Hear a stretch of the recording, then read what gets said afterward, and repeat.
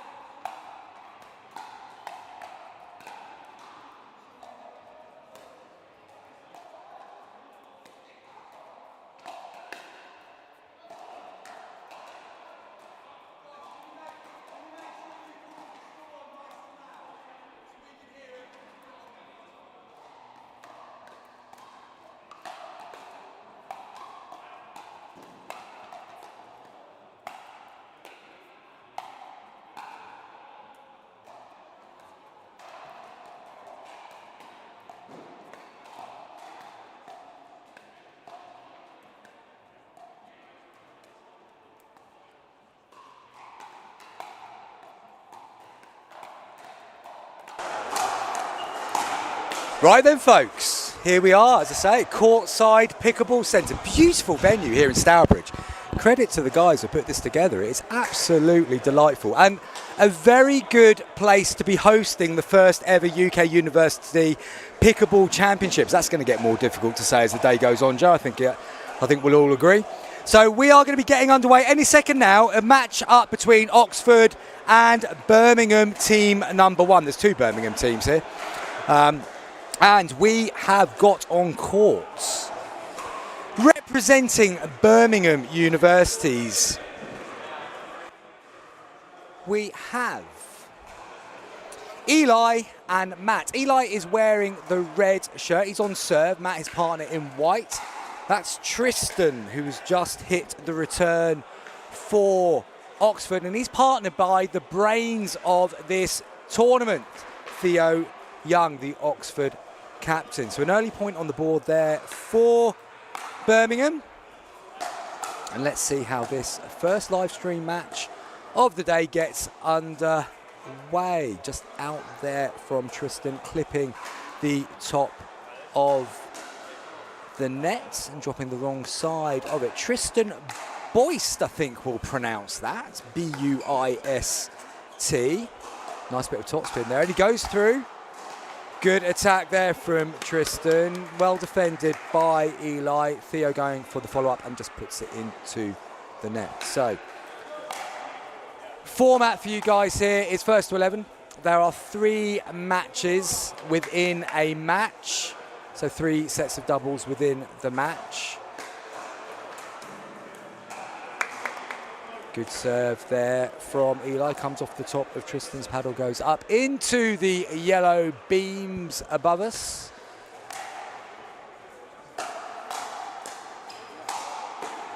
Good two-handed attack there from Theo. Good defence by Matt, but there goes Tristan following through and putting it down to the toes of Matt.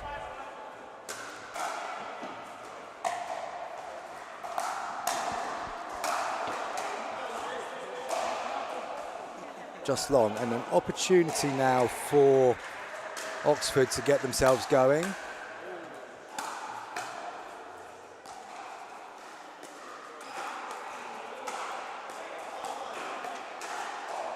Best exchange of the game so far. Nice soft hands, but a little lift there from Eli. Tristan stays composed and puts it down to the toes. Nice bit of play there from Oxford, and they are getting themselves into this game now.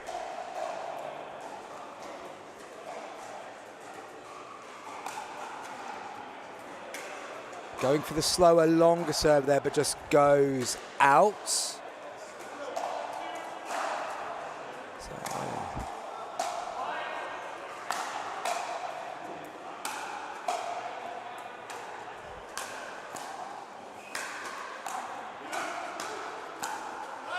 Yeah, good patient play there from Birmingham, just keeping Oxford at the back of the court and eventually forcing the error.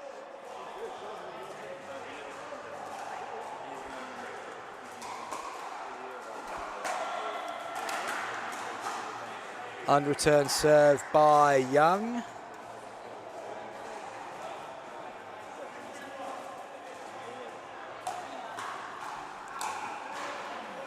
An unreturned serve there by Tristan.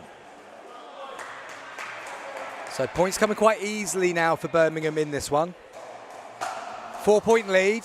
First to 11, win by 1. Little lob attempt there from Matt, just goes wide. Wasn't balanced as he came through the transition zone there, and just led to getting too much purchase on the ball, goes long of the baseline. Second serve opportunity for Eli. Another unreturned serve. This is costing Oxford. Not getting the ball back in play from the return.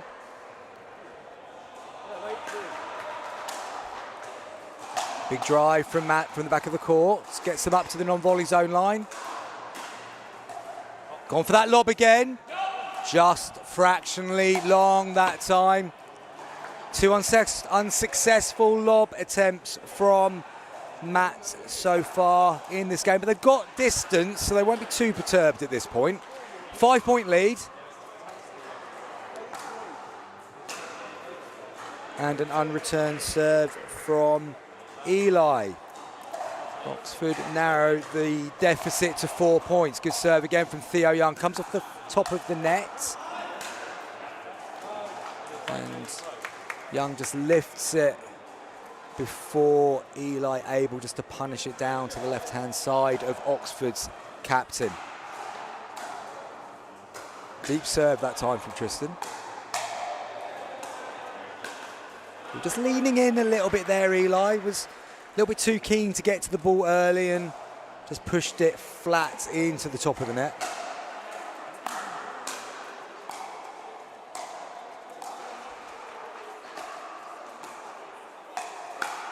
I like that from Matt. Good dominance there at the non-volley zone line. Just kept changing the angle, not rushing it, nice and composed, and then just pushed it to the right-hand side of Tristan and forced the error.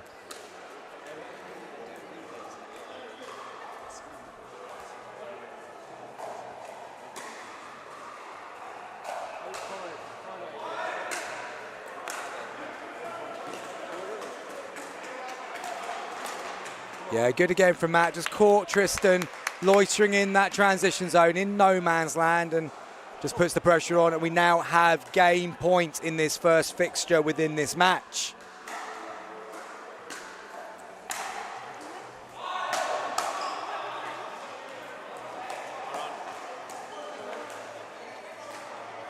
And there's an unforced error from Tristan. Birmingham take the opening tie of this fixture. They lead 1-0.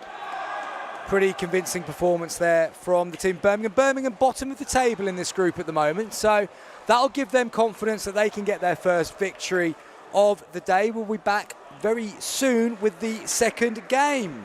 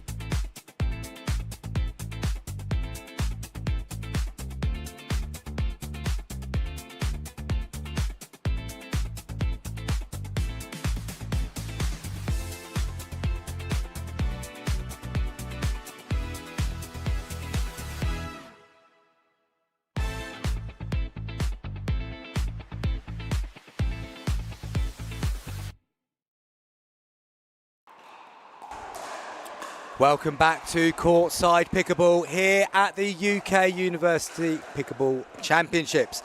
So we are bringing you live coverage of Birmingham versus Oxford. And Birmingham took the first match 11-5. Eli and Matt taking down Theo, Young and Tristan.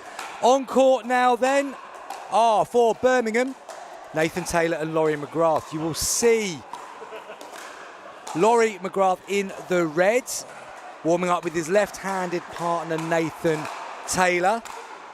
They are to the right of your court as we speak. And for Oxford, James Pearson at the bottom of your screen to the left, and Namet Garg at the top of your screen. Now, as you know, this is normally the point. If you've listened to me commentate on pickleball events previously, you would know that I bring you a little bit of information about some of the players. Well, I don't know quite a few of the players here. They're playing in tournament pickleball for the very first time, but we did do a little bit of research, and I can tell you a little bit about Namet. Namet is 28 years old. He's self-rated doubles is 4.5, and looking at his duper, he comes in at a 4.45. So he's one of the higher rated players on show today for Oxford. Eli Langleblen we saw earlier for Birmingham. Well, he's a 4.08, so it looks like he's the best ranked player for the Birmingham team. Also flicking through the Oxford side now, his partner, Namet's partner today, James Pearson, 21 years old, self-rated at 3.5. Hasn't got a reliability rating yet on his doubles duper score. And the reason we keep bringing you back to duper is they very kindly sponsored this event for the UK University Pickleball Championships today. So information is going to, shall we say, level up as the afternoon goes on. As we start to get to know the characters on court a little bit more, we'll be able to tell you more and more about them. Birmingham are looking for their first win today, but Oxford haven't got off to an amazing start themselves either. They've not that they've struggled, but they've not got themselves where I think they might have hoped they would be. They haven't won a match yet either. They are second bottom. So this is a basement clash in this fixture. Essex leading the way here in Group B. They have got off to a storming start, led by Abby Fung. They've won all 3 of their matches. Sheffield won, led by Dom Pitchfork. They have got a win on the board as well, and they're looking pretty good to find themselves going through to the quarterfinals as well. So this one will be getting underway any minute now. Players just going through their final warm-ups. Just to remind you that Birmingham took the first game 11-5 against Oxford. This is the second tie within the fixture. Oxford need to get the victory, but they do have the highest ranked player on court in Namit Garg.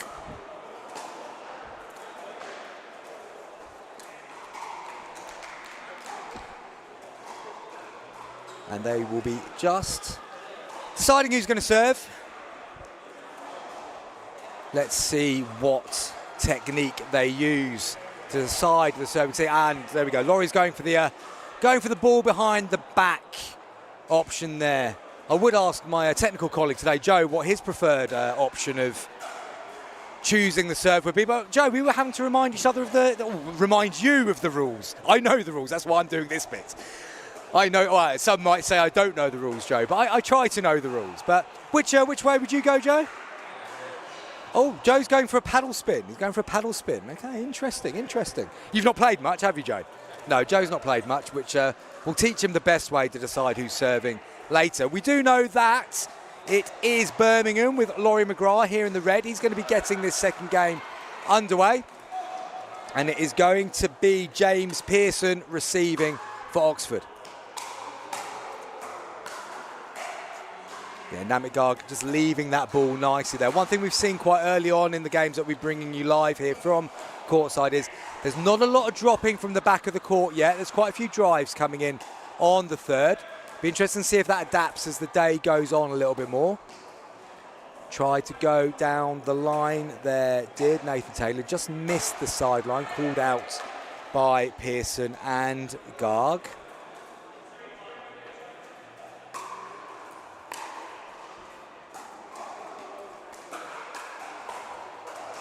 Yeah, nice little touch there from Garg to get him up to the non-volley zone line. Ball gets lifted and then error forced.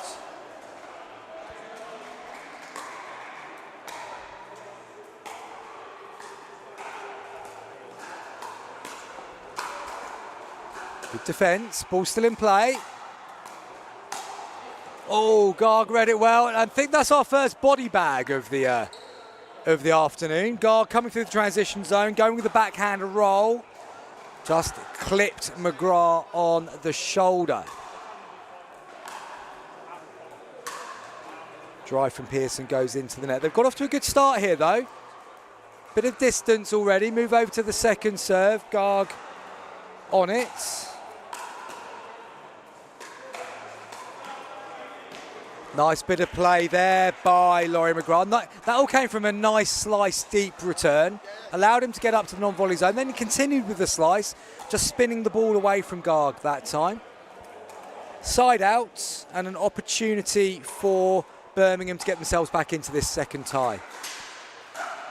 McGrath going for the drive, didn't make a clean contact there, so second serve.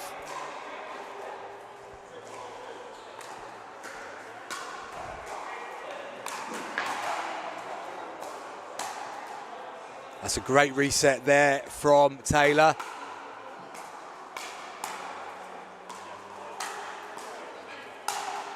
Yeah, ball pops up at the end though, and Garg puts it away confidently, forces the error. But some good work there from Birmingham in the transition zone. Nearly got control of the point, but in the end, Garg was able to just use that little bit of extra experience and forces the mistake, and then gets an unreturned serve next up. So Oxford getting themselves into a strong position here in the second game. Oh, Garg thought about taking his paddle out of the way, then right at the end decided to put it back there again. Second serve.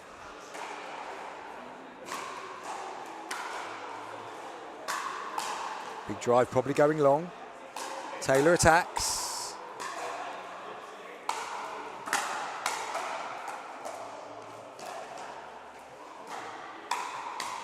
Great defensive work and put away nicely by McGrath. Good exchange that. Some nice reset, some nice court positioning, but in the end, McGrath again just using that little bit of slice, took the ball away from Pearson. Ball comes onto court. Plenty of courts in action here at Courtside Pickleball. Universities facing off against each other all over the venue. Off the net cord, well reacted by Pearson. And then Taylor just stretching on the ball, sends it long. Second serve opportunity for Birmingham to get on to the scoreboard. Taylor just reminding McGrath to come back when serving.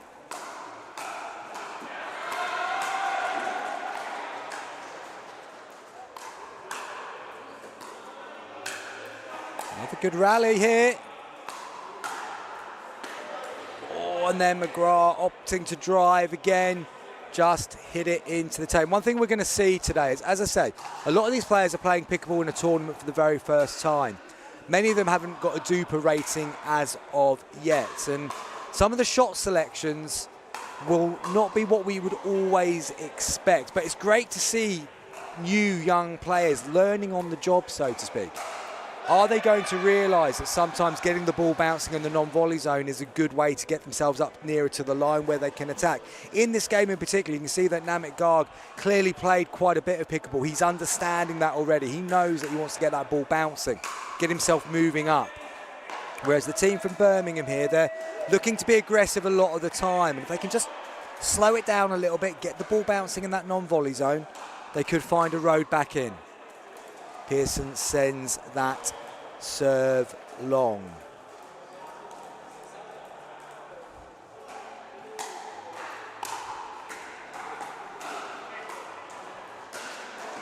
Now, a nice touch again from McGrath, doing his best work out the non-volley zone. Clearly got a nice little deft touch there.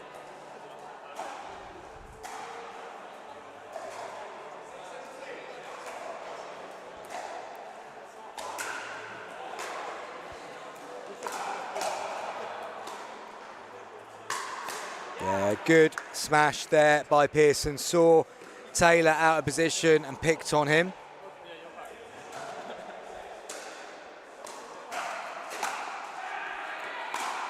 Big drive again. And again, this time goes long.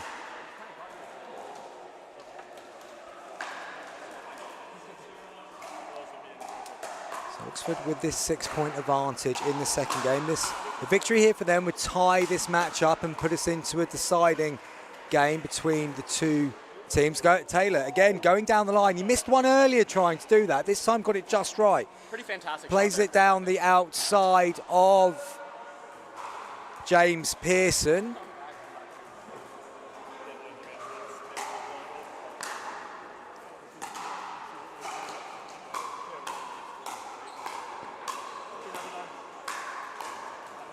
Oh, Taylor, unfortunate there. Playing some good stuff from that no man's land, that transition zone. Just needed to either move forward or move back there. Don't want to play too many shots from the same position in the middle of the court.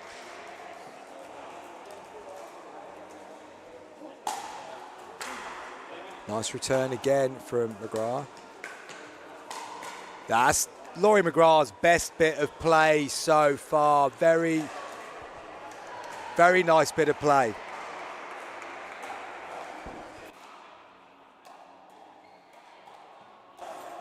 And I have to say, Joe, we've been looked after very well here at Courtside so far, so have we?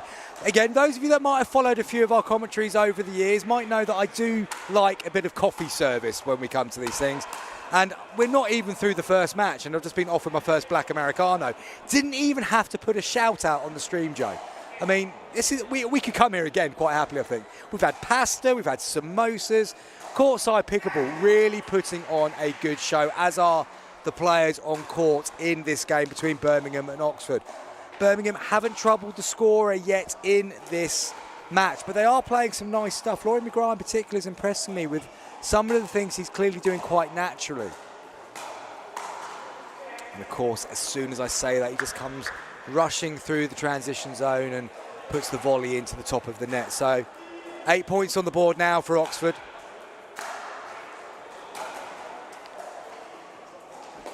Guard with a two-handed backhand there, just pulling it out of court. Second serve, Pearson on serve.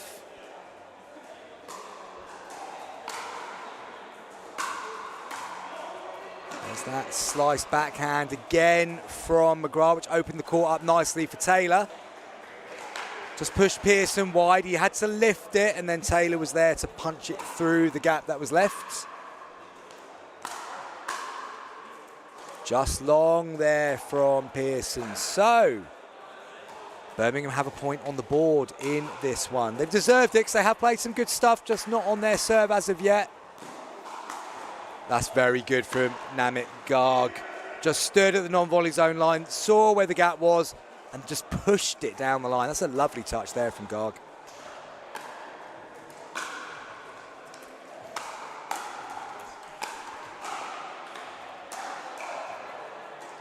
Side out. Birmingham only able to get 1 point in that side out. They're going to need to get the ball back in hand to have another go, and McGrath just taps that volley into the net cord. Falls on the wrong side from his point of view. Oxford now 2 points away from levelling up this fixture. Ooh, and Taylor just got a bit excited there, maybe. Took the ball from a very high place and just kept it going long.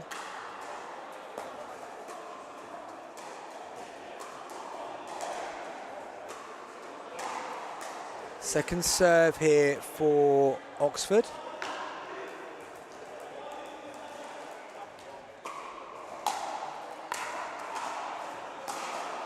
McGrath staying at the back of the court, didn't follow his return in. This is going to cause problems. Yeah, and the ball goes wide, and that's victory for Oxford in this second game. Comprehensive in the end, 11-1. But as I said, promising stuff from Taylor and McGrath.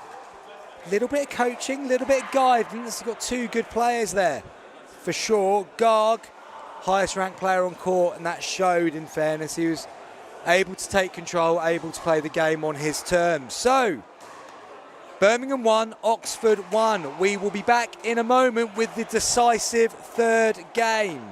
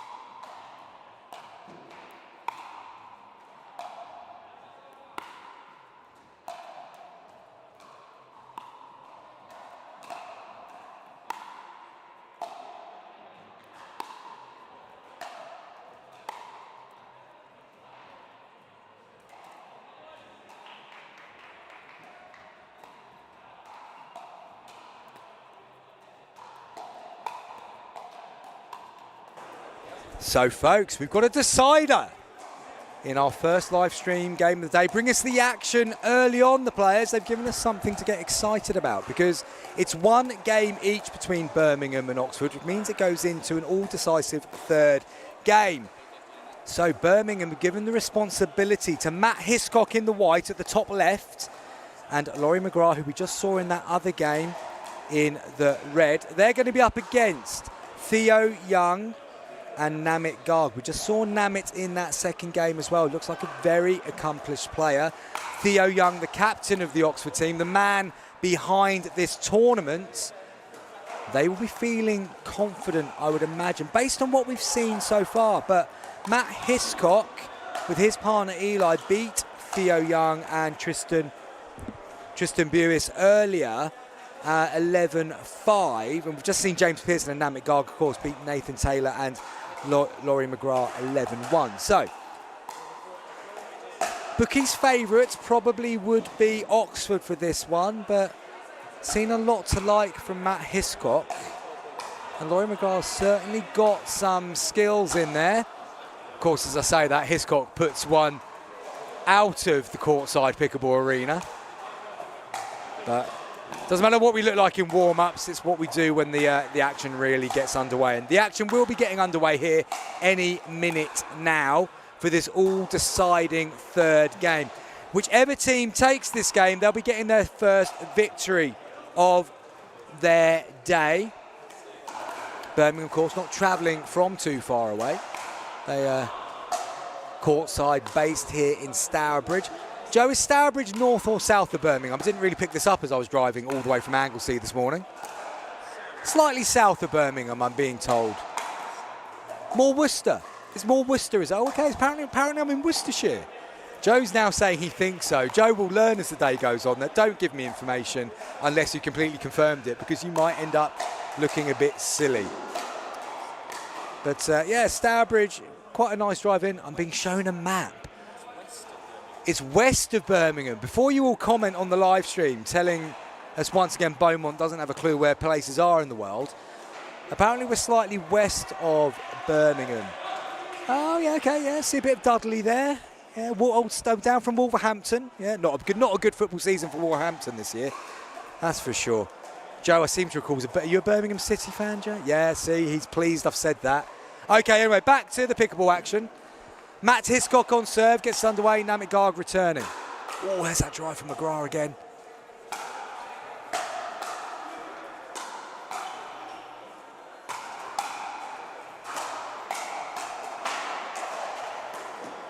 Two bounces there. McGrath's going to have to get himself up from the baseline. He's got some good racket-based skill background, clearly, but just needs to get that court positioning going. That's what they're going to learn as the day goes on here. Serve goes long. But already early signs that this could be a very good game between these four young gentlemen. Theo Young on second serve. McGrath puts the return into the net. Oxford get their first points.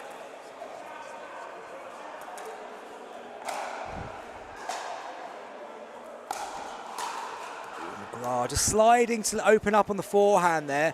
Lost his balance a little bit and punched the volley into the net. So 2 points on the board quickly for Oxford. Garg gets a nice little bit of late dip on that backhand, which meant Hiscock's point pushed it into the net himself.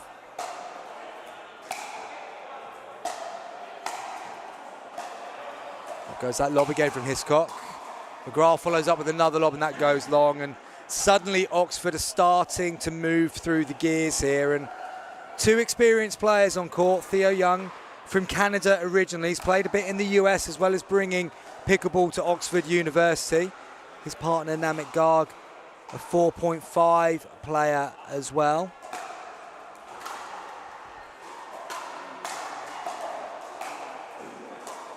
Up it goes again. Defending well from the back of the court. Oh, and then Young does miss one after all. Good fight from the back of the court there by Birmingham. Just kept the ball in play. And sometimes that's all you've got to do. Keep getting it back, invite the other team to make the mistake. And Theo Young accepted that invite and pushed it into the net.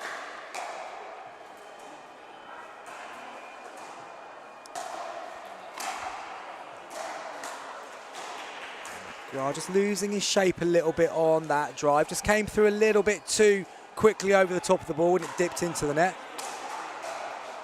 Hiscock with the boom, with the Selkirk boomstick. Drops in, and Garg pulls it wide. So Birmingham have edged their way back into this game. Looked like Oxford was starting to move through the gears, as I say, but Birmingham have got it back now to a single-point deficit. Good reactions from Hiscock. Oh, look at this from McGrath. And Hiscock as well, they're doing it again. Garg tries to slow it down. Oh, and they've missed it. They've done all that amazing work, and then McGrath punches it into the net. That would have been a point of the day had they got out from there, and then they just force it long on the next one. So they've given a 3 point away after all that good work. Good entertainment here on Show Court.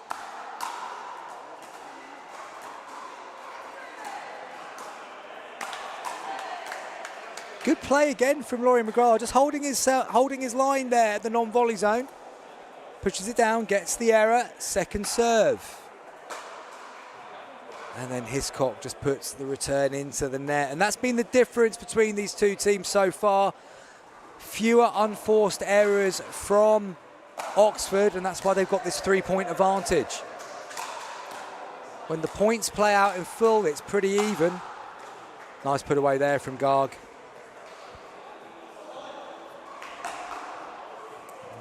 They have a 4 point gap now, 4 points away from victory in this match. And McGrath again just leaning on that volley a little bit too much. Pushes it down into the net, 5 point advantage for Oxford. Theo Young on serve.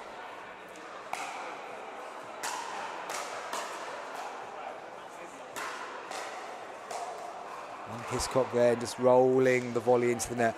McGrath staying at the back of the court, and if you're new to pickleball, guys, like a lot of these players are today, you don't want to be spending too much time at the back of the court. If you've got the ability to play a shot from the back and then get up to the non-volley zone, you need to take that opportunity.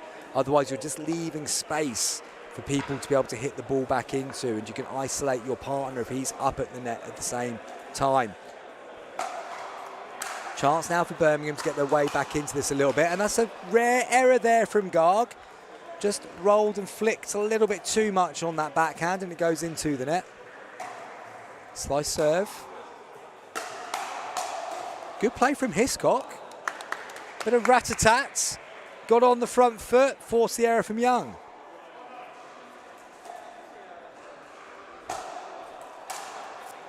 And another error from Young. So this game is refusing to die for Birmingham. They've got it back to 3 points difference. Hiscock on first serve. And then he just drops it just wide of the court. And it's a lovely area to go for, that little drifty drop out to the backhand side. But that sideline comes quick. And if you don't get it exactly right, that's what happens. You just push it a little bit too far. I think players are just working out who should be where on serve and on score here.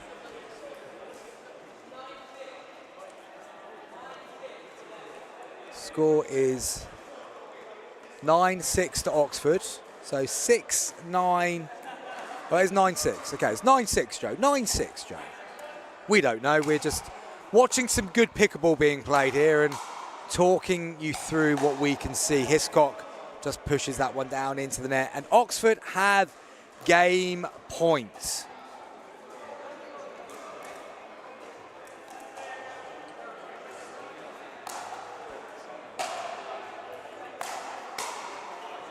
And that is game two. Oxford. McGrath punches the volley into the net. Entertaining stuff there. Some great work from both teams. But in the end, Oxford get it over the line 11-6. They take victory in this fixture, their first victory of the day.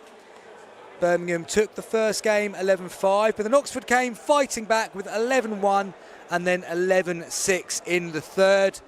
Birmingham still looking for their first victory of the event. Oxford getting their first one on the board. Great stuff and some entertaining pickleball played. We will then be bringing you, in a few minutes' time, Leeds up against Bath.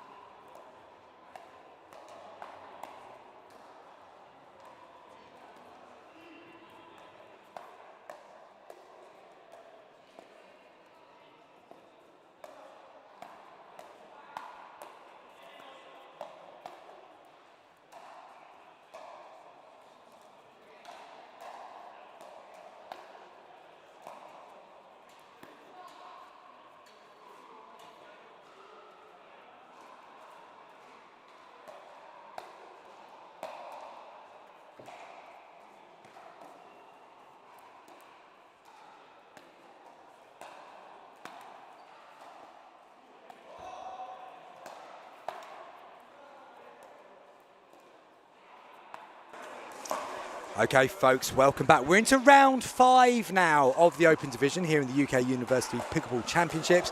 Brought to you by Duper, Yola, and sanctioned by Pickleball England. I think that's everyone that I need to be shouting out for their support. And of course, Courtside Pickleball, who got a beautiful venue here, and they're doing great work here in Stourbridge. So many people coming to this place. You can understand why. It's an absolutely, truly tremendous venue. Great place to play pickleball for the first time, the 100th time, or whatever.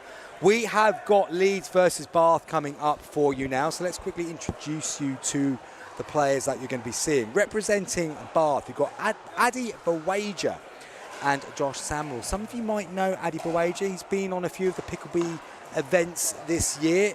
4.5 rated player, very talented. His partner Josh Samuel, and they're up against, for Leeds, Holly Reynolds and Akhil Pelletti. Looks like Holly Reynolds is going to be getting us underway for Leeds. Josh Samuel receiving for Bath, and we are underway in this fixture. Pelletti just with a little bit of a lift there, and Bawaja just pushing the volley to Reynolds. And it's early side out. Nice return that though. Caught Bawaja right on the baseline. He's unable to lift his third up and over.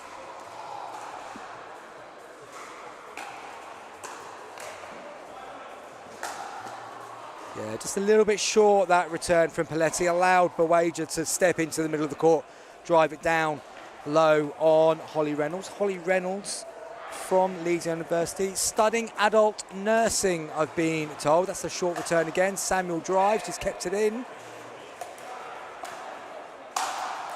And Bawaja able to attack Pelletti.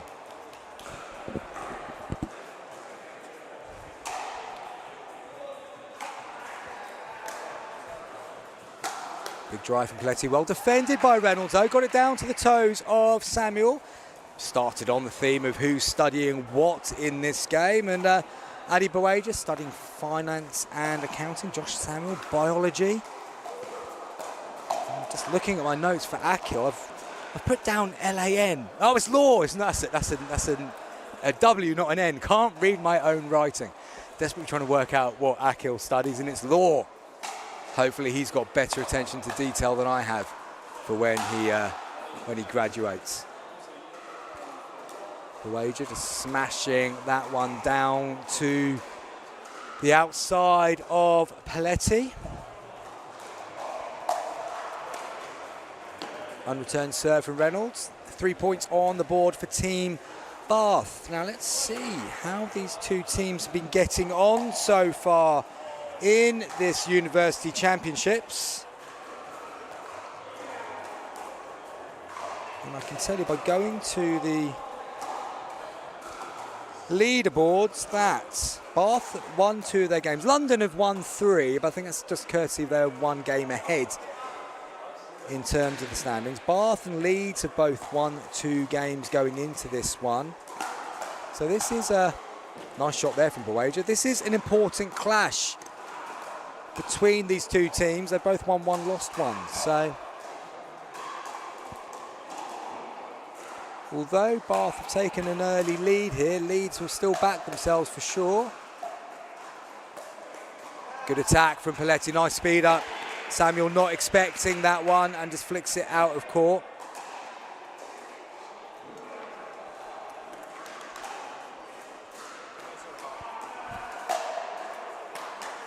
Just long there from Reynolds, just followed through with the paddle just a little bit too much and sent the ball long.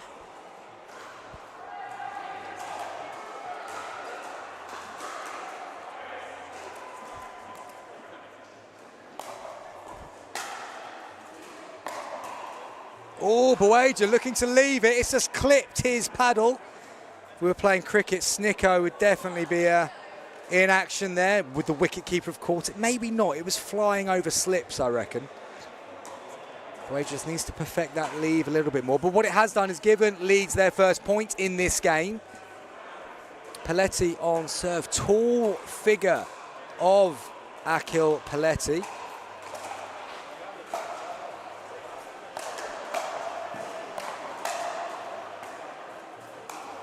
Yeah, nice disguise there from Boaja. I like Josh Samuel's work at the non-volley zone there, though. He's got a very low paddle in his ready position, but just plays a nice block volley. Kept the ball in the right areas before giving the opportunity for Boaja to flick it away. And Bath is starting to move through the gears here, you feel. Big serve from Samuel. Oh, and Reynolds just punches at that volley and puts it down into the net. Leeds have just got to try and extend these rallies where they can. And to do that, they need to get their returns in. Game's getting away from them now quite quickly. Another good serve from Samuel. Big drive. Yeah, that's well played, Boaja. Read what Paletti was thinking, got the ball back, forced the error. 7-point advantage, just 3 points away. And that's another unreturned serve. 2 points away from victory in this first game between Leeds and Bath. Oh, Boaja just got caught by the short return, looking to drop it. Puts it into the net, second serve. Still 2 opportunities then, or still 1 opportunity, I should say, to get them to match point. Long return again from Holly Reynolds. Gives Bath the match point. They're going to close it out with this one serve from Boaja.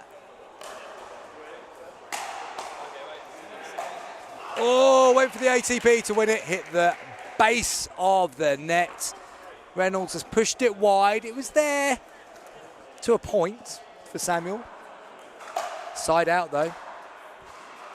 Oh, and it's just out from Reynolds. So Paletti needs to go on and run here on his serve if they can have any hope of taking this first match. Boaja, not entirely sure what happened there. He changed his mind right at the last second and error came. So 2 points on the board for Leeds. Oh, that's unfortunate for Leeds. Side out, so second opportunity for Team Bath to get this game over the line. And it comes, as so many points have come so far, an unreturned serve. I do think we might have got this score wrong here, guys. That wasn't match point after all. Joe! What have we done? But we get to see some more points in this game, which is a really good thing for all of us. No. That's game point. There we go. We're done now. We're allowed to make some excuses here. It's difficult to pick out the score sometimes. We don't have a referee today here at the UK University Pickleball Championships. And we did ask the players to shout the score nice and loud. But with the pressure of live streaming, cameras, all this, that, and the other, the fact that Joe and I are still trying to work out what the rules are of pickleball between us, I know them, Joe doesn't. We can't always get the score absolutely right. But we did get a bonus point in that game, and that meant that Team Bath closed out that match 11-2 and take an early lead against Leeds. I'm quickly going to go and find out who is on court for the second games, and we will be back in a few moments.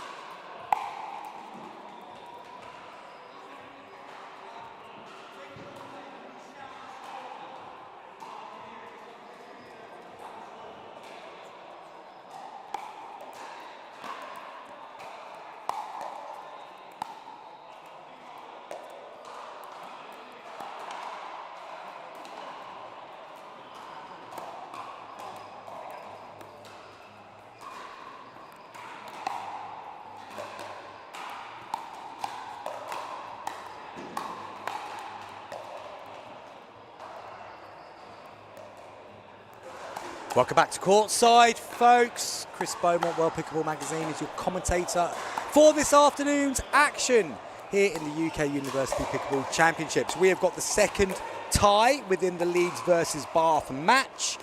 Bath took the first game convincingly, 11-2. And we have got 4 young players on court. Now, representing Team Bath, we have got Roberto Lasuto, computer science undergraduates, up on court alongside Connor Bright, studying economics. They're up against Team Leeds, Isaac Robinson and Ruben Fitzgerald, both studying international development. Ruben Fitzgerald is in the cap. That's nice and helpful. Apparently it's only his second time playing pickleball and he's on the live stream. So fair play to Ruben. They are in the green. As I say, Ruben is in the cap. Roberto Lasuto is going to be receiving for Team Bath. Connor Bright in the lighter of the blue t-shirts. Well, he's on the left, so let's say he's on the left. There we go. Right, early point on the board though for Leeds. And when I look at the Duper ratings, if we can trust Duper, I'm sure we can, it would suggest that Leeds are the underdogs for this one. But they've got the first point on the board. Side out now, and Roberto Lasuto on serve.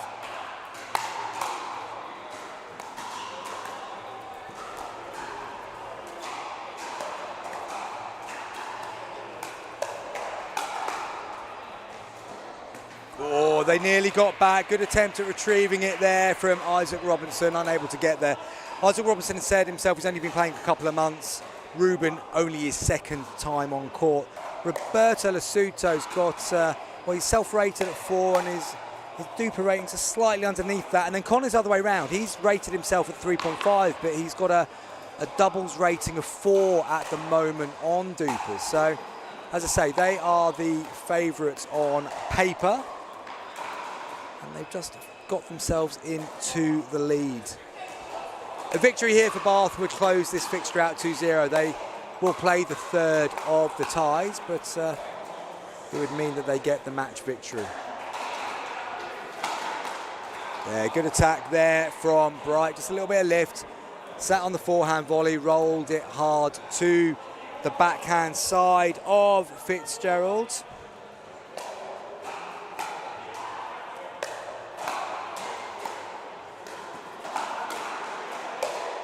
Now you could just see something nice there from Connor Bright. Just stood at the non-volley zone, got the backhand down to the outside of Fitzgerald, which got the pop-up, and then it was put away by Lasuto. Good play from Team Bath. And then Lasuto just puts the ball into that middle pocket between the two players. Bit of confusion and the error. Now, we have to remember that some of these players are so new into their pickleball journey. This is the first time many of them have competed, certainly in this type of tournament. It's the first ever UK Uni Championships anyway. But for some of these players, first time in a tournament. And it's great to see university age players getting going in this fantastic sport. The future is already looking quite bright. So many players here that they may have only played a few times, but you can see they've got natural ability, and if they stick at it, there's going to be a really good pipeline of players coming through in this age group. Exciting times here with this new format of competition. Credit to Theo Young of Oxford's team captain. He's the brains behind this tournament, ably supported by Dylan of Leeds. And they've put all this together in pretty quick time, trying to link it up to the other university tournaments globally. So it could well be that the first UK champions could find themselves playing on a global stage in the not too distant future, given the pathway off the back of this Duper tournament. At the moment, Bath are in the box seat. Second serve, I believe, for Team Leeds. Might not be second serve. It's still did. I asked them again, Joe. I asked them again to shout the score out, but I think they're just concentrating on the basics of the game, which makes sense. Now, if you've just joined us and you're wondering who is this Joe that I keep referring to, it's not just a voice in my head. It's not somebody that I'm just using to cover for my own errors on commentary. It's Joe from Shoot On Site. He's in the technical hot seat today. I only get the best when I commentate on these events, and John was in Malta, so Joe gladly stepped in. I think he thought he was getting Nick Hobbs as well, so you should have seen the look on his face when I rocked up here at Stourbridge a couple of hours ago. But Joe's doing a fantastic job behind the scenes here, bringing the live stream of this event. I get the easy job. I just get to say what I see on court, and what I just saw there was Connor Bright getting a bit excited at the potential put-away volley and putting it into the bottom of the net. It is Bright on serve. 4-point advantage for Team Bath. Isaac Robinson just goes long with the smash. Big laughs and smiles on the lead side. Good atmosphere between Robinson and Fitzgerald, even if the game isn't quite going their way at the moment. That's a nice shot down the line from Connor Bright.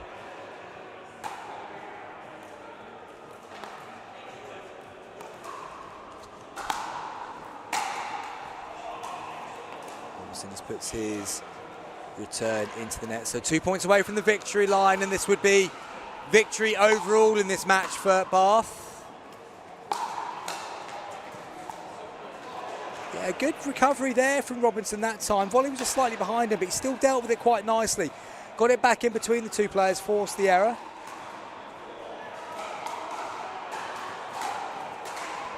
Robinson didn't quite commit to that shot that time. Fitzgerald, sorry, didn't commit to that shot that time.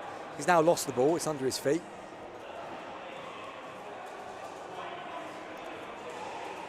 You've got to remember, Ruben Fitzgerald, this is only the second time ever he has played pickleball. His partner, Isaac Robinson, only 2 months in, and Fitzgerald just hit a volley there on the third shot, which you've got to let the ball bounce again after that return of serve. And then he's just picked off by Connor Bright. I believe that brings up match point. I'm not going to go too big on it because we've got our fingers crossed. It is 10-2-1. It is match point. And that is game and the match for Bath University. They've won this one 11-2, just like they did in the first game against Leeds. So they have taken victory in this match. We have the third and final game of this clash coming up shortly, but Bath will be pleased with that because that puts them into a good position in this group, and they will be feeling confident about getting their way through to the quarterfinals.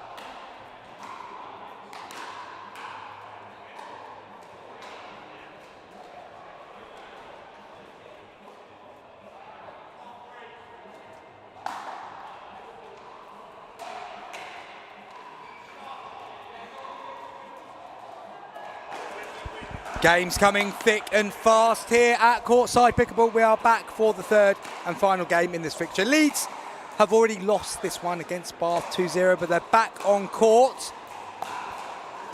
And that is Isaac Robinson, who's just returned, and they've got the early side out. Isaac Robinson partnering Dylan Stevens, economics and politics student at Leeds. He seems to be very much behind helping Theo Young with the organisation of this event. So good to see him get his moment on show court today, and he's just used the benefit of the net cord there to get Leeds into the lead. They're up against Rob Lesotho, we just saw a moment ago in game 2, and Adi Bawaja, who played so well in game 1. Bath winning both fixtures so far, 11-2. Will we see a different outcome this time? Dylan Stevens body bagging Adi Bawaja. That's a nice shot. Big smile on his face from Bawaja. I think he saw that one coming but couldn't get out of the way. 2-point lead for Leeds. A nice attack there from Isaac Robinson down to the toes.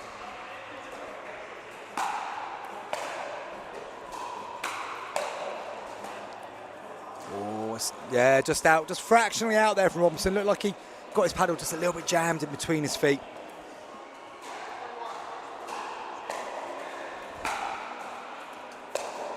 Good return from Stevens, a little bit of depth. Suter just stepping into the drive and putting it into the net.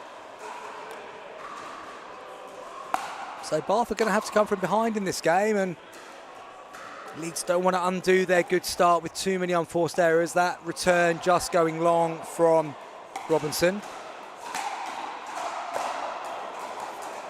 Stevens is trying to lean in and take that ball out of the air in the non-volley zone. Would have been better off letting it bounce and just resetting with the dink. 2 unforced errors has given Leeds, it's given Bath, my apologies, a way back into this game. And then Stevens is trying to counter topspin with a bit of slice. Didn't get a clean enough contact on the ball, and that is now 3 apiece.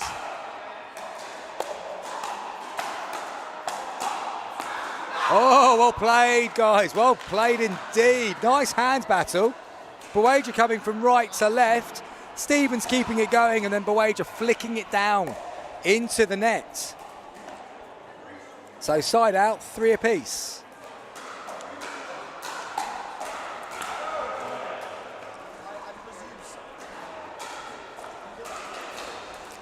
Second serve.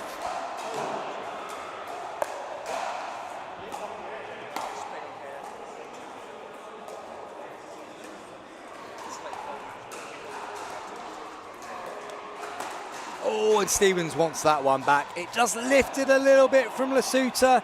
Stevens got carried away and just punched it and flicked it into the tape. Opportunity missed there for Leeds.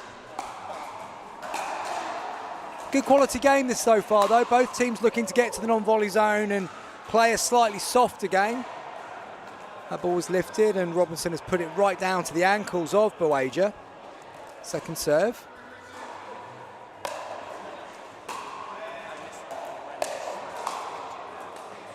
And again from Robinson, nice placement on the push volley. Bawaja just slightly off balance, unable to reset from the transition zone. So a non-scoring side out. Stevens has got the opportunity to push Leeds a little bit further forward in this game. Robinson trying to do the right thing, leaning in and taking that one out of the air. Good instincts, but just didn't make a clean enough contact to execute. Too high there from Stevens, but does well on the second one. But then Bawaja rolls it to the outside of Stevens. Nicely put away. But that was encouraging there from Dylan Stevens. Yeah, all right, the first one was a bit too high, but he reset the second one really nicely. But it was a good shot by Bawaja.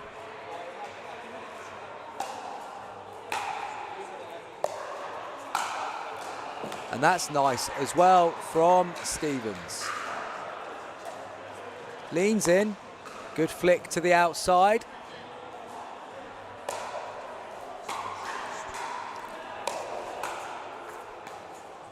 And nicely placed down again, asking the question. Buwaja unable to lift up and over. So a few non-scoring side outs in a row here, and another opportunity for Leeds to try and get back into their lead.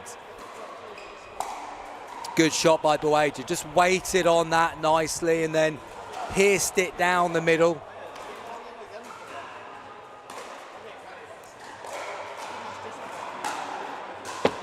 Big drive from Stevens, hits the backboard. So unable to trouble the scorers yet again. Another non-scoring side out.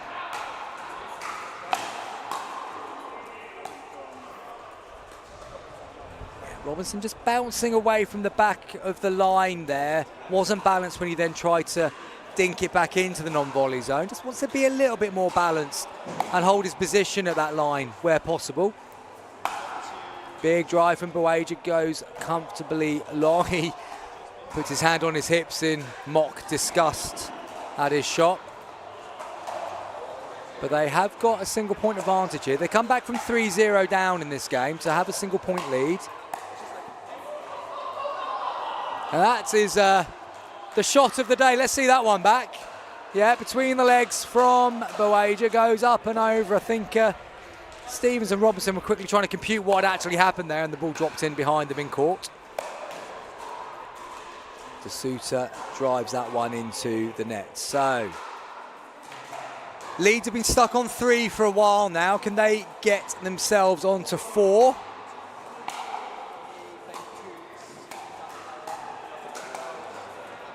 Stevens again trying to do the right thing, trying to get it to land in the non-volley zone, but just played it from a little bit too high. Wanted to get a little bit lower on it, and it just lifted enough for Buwaja to flick it at Robinson once again. Good reset. Can they remain patient? And they can, because Buwaja has pushed it long. So off 3 finally. Onto the second serve. It's 4-5-2.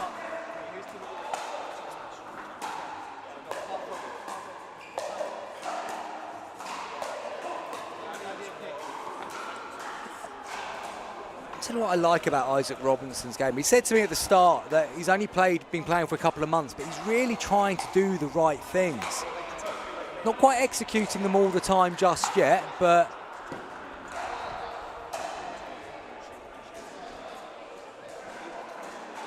there's a little bit of confusion as to whether that was in or out, but they have called it out, and no real dispute there from Leeds. Changing ends. Changing ends. Haven't seen the change of ends yet, Joe. So they've given us something else to think about. It's okay. We're starting to get to know the characters on court now. We're coming to the end of our second game on the live stream, and getting to know some of the players now, and starting to get an idea of what they're good at and where they can continue to develop. And really impressed with the standards so far, though. And I don't think anybody watching the live stream today is expecting to immediately see the very best players in the UK suddenly appear from nowhere in this, but a lot of potential. That's nice play from Dylan Stevens, who's really impressed me in this game. Trying to make the right choices, trying to do the right thing, not always executing, but that was a good example of setting a point up nicely and executing it well down the line.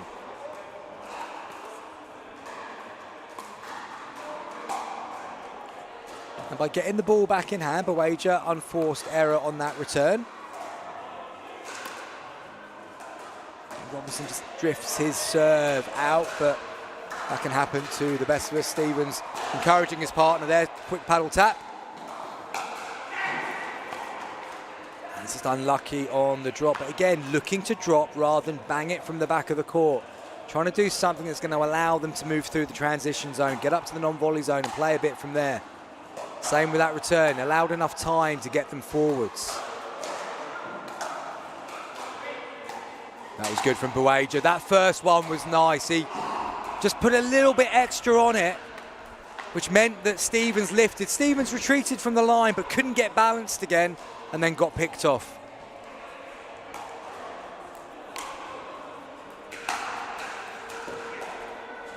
Nice shot there from Buwaja. Just inside the line.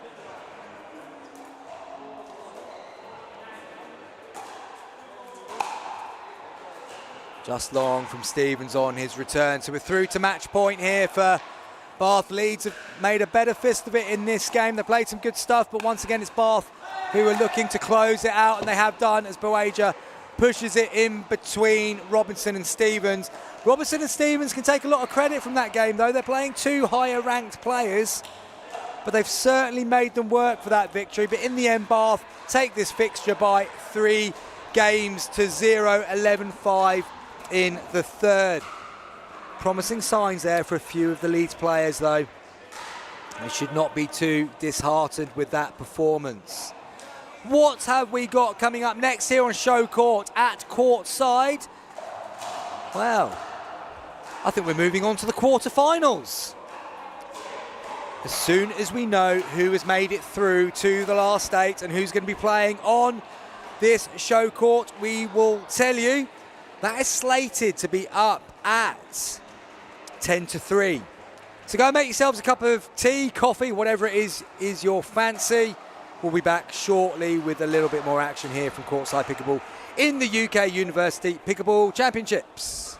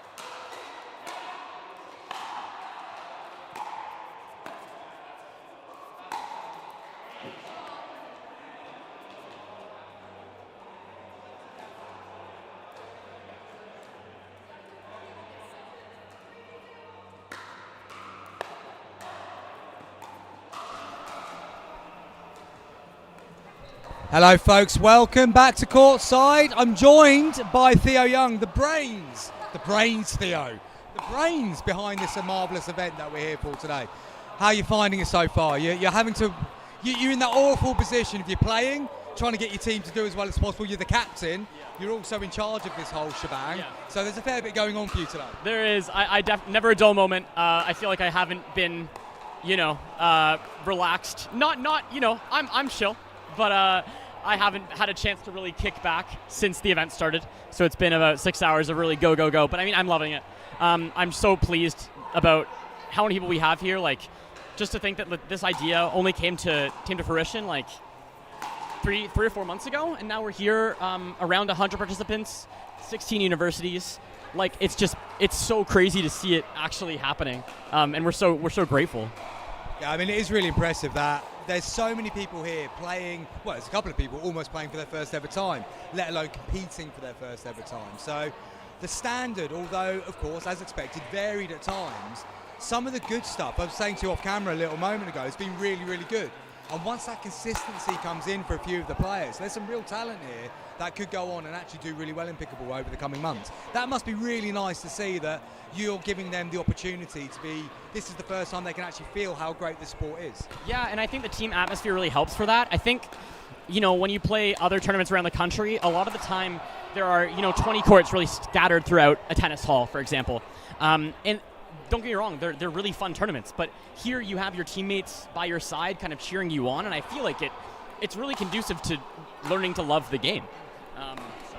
Yeah, absolutely. I think that's one thing that's really nice about the team events is that there is a bit of an atmosphere on the sidelines. You've actually got people watching, invested in what's going.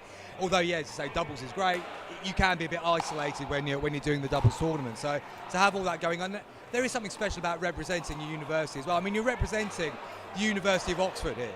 And like in this country, as I'm sure you've had rammed down your throat since you went there, there's a lot of history, a lot of pride doing anything for these universities. A lot of these universities have great sporting pedigrees, and you're representing that, albeit in a slightly newer sport, but you are still representing that university and everything they stood for from a sporting perspective over centuries, some of them. So that's a really special thing, and you can only do it for the first time once. So fair play to you, Theo, for putting this on in such a short space of time as well. How's your own game going today, mate? I mean, I don't know how many viewers watched the whole Oxford-Birmingham game. I thought I had quite a better second game than our first game. I think we're still ironing a few things out first game, but I think Namit and I took the second game. We played pretty handily. I love playing with him. He's a fantastic player. This is his first time playing in a UK tournament. He played a bunch back in India, and he got rated based off that. But, Oxford especially is a really international place. So he's, just moved here as I have for a degree. He's doing an MBA, and I, found him. But it's cool. There's so many different kind of like storylines. There's so many Vietnamese players here, which is so cool. And I would wager to say that they really haven't played any UK tournaments so far from how I've been talking to people. But it's crazy. There are full Vietnamese teams. It's so amazing. It's a showing of how much the game is growing over there. And it's so cool to see many. I know when I was on the podcast a while ago, you were kind of asking, are we going to see new players? And I think that's so many of them, right? It's amazing. We're really happy with how it's going in that regard.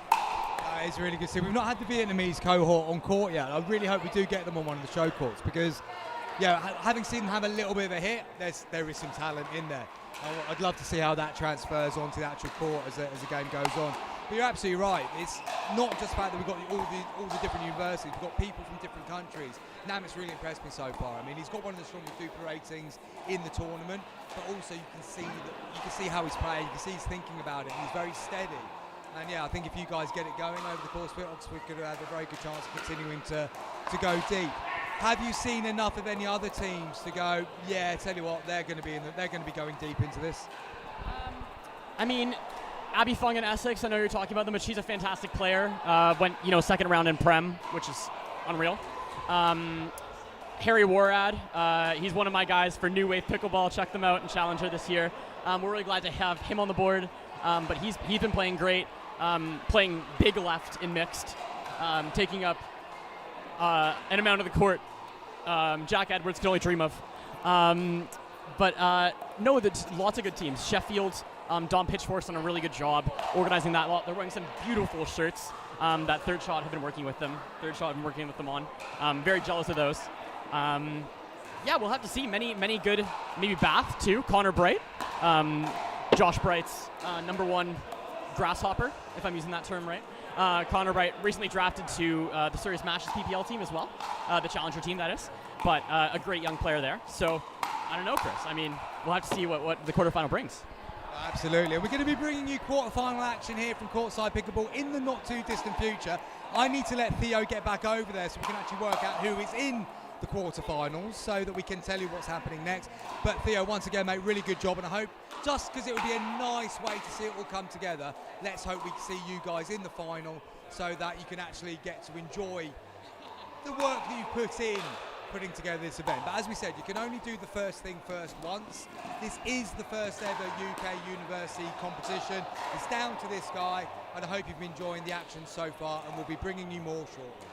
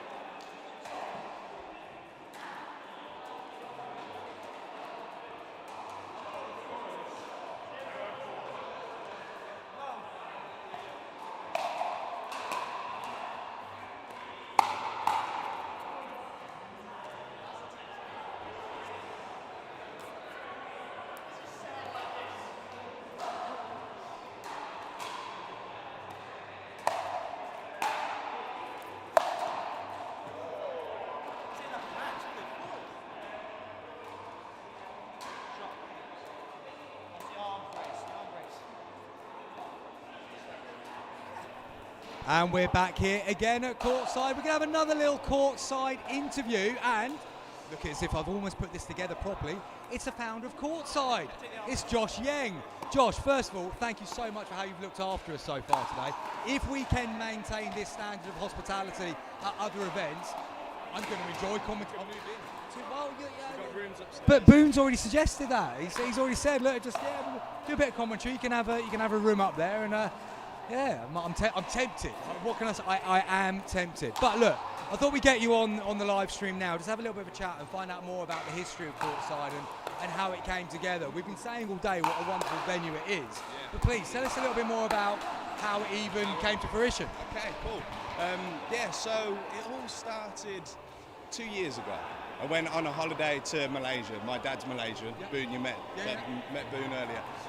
So I'm half Malaysian, and we went there to visit some family. My cousin, Chin Hun, took us straight from the airport to a purpose-built pickleball centre. And were you aware of pickleball at this point? I didn't even know that it existed. Right. And I grew up playing tennis. So I was kind of in the racket sports world, had a good 10 years not really playing tennis. Didn't know that it even existed. I went to this place. There was courts, young people playing, music, food to the side, and I thought, what an amazing thing.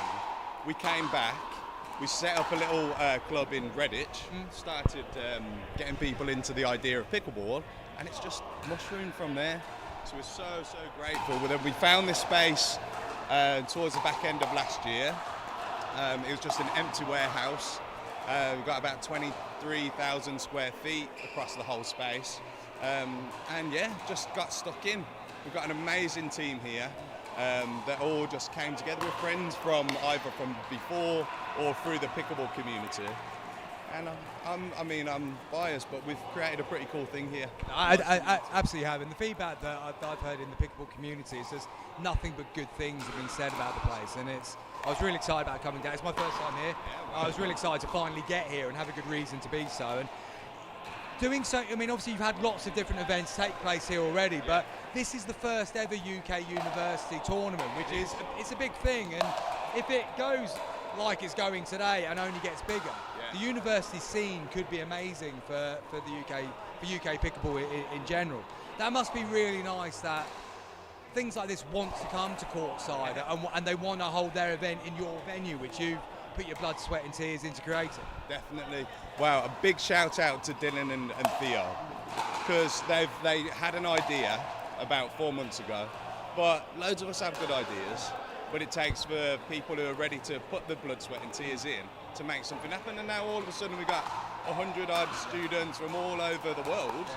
Actually, it's quite a lot of Malaysian people here, Vietnamese people from literally everywhere, and we're all in this hall just having fun. It's a really cool thing, so well done to them. Absolutely, they have done a really good job, and sometimes students get a bit of a bad rap, but in fairness, A few of them did turn up late. Yeah, I well, did know a few people calling up, Yeah. oh, come on, get out of bed. exactly. But it's good, fair play to them. They've taken the bull by the horns with us, and they put it together, and it has been really well run so far. Everyone here is so nice.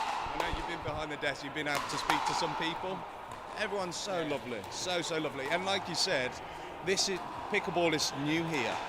And actually what a cool opportunity where students are coming from other parts of the world where it's already popping off, and they're coming here and they're part of this wave.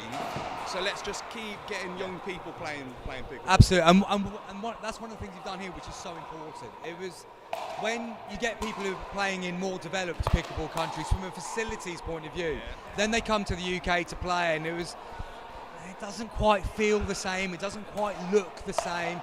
Places like this give it the real pickleball feel, and that's so important for the development of the game in this country. What feedback have you had from your Malaysian family when you've been telling them that you're doing this based off what you've seen over there? Have any come over?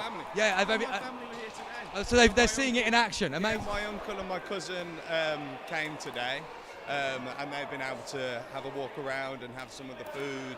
So it's really nice for them to come full circle. And Chin Hun, who I mentioned before, he's invested in the business too. So later on in the year, he'll come over, and yeah, they love it. And is this going to be the only courtside venue, or are there plans to expand? Or watch this space? Okay. I think it just feels like a really amazing sport to be a part of, but more importantly, a community to be a part of as well. Just like you were saying before, there were pickleball was being played in leisure centres, and it was almost like we were second-class citizens, where that you just had to find a slot in between the badminton. Don't upset the badminton players, Josh. I'll tell you that. And if you take some of those legacy five-a-side football places, you are basically outcasts. Saturday morning trampolining is a really important thing for us. Well, it is. But also pickleball needs its space. So it's really cool to create a home for people who love this sport and people who didn't even know the sport existed. And they're turning up here. Ollie's a great example. He didn't know that pickleball existed until we opened. It's not because of us. It could have been a different sport. But we've created this space here, and people feel at home, and they're doing good things for their lives. Absolutely. Well, look, this is Josh Yang. He's one of the brains behind the Courtside Pickleball Centre. Absolutely fantastic venue. Really good food. Do try the samosas if you do get the opportunity to pop down here at some point. And Josh, thank you for creating what is such a wonderful space, and very best of luck with all of it as it goes on. Thank you guys for coming down. All right. Thanks, guys.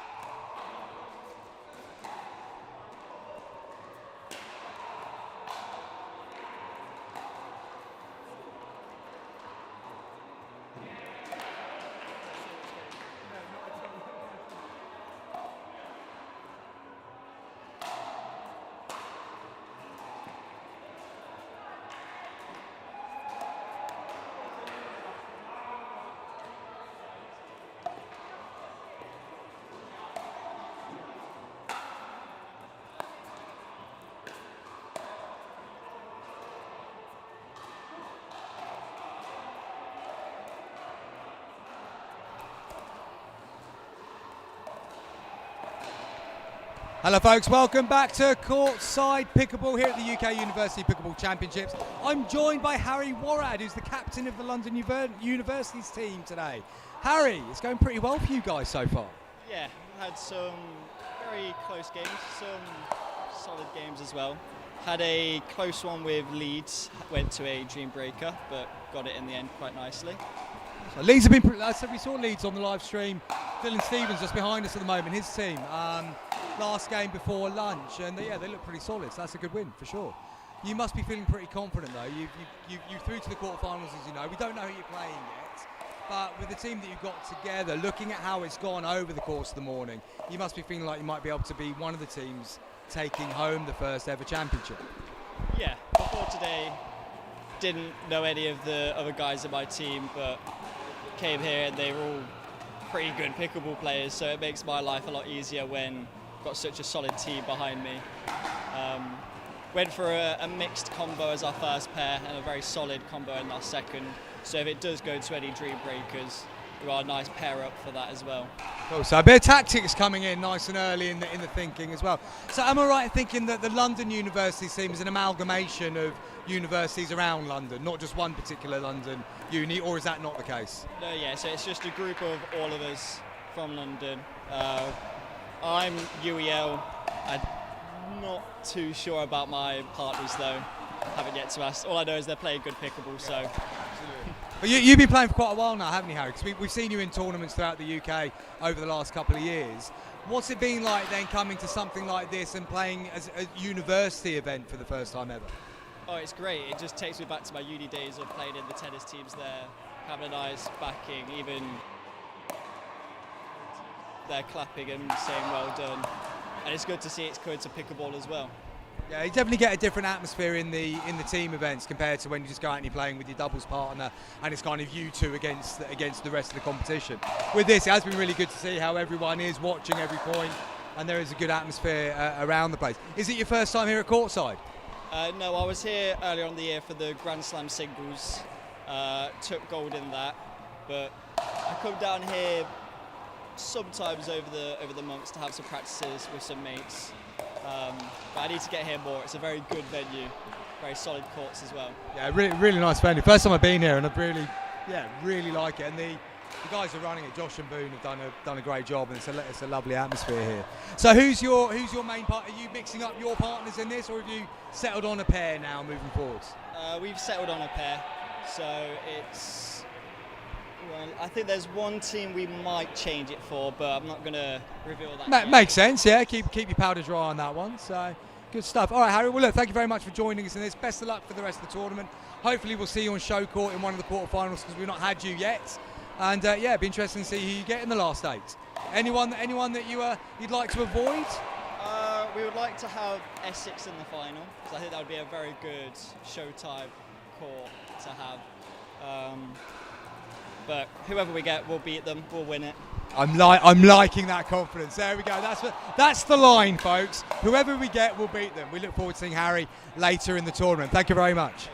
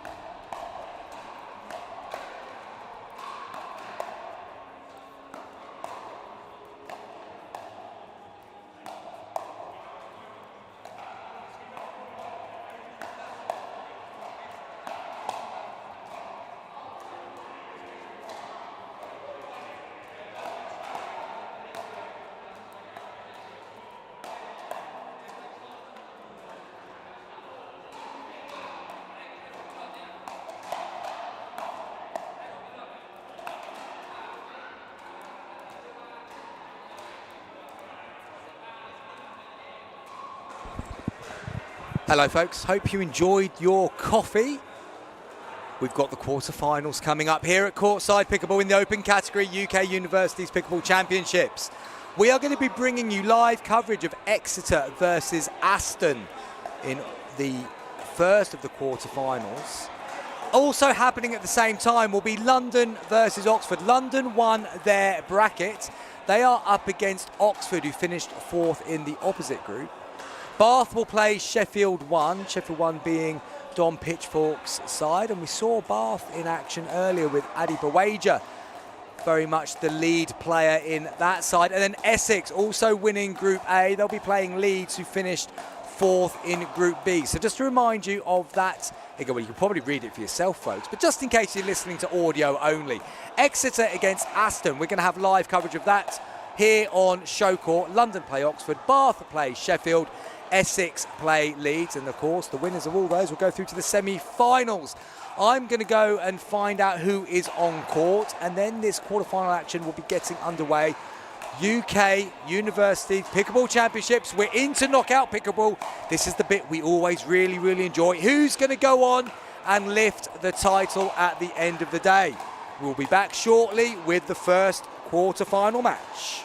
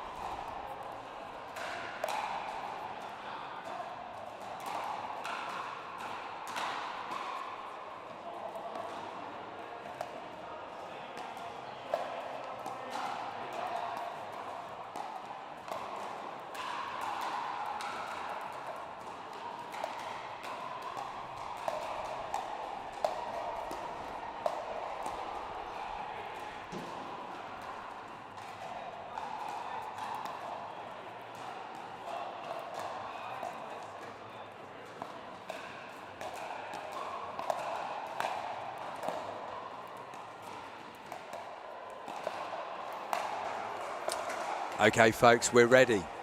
It's the first of the quarter-finals here at the UK University Pickleball Championships, brought to you by Duper, Yola and sanctioned by Pickleball England. I'm Chris Beaumont of World Pickleball Magazine. I'm your commentator for the day's event. As I say, we're moving into the quarter-finals, and I'm going to tell you who is up first. So, for Team Aston, we have got Ethan and Ty. They are at the bottom of your screen. Well, how am I going to describe that? One of them is at bottom, one's top right. Basically, the guys the nearest of the court as you look at the screen at the moment. They are up against Toby Clark in green and Bao Fan, who is in white and gold. Ty is in all white and Ethan is in white and gold for Team Aston. Now, they both made their way through earlier on. And I'll just tell you where they finished in each of the groups. So, Exeter finished third in Group A behind Bath and London. They've won 2, lost 2 in today's event so far. And that is a record shared by Aston, who've also won 2, lost 2. They finished second to Essex in Group B. So it's going to be pretty tough to call this game, I have to say. Looking at the players here, Ty, who is in all white, as we said, he's self-rated at 3.5. Bao, who is playing for Exeter, he's self-rated at 4. Duper at the moment of 3.8. Toby 3.5. Self-rated, but 3.8 on Duper as it stands. And Tan,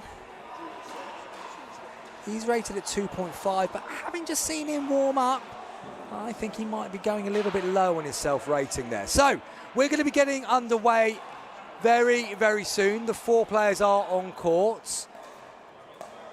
Just having a last warm-up. We've got 3 Vietnamese on show court, and the game is absolutely exploding in Vietnam. This is each of these guys' first event in the UK, and they're going rock, paper, scissors, Joe. Rock, paper, scissors to see who's going to serve. I like that a little bit more than hiding the ball behind your back or whatever that flipping the paddle thing was that you were trying to talk about earlier. I think I might go rock, paper, scissors in the mixed doubles tournament I'm playing in tomorrow. See how that goes down. Right, so we have got Team Exeter. No, we haven't. We've got Team Aston serving. Team Aston serving, and it is Ty.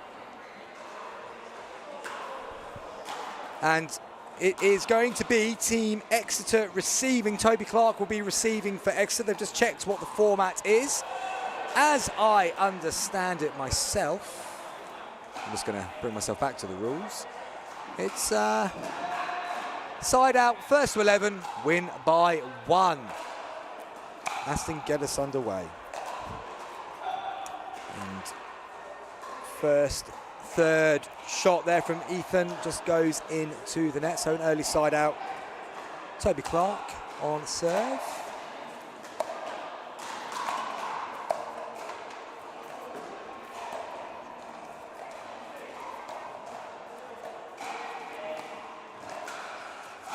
Oh, now I like the look of this game straight away. We've seen Ethan move into the Ernie position there. Didn't quite get it because it came off the net cord, but straight away you can see that the Vietnamese players are looking to play with a bit more flair than what we've seen so far today. The drops and resets look consistent, and this is a good start for Team Exeter. They've got 2 points on the board straight away. And Ethan looking to roll that 2-handed backhand volley across court, puts it into the net. So 3 points quickly for Exeter. Still on the serve of Clark. And that time, Fan unable to lift the ball up and over. So we move on to the second serve.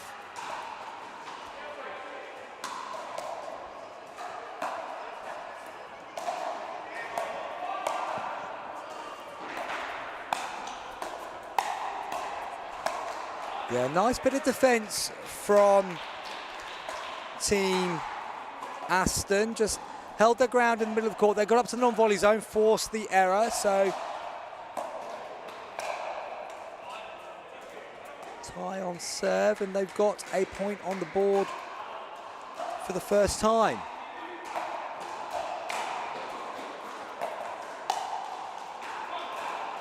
I think Clark might have just played an out ball there, looked to push it to the back of the court. That goes long. So 2 points on the board for Aston.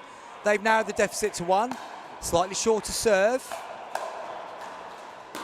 Big bang from the back of the court that time from Ty, and it goes long. So they move on to the second serve, but they can take some confidence from the last couple of points.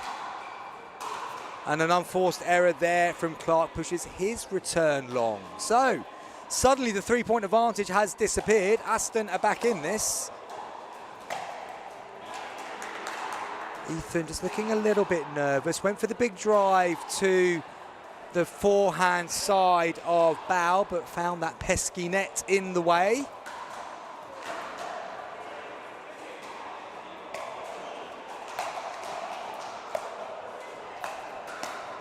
Good reset there from Bao. Needs to get up from the middle of the court, though. He has done. He's got himself up to the non-volley zone line. Good patience being shown.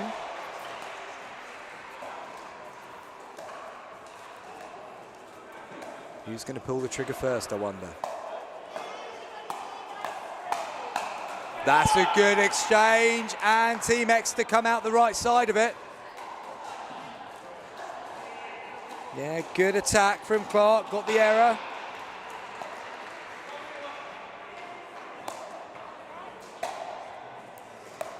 Nice drop, gets himself up, but Clark hasn't followed in yet. Oh, and then Ty just went for the push, but sent it out of court. It's quite nip and tuck here, but unforced errors are the difference at the moment.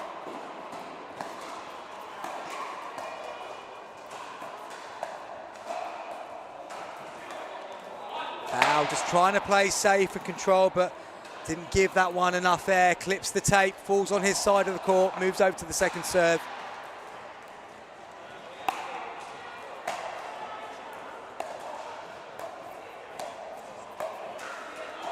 And Ty just looking to force it a little bit too much there. Rolled it long. 3-point advantage. First to 11, win by 1 in this quarterfinals. Oh, and there we go. Big opportunity for Bao to get a 4-point gap. Sent it long and it's handed over side out to the opponents. That's a nice drop that time from Ethan. Drifted it out to the backhand side of Bao. Got the error, gets them a point. Reduces the deficit. Just down to 2 now. That's a nice effort though, but it's just found the net tape again. Looked like it was going to be a good sliced approach.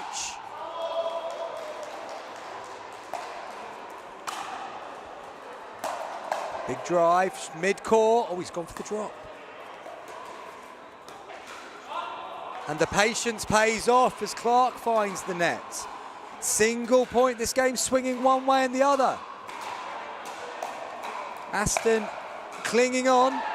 Bit of height on that one, but they've defended it well. Asking a bit too much that time of Ethan, and he finds the net. So side out, but they've got themselves right on the coattails of Team Exeter. Single point, 6-5-1. Just making sure the players are in the right positions. Quite rare that they ask us for the score, Joe, has to be said. Don't rely on what we think.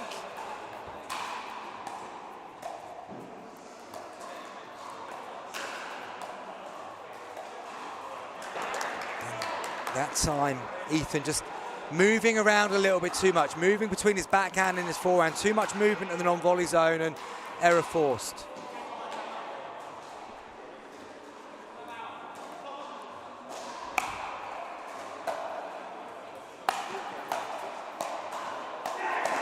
Good defence. Oh, not that time from Bao though. Did well on the first one, just caught on the second one, trying to lift it up. Good pressure by Ethan.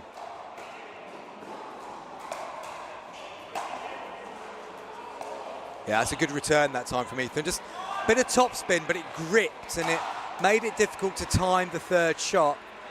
So they've got out of that side out with just a single point damage, and can they push on from here and get themselves level? 2 points behind. That's a nice drop. Well defended off the net cord, and then that time Ethan went for the counter, found the net once again.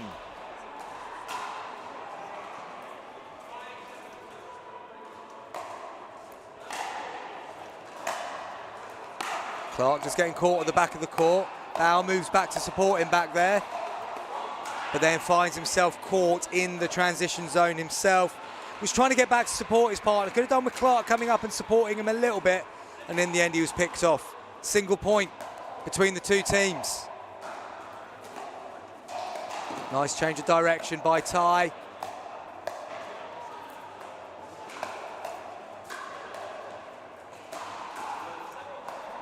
That's good play from Bow.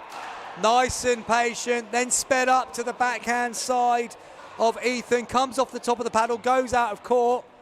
Very good play by Team Exeter. They forced the side out. They still have a single point advantage, first to 11. They've got 7 of them. That's nice play though by Aston. Got the pop up, and then this time with a bit of control, just punched it down the middle. Can they force the side out on the serve of Clark? Yeah, big drive from Clark. Ty still moving through the transition zone, wasn't balanced, forced his volley into the net.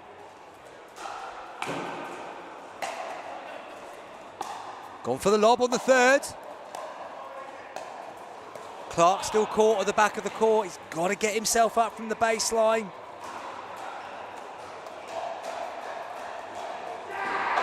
So once again, only 1 point damage on that side out, but they're now trailing by 2. Aston. And that third shot goes long. They've got to find a way of getting their third shots in. Start asking the questions that need to be asked. Big drive, good drive. Comfortably in. That time from Ty. They've clawed it back to just 1 point difference.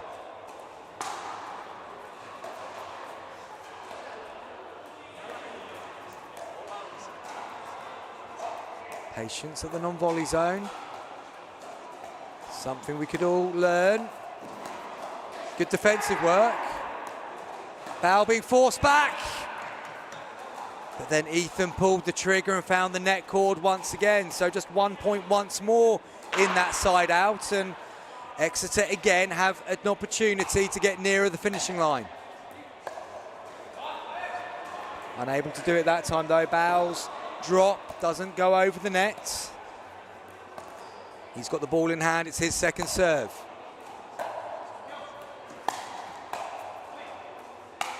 Double drive, good shot, Toby Clark.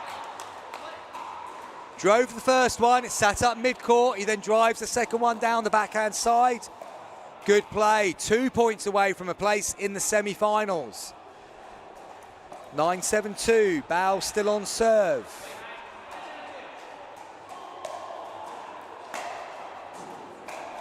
Bit of height on that third. And again, he's followed it in. He's done well there, Bow. He's got himself up. Oh, but didn't have enough conviction on the two-hand counter. Lifted it. And Ty punishes him for it. Too much height that time, but he's missed the sitter. It's an open goal for Bow, but he's not taken it. Could that be the turning point? Huge moment, and then Clark puts his return long, and suddenly Aston are level. They've not led in this game yet. They've got it back to 9-9. Oh, and they've got a net cord. It's all going the way of Aston at the end of this game. They've got themselves match point. It's on the first serve. Can they sneak game one in this quarter-final?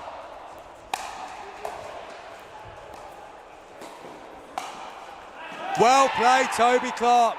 Saw the benefit that time of not sitting back on the baseline, got himself up to the non-volley zone, and he's moved it on to second serve. One match point saved.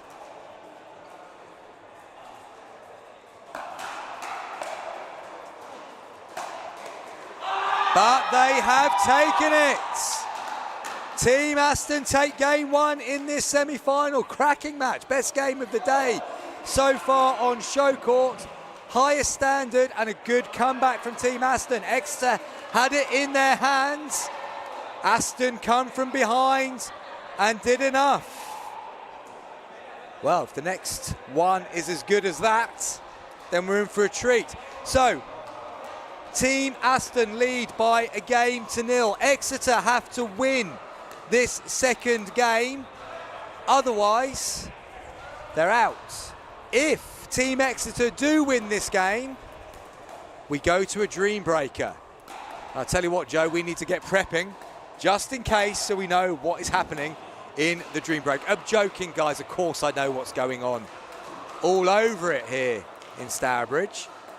Nothing to do with the very well prepared notes that I was sent by Karen Mitchell on my drive in this morning. Thank you for doing that, Karen. That's made my life a lot easier today. So the next four players are on court warming up. So we have got, joining us now in the grey for Team Aston is Hammy. Now, Team Aston have had an injury, so they're down to 3 players, one of which is Hammy Tran, 23 years old. Self-rated at 2.5, but I didn't see any 2.5 players on court in that last game, so I think they're being a little bit shy with their self-ratings there. He's going to be partnering Ty, who's in all white, as we know. Now, coming onto court for Exeter then, we have got Jake Pryor in the white T-shirt and I'm going to say beige shorts. And then he's partnering Ollie Beddle, who's dressed all in black.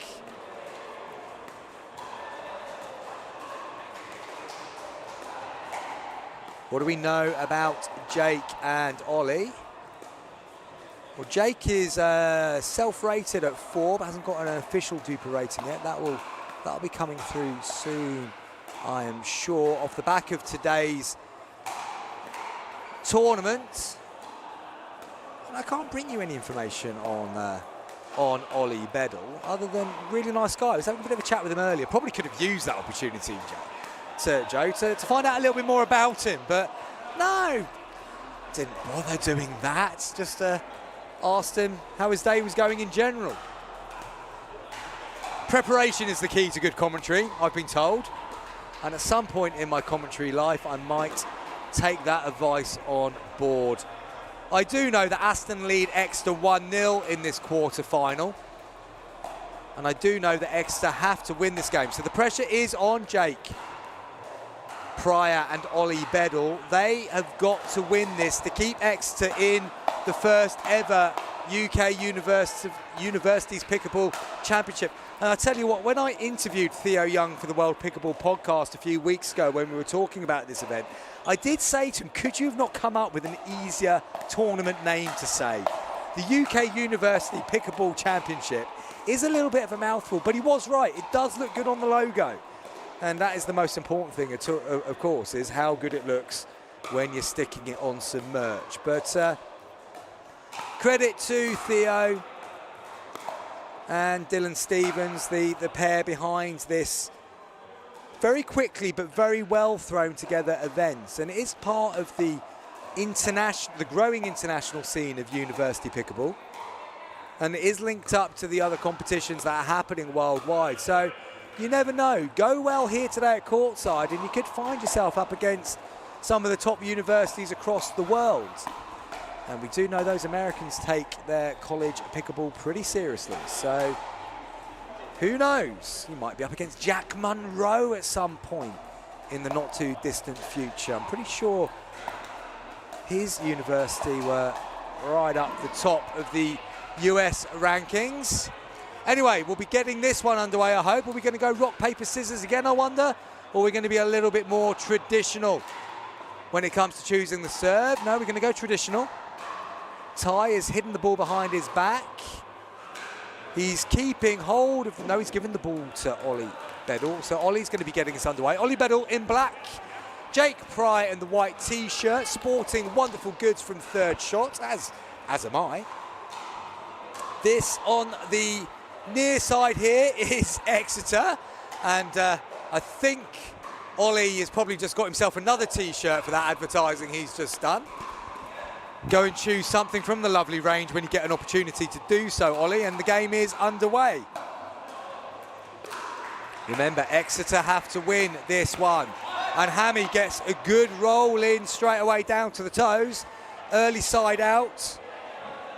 And Aston have the opportunity to get the first point on the board. I'm telling you now, folks, if Hammy Tran is a 2.5 player, then I'm a 6.0 because he is absolutely brilliant and I am nowhere near a 6.0. Maybe they score a little bit harsher in Vietnam because Aston have raced into a quick 2-point lead here. They look pumped. They want a place in the semi-finals. Another drive from the back of the court from Ty, gets the error off Ollie's paddle. And it's a 3-point lead on the first serve for Team Aston.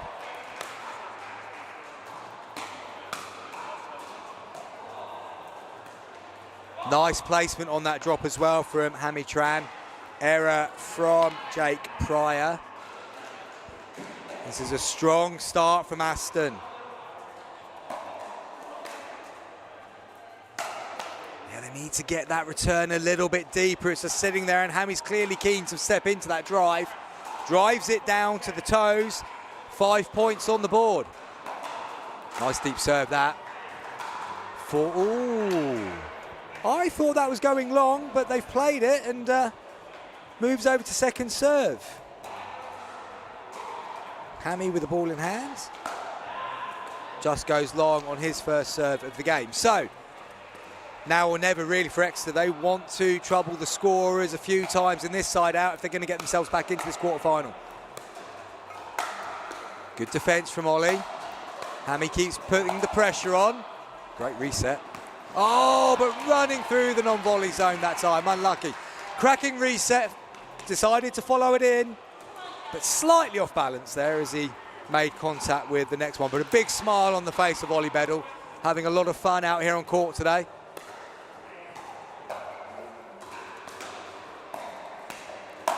Yeah, a bit of height that time from Jake Pryor, just lifted it and punished quickly there by Ty. So they've got the ball back in hand. They've got a 5-point advantage.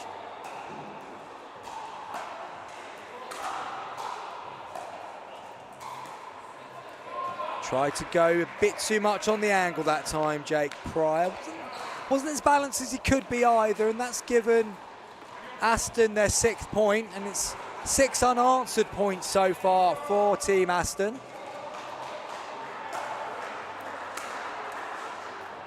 Good drive again from Hammy. Bedell deals with it this time.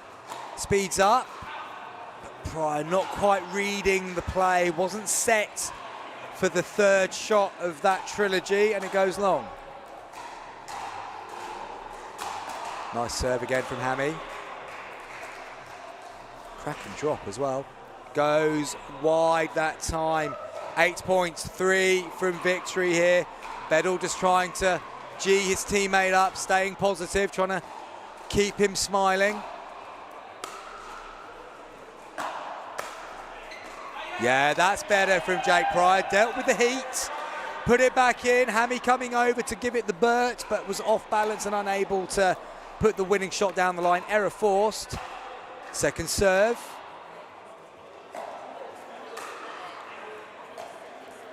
And Bedell's short return got what he was hoping for.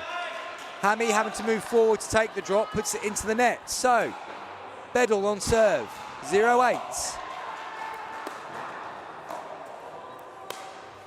Always played it, and he's got away with it. Bedell pushes it into the net.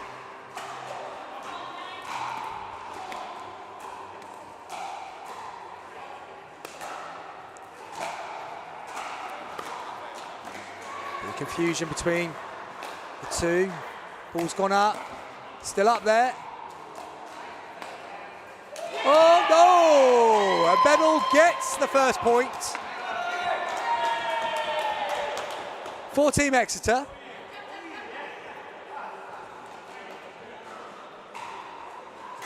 Could this be the beginning of a famous comeback? This would be the finest comeback we've seen in university pickleball so far. It's only day one of it, folks. Oh, I'm sorry, Jake Pryor. I built it up and you put your serve into the net. Could have been the greatest comeback in university pickleball history. It might still be. But at the moment, the ball's in the hand of Team Aston. And they are 3 points away from a spot in the semi-finals. Make that 2 points away from a spot in the semi-finals. And I have to say, I've been quite impressed with Team Aston so far. Said a few times how big the game is getting in Vietnam, and it's fantastic to see them playing here today for Team Aston. Hammy just rolls that one into the net, second serve, still the opportunity to get them into match point situation. And one of the beautiful things about this tournament so far is we've got so many players from so many different countries today as well, all representing UK universities, but so good to see that the game is popular in so many different countries. And then getting to represent the university that you're studying at as well. Does it get much better than that at a weekend? Oh, Hammy saw it, and Hammy put it into the net. Still not buying that 2.5 self-rating, but yeah, you might not want to do that too many more times.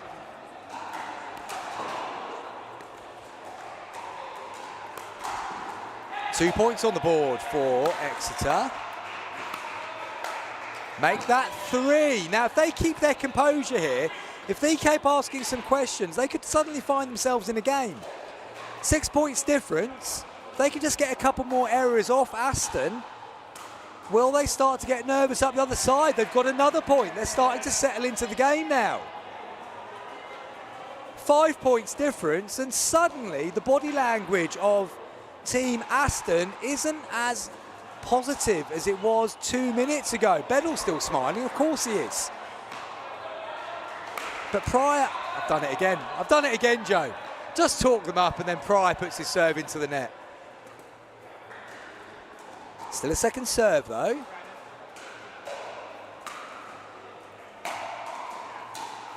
Bedell goes with the drop once more.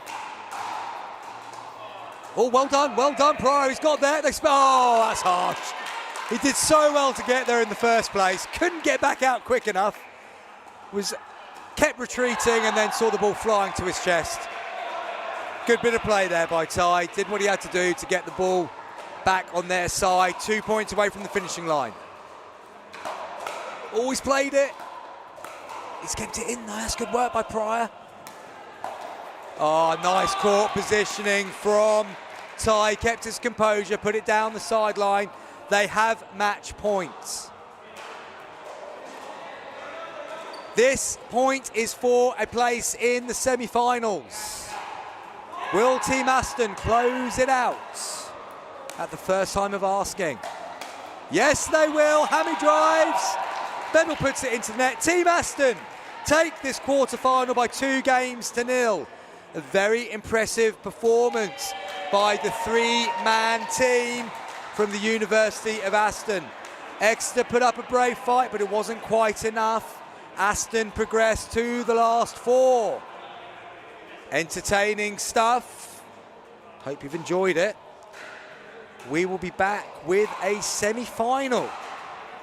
Whilst I just go for a quick wander around the courts to see what's happening in the other semis. I will be back shortly when I've gathered some information of use, or maybe I'll just come back and talk a bit more rubbish. Who knows? You'll find out shortly.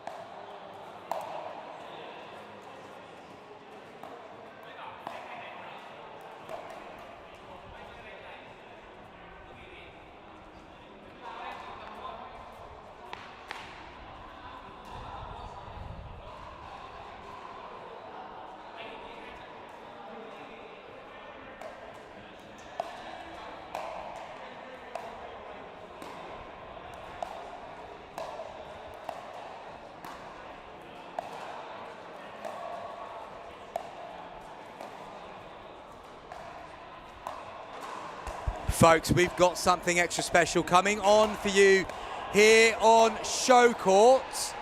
We're going to bring you a dream breaker from one of the quarterfinals, I believe. London and Oxford are tied at 1 apiece. Because our first quarterfinal finished quite quickly, we are going to bring the dream breaker over to you here on Show Court, which is quite exciting, I've got to say. I mean, there's a bit of pressure on everyone here. Pressure on the players, pressure on me now to quickly explain to you how the Dream Breaker is going to go.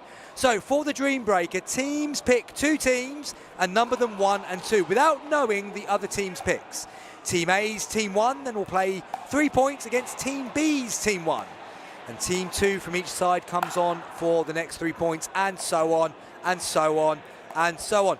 The Dream Breaker is going to be rally scoring, and it's going to be first to 15. So every point will count. And just for those of you that are new to pickleball, if you win that rally, you win that point. It's not you only win the point when you're serving. So that is the change from what we've seen in the regular games. If you are serving at the score is even, your team will be serving from the right-hand side of the court. If you're serving and your score is odd, 1, 3, 5, 7, for example, you will be serving from the left-hand side.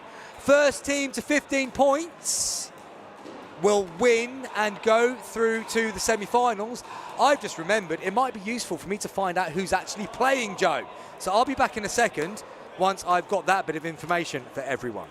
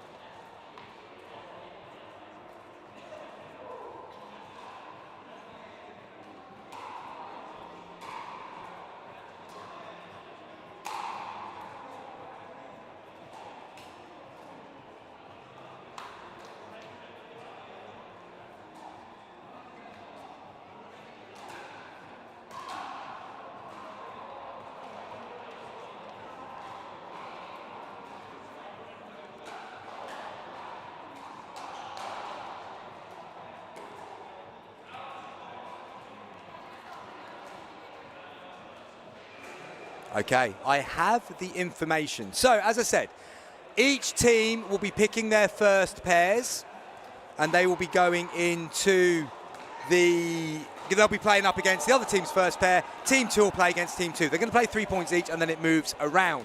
London are warming up on there, and I can tell you that Harry Warad, who we spoke to earlier with an interview on court, he's in white. He's on court with Stell. And Stell's wearing a lemon pickleball t-shirt, so that would suggest she has a good pedigree of pickleball as well. Nam and Theo will be on court for Team Oxford. Namit's just finishing off some of the fine food that we've got here on the show at Courtside, getting his energy levels up to where they need to be for this all-important dream breaker. So, just to remind you, it's going to be first to 15. And winner goes through to semi-finals. So it's Stelina Thapani who is in court, 28 years old, self-rated at 3.5, Duper coming in at 3.67. The other pair for Team London is Shretha Sada. He's a 26-year-old male. He has a Duper rating of just about 4. So we're going to see some quality on court here for certain. And as I say, they're going to be up against Theo Young and Namit Garg. Or are they? Has there been a change? I'm not sure, because JP for Oxford's currently on court. Maybe he's just warming up with Theo Young, just whilst Namit takes his plates back to the kitchen. And it's a long day here at Courtside, and it's important that the players do remain fueled. We've certainly helped ourselves to a lovely bit of pasta, some amazing samosas. I love this place, Joe. I've not had to ask for a single coffee. I'm actually coffeeed out. Have you ever known me to say that I am coffeeed out on a commentary? I've never had the opportunity to be. Take note, English nationals. Take note, English Open. This is the level of coffee treatment we are expecting. Moving courtside, raise the bar. You can have your Hurlens, you can have your Dinks, but unless they are delivering coffee, hand served every half an hour, and they know what you want, you're not doing it right, to be fair. No, it is Namit Garg. He is back on court. They are going to be getting underway. Harry Warad and Theo Young, 2 team captains, are just going through the formalities who is going to be serving first. So just checking that, Joe, you've got the scoring system nailed for this one, Joe. We're going to be, every point is going to be going on the board. First to 15, win by 1. Team London are going to be serving first. Harry Warad and Stelina. Theo Young on the left-hand side for Oxford, and it will be Namit Garg who is receiving serve. We are underway in this dream breaker. Stelina just pulls her drop on the third into the net. So 1-0 straight away to Oxford. Young on serve.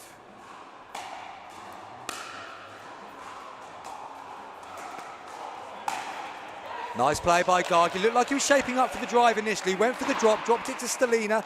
Stelina Fapani just lifted it, and then Garg came rushing through. So they have 2 points. Remember, these teams will play 3 points, and then it's all change. Oh, they've left it, and Young's drive is good. And Oxford have raced into a 3-0 lead in this dream breaker, and it is all change because Alex and Shritha are on for Team London. Shritha in the white, Alex in the black, and we have got Tristan and JP on for Oxford. JP, is serving. He drives the third and then hits the tape. So London get a point back on the board. It is 1-3. Shretha on serve. And they've got a second point, so 2-3. Now, it'd be very useful for London if they can get the scores level again, and we're back where we started again with the first two pairs coming back on again. Keep up, folks, keep up. Oh, and hesitation between Shretha and Alex means that Oxford do get a point on that combination, and they take a 2-point lead into the next switch around. Namit Garg on serve, Harry Warad receiving. Warad's return forces the error from Garg. Now Warad barely saw the ball in the first exchange between these two pairs. They've targeted him that time, and his drop, or his reset I should say, goes out. So 1 point each in this combination. Young at 5-3.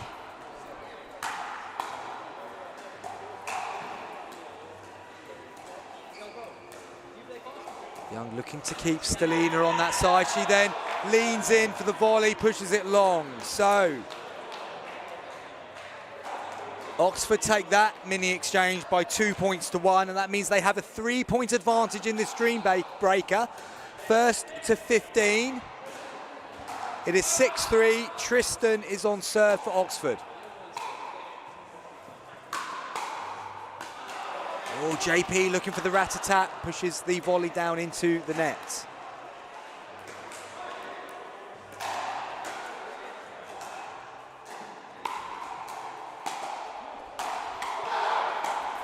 Oh, Alex gets a little bit of help with the net. Tristan leans in, pushes it deep of the baseline. 5-6. Can London get out of this in all square? Shretha taking control. Tried to speed it up from below the net inside the non-volley zone. Finds the net. And a little bit of good work undone there for London. They've let Oxford get a bit of a freebie there, and it's a 2-point advantage. Theo Young on serve. Garg just having a bit of a stretch. What can London do differently this time? Stelina just leans in for the volley, got 2 above the ball, punches it down into the net. Change of ends at 8. Oxford have a 3-point advantage. Will the change of ends bring better luck for Warad and for Pani? Hey, Warad's got to find a way he can get into this a little bit more because his partner's seeing a lot of the ball. Warad needs to find a way. Like that. Oh, that's a good recovery from Theo Young. Young and Garg come flying through. They've got a 4-point advantage. This could be a crucial point in this dream breaker. And Young comes out on top in that battle with Harry Warad. 5-point advantage for Oxford. 5 points from victory. London need to win 10 points. They've got to win 2 points to every one Oxford win from here. JP on serve. Drives it, Alex keeps him in the middle. Oh, he's played it, that was going out. Poor choice that time from Shretha. And Oxford have got a 6-point lead. They are 4 points away from a place in the semi-finals. This would be a shock based on the league standings from the group stages. Oh, and Tristan gave it the big one. Plenty of backswing that time from Tristan, finds the net. London need to win this point. And a nice drop from Shretha helps them do so. So, Oxford lead 11-7. Warad and Fapani are back on once again. Young and Garg have got their number so far. Fapani on serve for London. feel like they've got to take all 3 points in this one to put the pressure really on Oxford. Warad goes for the drive, finds the net. See what he's trying to do. He's trying to be aggressive, trying to dominate a little bit, but hasn't worked out.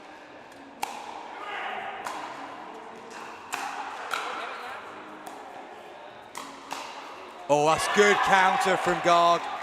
Fapani didn't do a great deal wrong there, but Garg was sitting on the backhand. Got it through. 2 points away from victory. Can Theo Young leave his teammates needing a single point? No, he can't, because Warad sat on the middle there and he's punched that one back through the gap.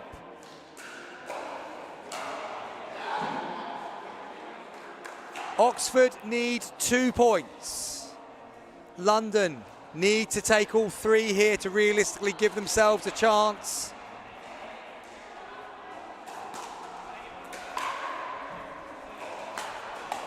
Shredder with the drive, Tristan with the error. 9 points on the board for London. Can they get to double figures? They can, because Shredder steps in on the attack. JP couldn't respond to it. All London can ask for in this exchange is getting all 3 points. They've got the first 2.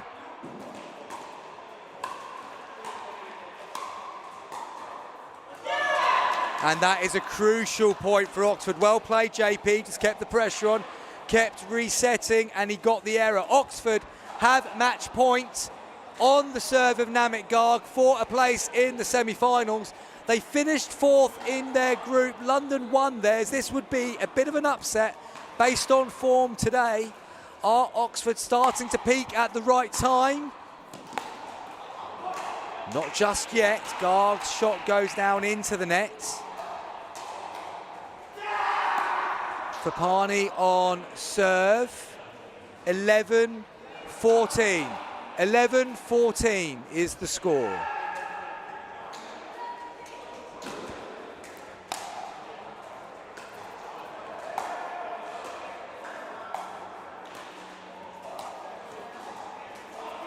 It's nice from Fapani this time. Forces the error from Young. Does so well that time, Stelana Fapani. Just got the angle right. Can Warad get it back to a single point?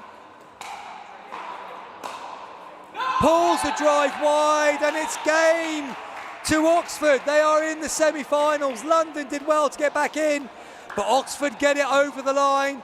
Oxford take a place in the semi-finals. What a dream breaker that was. Theo Young and Namit Garg get it over the line. Oxford will be in the semi-final draw, and we will be bringing you one of the semi-finals in a moment.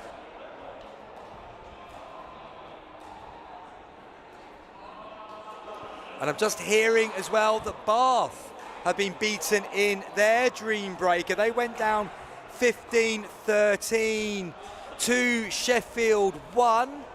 And we're just waiting to find out what's happened between Essex and Leeds as well. Looking over to the far court, and I can't get any clues on that. So I'm going to have to go for a bit of a wander round, Joe. I'm going to have to go and find out what's happening in the rest of them. But what we do know is that Aston beat Exeter 2-0. We've just seen Oxford beat London on a dream breaker, and we've just heard that Sheffield beat Bath on a dream breaker. We don't know what happened to Essex yet, but we will find that out shortly. And as soon as we know that, we will let you know who we've got here on Showcourt in the semi-finals. Back soon. Let's have an ad break.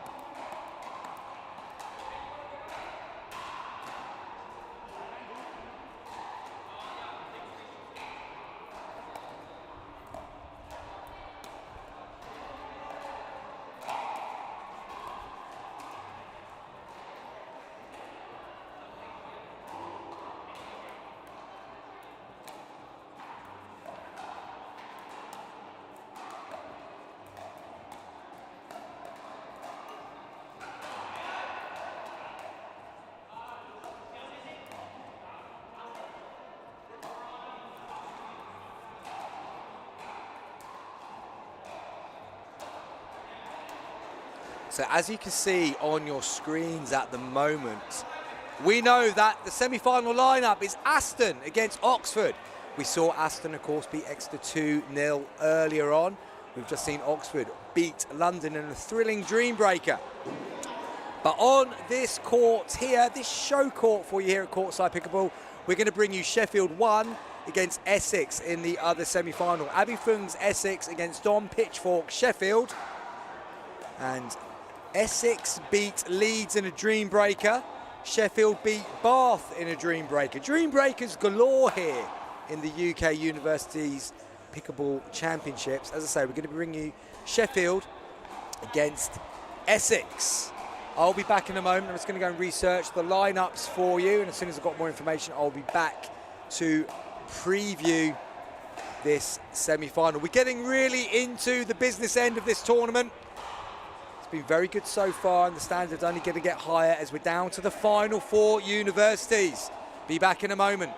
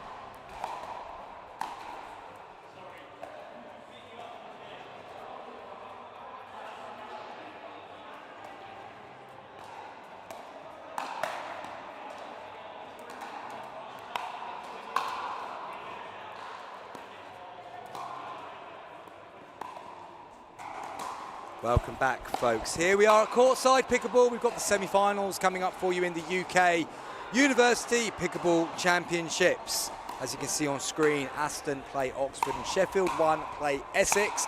That is the semi-final we are bringing you here on Show Court. Sheffield 1 and Essex. Looking at the teams warming up, I'm going to suggest that it's Abby Fung and Carlos Corsa who are going to be playing for Essex, and they're going to be up against Dominic Pitchfork and Max Brace. That's Brace. Braise. It's Max Braise, as in braising meat. When I asked him which meat he prefers to braise, it was lamb. There we go. All those baby lambs. Anyway, let's not get into all of that. Abby Fung's working out who's serving first. Pitchfork has chosen incorrectly. Fung is deciding what is going to happen next. Abby Fung, of course, one of the top female players in the country. I think she went second pick in the Premier League draft a few days ago. She's partnering Carlos Corsa, and they are moving to the left of your screen at the moment. Team Sheffield all in black. Dom Pitchfork has the ball in hand. I think he might be serving first. Just checking on the absolute scoring system. Was that win by 1 or win by 2, I wonder? We will find out as the game goes on.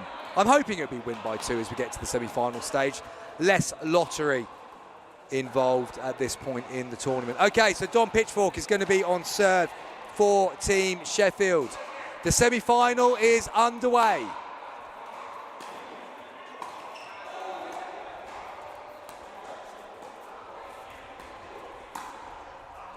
Brace just leans in, flicks long. The first thing I've noticed at the start of this game is Abby Fung's paddle sparkling. It's like she's got glitter on it. Yeah, very nice. Won't surprise you to know I'll be a fan of a glittery paddle. Corsa just pushes that one into the net, and it's going to go over to the glittery paddle of Abby Fung. She's going to be serving on the second serve. No points on the board yet. Nice drive from Corsa. Fung attacks, good defence. Oh, that's a nice speed up from Pitchfork. Just caught Fung on the left-hand side. Took a step back, flicked the wrist. Caught Abby Fung, and we've got a non-scoring side out there, so ball's back in the hand of Dom Pitchfork. Oh, we've seen that serve before, Dom, haven't we? Takes us back to the Northern League. Dom just checking over with the action replay here whether that serve was in or out, and I think we know the answer to that one. Brace with a nice drive. That's better from Pitchfork. Corsa does well. Oh, Fung smashes it long. A nervy start at the start of this semi-final here. That was sitting up, needed a bit of control. Fung does push it long. So Sheffield have the first point on the boards. Lovely drop from Pitchfork. And then gets it down to the toes of Corsa. Dom Pitchfork taking control in the middle of the court there. Braze on serve.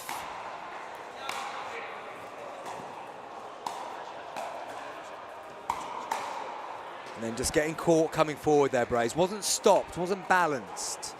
Just punches that one into the net.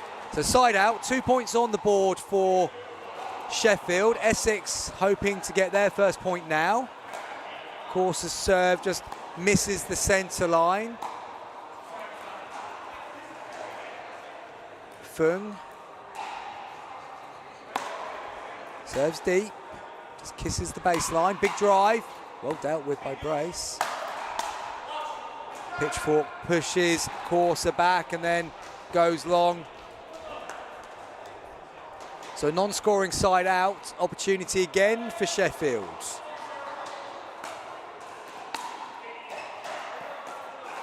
Nice drop again from Brace, good attack from Fung. Pitchfork does so well though, got low. rolled the volley back, forced the error off Court's paddle. And they lead by 3. Early stages in this semi-final, but a bright start by Sheffield. Pitchfork and Brace just having a bit of a tactical chat.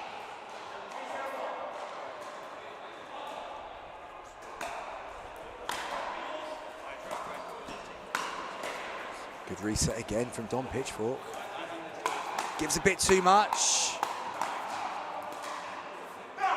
And Brace's defence there was exemplary. Just stood in, kept getting the ball back, and eventually Fung pushes it wide.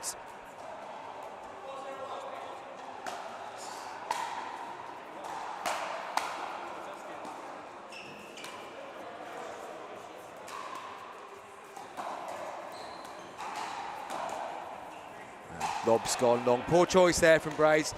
Good patience in there from Corsa and Fung, just stuck in that rally. And then Brace opted to go for the lob, and it went up and out. But second serve for Sheffield. 4-point advantage.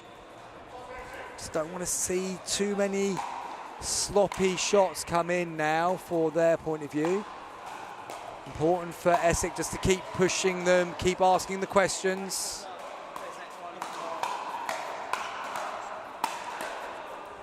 Great defensive work again from Sheffield. Well played, Max Brace. Forces the error from Corsa.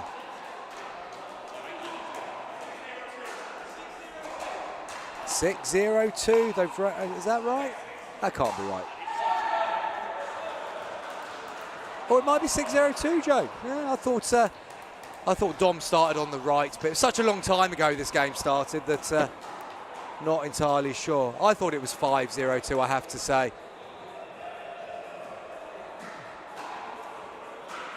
Bit of confusion, we're not entirely sure. Might be 5, might be 6. What we do know is Essex are yet to trouble the scoreboard. And if I'm Essex at the moment, I'm thinking that I shouldn't be engaging in the hands battles, really, because Pitchfork and Brace are winning those pretty relentlessly. They've got to get the ball bouncing a little bit more in the non-volley zone. Ask Pitchfork and Brace to play on the dink. I think we have just realised that it's 5-0, not 6-0. So, yeah, so it's going to be Brace on serve at 5-0. So, no change of ends just yet.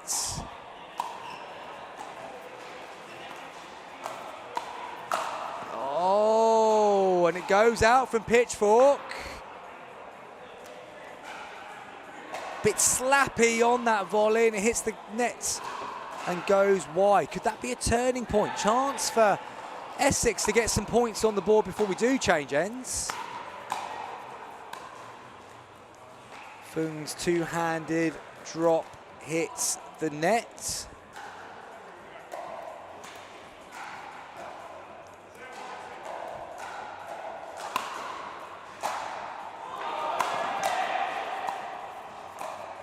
Pitchfork goes a little bit too wide on that one. And now Essex have a point on the board. Could this be a bit of a turning point? They got a bit of luck off the net cord. They've now forced an error from Pitchfork. They can't afford to give it that much air though, and Dom Pitchfork just stands strong at the non-volley zone, punches it down. Gets the side out. I'm just getting the players back in the right positions. So for those of you new to pickleball, teams quite often do something called stacking, which means they control which side of the court they are on, depending whether they have a preference to left or right, but they have to be standing in the right place when it is then return of serve. So that time we saw Abby having to return from the forehand side, even though she's been playing left so far, and she's just pushed that return out, which means we are now changing ends at 6-1 to Sheffield. Pitchfork and Brace in control of this semi-final. First tie within this semi-final. But this will have been one Essex, I think, would have been hoping to win. They've put Abby Fung in first. She's the star of the team. Whereas I think Sheffield might have split it up a little bit more balance over the two ties. Brays on serve.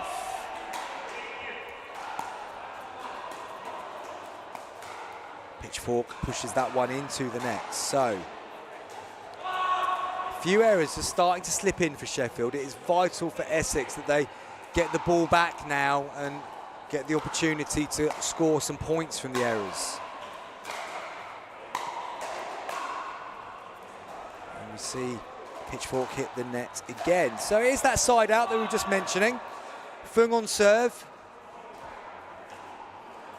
Don't appear to be stacking this time. Oh, and she puts the serve long.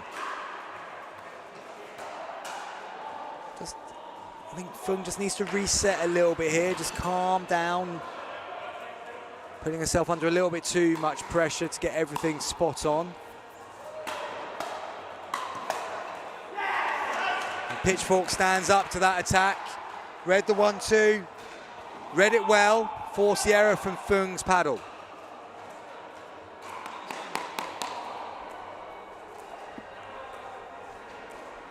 Non-scoring side out, chance for Sheffield to get closer to winning game one.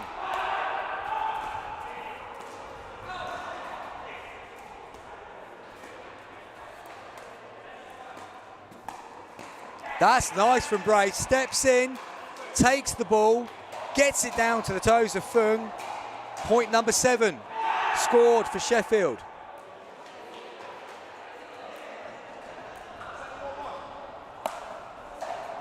Serve from Pitchfork. Oh, goes baseball. Goes baseball on the drive. Grounds it. Runs through to first base.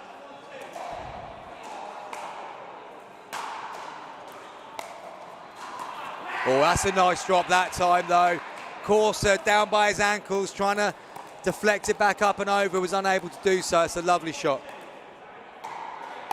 3 points away from game one, and a convincing game one, maybe.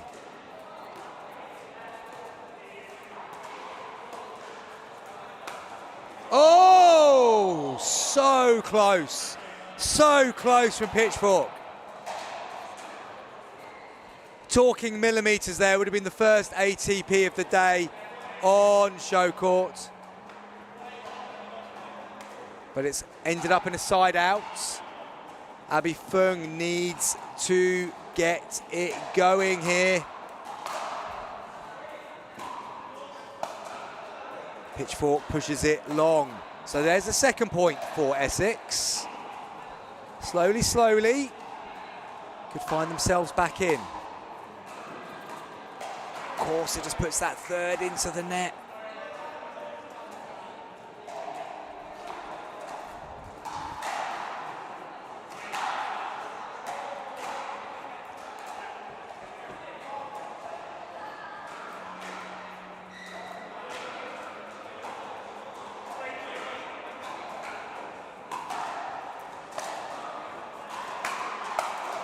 Pitchfork punches the volley into the net. So, as we said a few moments ago, errors are starting to slip into Sheffield's game, and it's important for Essex that they just keep staying in the rallies. Can they get the rallies to go a little bit deeper and make the most of the mistakes that are coming their way?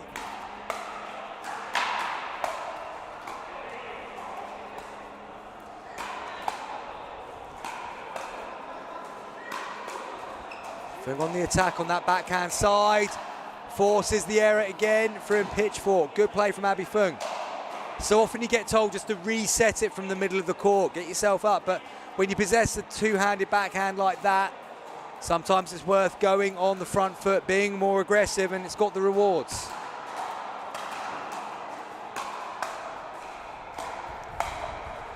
That's a great retrieval. All net court. Pitchfork reacts.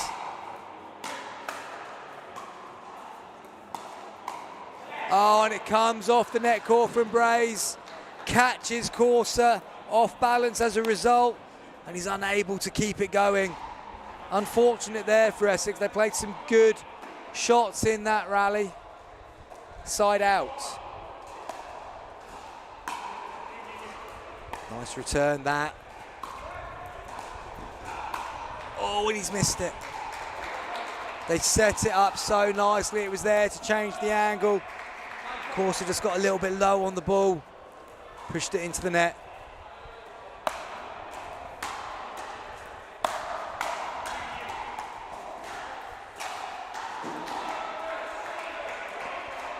Fung's done really well there. Of course, it helps her out.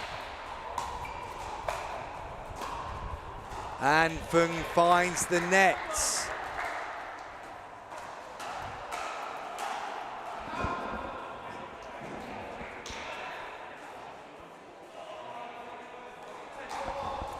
Match point for Sheffield. They haven't taken it. Second opportunity.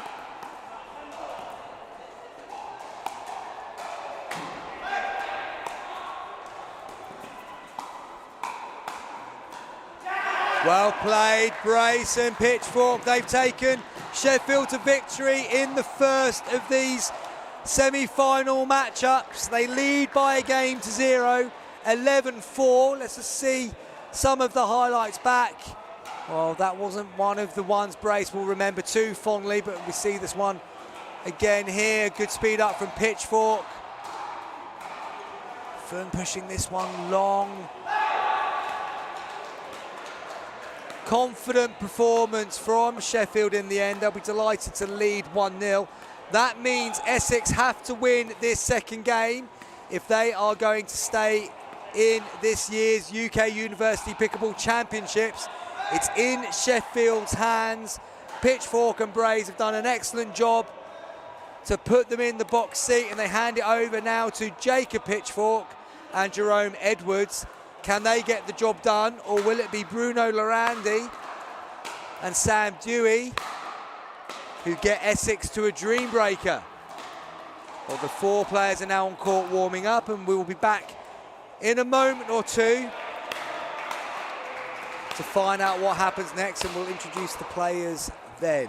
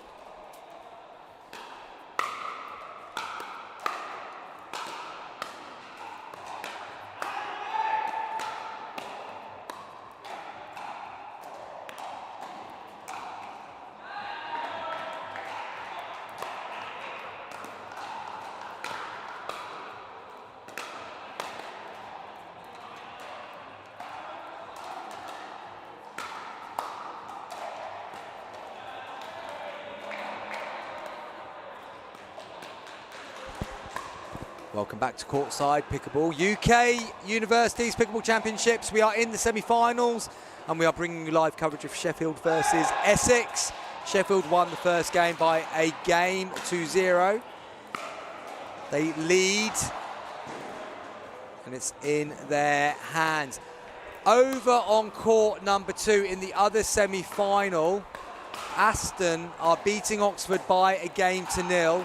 And it's pretty close in game 2. It looks like Oxford have kept their gun pair of Theo Young and Harmit Garg for the second game.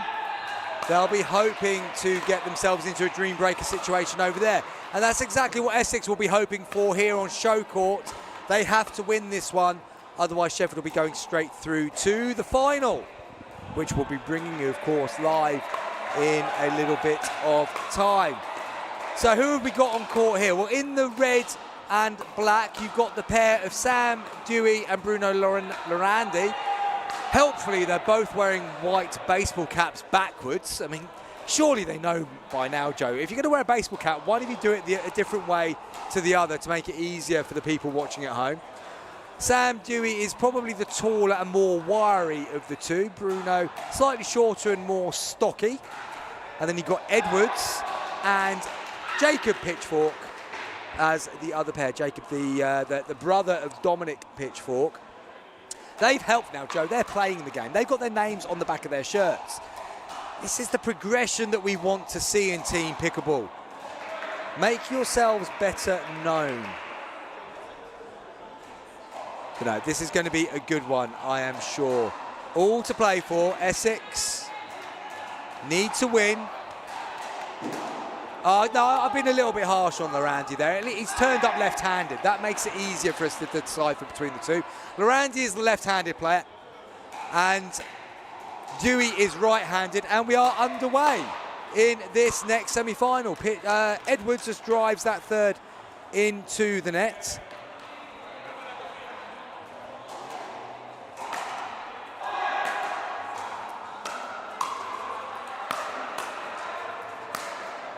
And early indications would suggest how Essex are going to approach this second game. Lorandi and Dewey immediately looking quite keen to be aggressive from the back of the court. Going to drive.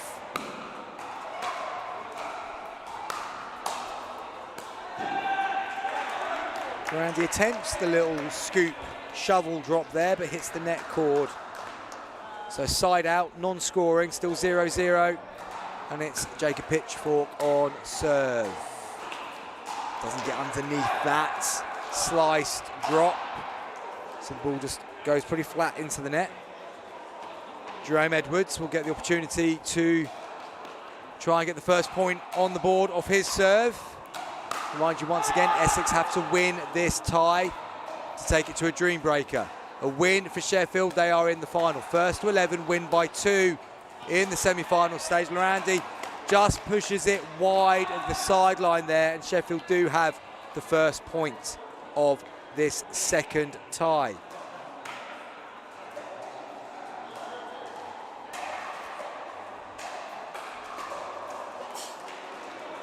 Jerome Edwards just pulls his serve wide. So side out, just 1 point damage. Dewey goes for the drive, hits the net. Just having a look through some of the comments. Thank you for watching. If you are joining us live on the YouTube channel, Pickleball England YouTube channel, great to have you here. Quite a few people watching this semi-final, and they're now seeing Essex controlling it at the non-volley zone this time. Good patience from Pitchfork. And then Dewey gives it a bit of lift as Lorandi's done well. Great defensive work.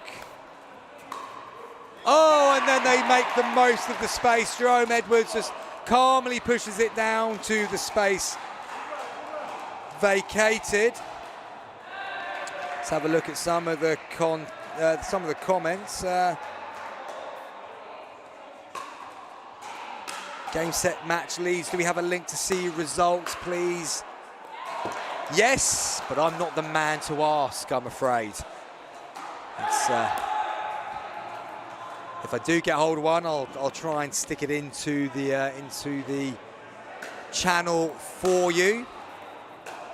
And Edie Kilworth, how many players per uni team? Well, it depends on the team. We've got some with teams of 4, some with teams of 6, some with a team of 3 due to injury. So it all does depend. Michael de Groot, no dinking there. Well, I think it's important to remind viewers that some of these pickleball players here today are competing for the very first time. They may have only been playing a few times. Hasn't always meant that tactically it's always what we would expect to see on a pickleball court, but that really doesn't matter. That's not the point of today. The point of today is to see new talent getting to fall in love with pickleball in a competitive environment. So there has been some dinking, there's been moments there hasn't been so much dinking. Doesn't really matter, it's about having the fun on court and getting a new wave of pickleball players excited about this wonderful sport. Right then, we have got a 4-0 lead here for Sheffield. But it is a side out and it goes over to Essex now.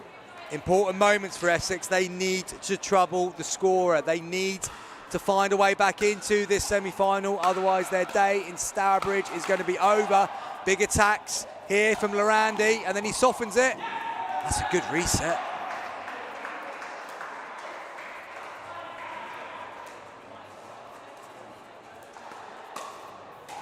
And there you go, Mr. de Groot. Some dinking for you there, and a good bit of patience from Team Essex. They get their first point on the board in this second tie. Intelligent play at the non-volley zone. Then attacked at the right time, forced the error. Nice drive from Dewey, up they come. Ooh, now Pitchfork went for a speed up there when the ball was significantly lower than the net. Wouldn't recommend that as a way forward. It's a freebie for Essex. They've halved the deficit. It's now only a 2-point difference. Just long from Dewey. Thought he'd done enough getting it between the two players.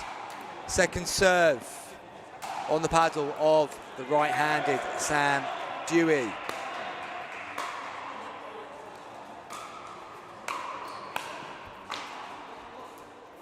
Oh, Lorandi went for the drive.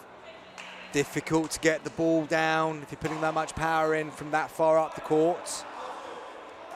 Side out. But Essex all feel like they've got a chance now. Good defence from the back. Just wide. Sheffield showing the benefit there of just defending. Don't have to do too much, we can just get the ball back over. You never know what comes your way. And they got a point for it. Yeah, Dewey leaving that one sensibly. Got on the attack, got it onto his forehand. Look how far out of court he was when he played that forehand. But he got enough accuracy to match the aggression and force the error.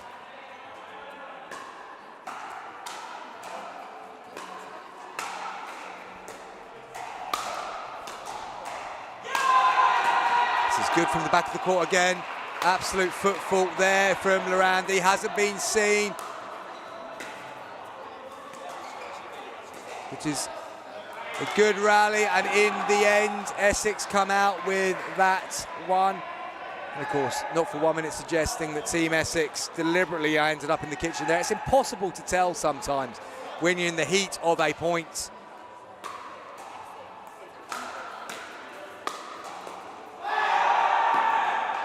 This is good from Essex. They've got themselves a point there. Narrowed it back down to 2 points. Of course, they've got to win this one.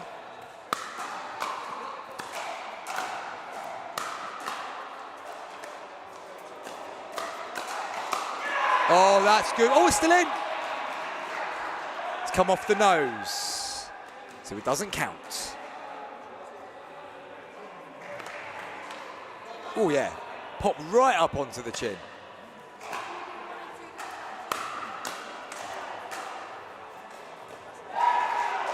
Dewey's done really well. Thought Edwards was going to take that one on the volley in the non-volley zone, but he didn't.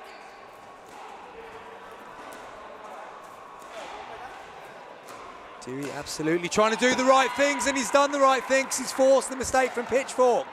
Good patience, Sam Dewey, just kept dinking it back in there, then dangled the carrot a little bit. Pitchfork bit and went long. They've got it level, Essex. Great retrieval there from Lorandi, and they've got another push from Jerome. Edwards goes long, and it is now 6-5 at the change of ends. This is a great comeback from Team Essex. They looked dead and buried a few moments ago, but they've turned this one right around, and they have a point lead at the change of ends. Remember, Essex have to win this tie to take it into a dream breaker. Sheffield will have felt like they were in absolute cruise control, and suddenly, in the space of a few rallies, it looks completely different. Sheffield just need to regain their composure. They just need to slow it down again, not go for the kill shot too soon. One thing Essex are doing very well is persistently asking the question and inviting Sheffield to make the mistake. And how often is that the route back into a game? You can be as weak as anything when you are just getting that little bit overconfident, and maybe that is the trap Sheffield are falling into. 6-5 Essex in tie number 2 of this semi-final.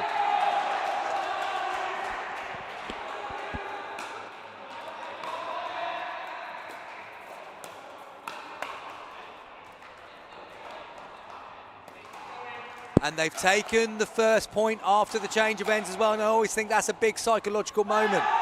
They lead 7-5, their confidence will be high. Maybe too high. High as that ball as it sailed out of the back of the court off the paddle of Sam Dewey. But they've got a second serve. Plenty of noise coming from court number 2 in the other semi-final.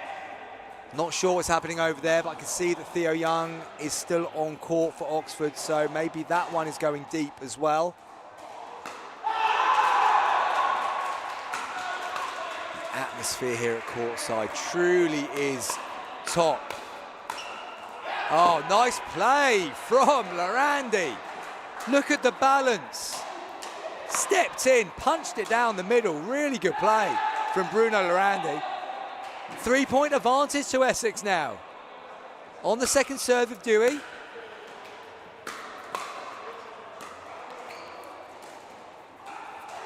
Oh, he went for the speed up. Poor choice, but they've got themselves in the lead to side out. Some really good play here from Essex to get back into this game, but just pulled the trigger a bit early on that one.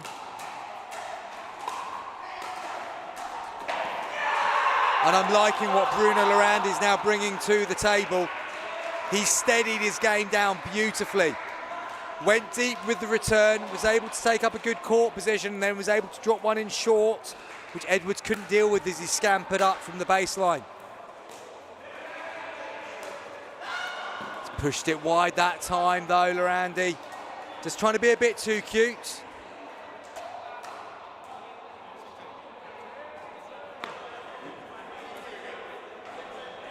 So they've got a point, and then they put the serve into the net. Jacob Pitchfork disappointed with himself there. He's handed the advantage back to Essex at a crucial moment. Dewey drives down the middle and it's good. Top spin allowed it to dip late.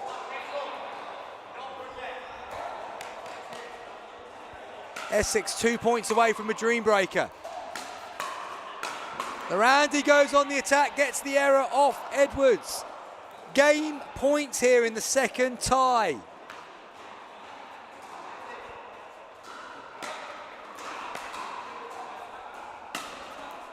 And they've taken it. Essex take this one to a dream breaker. Drama in the semi-finals. Essex did ever so well there. They were behind right at the start of that, but as soon as the turnaround happened, they really stepped up and took complete control.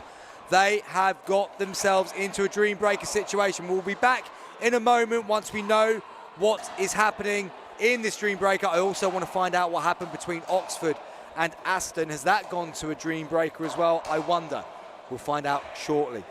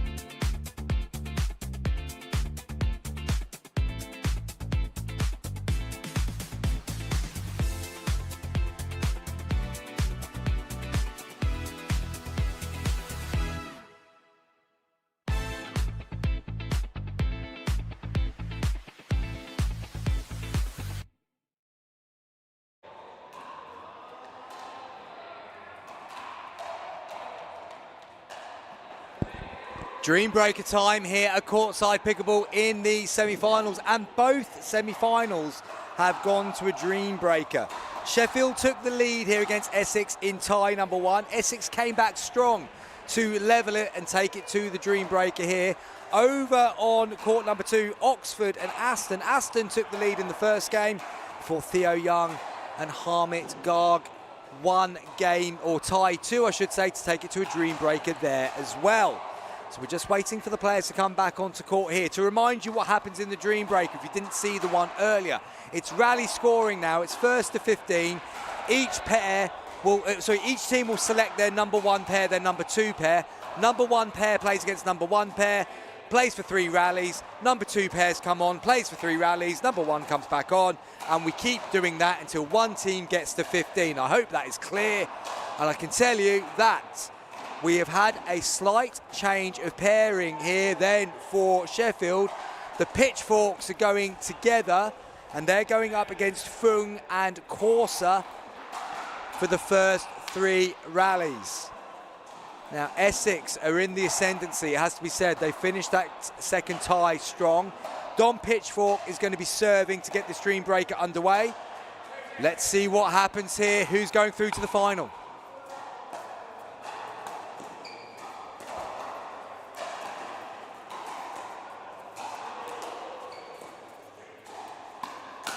Yeah, good speed up from Abby Fung. Just sat there, rocked back on the forehand, pushed it at Jacob Pitchfork. He put his volley long.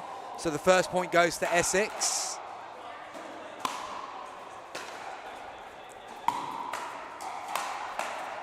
And Dom Pitchfork punches into the net. Good attack from Abby Fung. Essex, no matter what happens now, will be leading at the first change. But will it be with a 3-point lead or just the 1?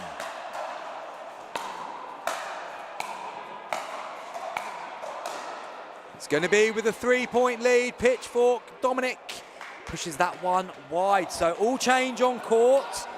So we've got Dewey and Lorandi coming back on for Essex, and we just saw them do so well in tie number 2. And Braze and Edwards come on for Sheffield. Dewey on serve, 3-0 ahead.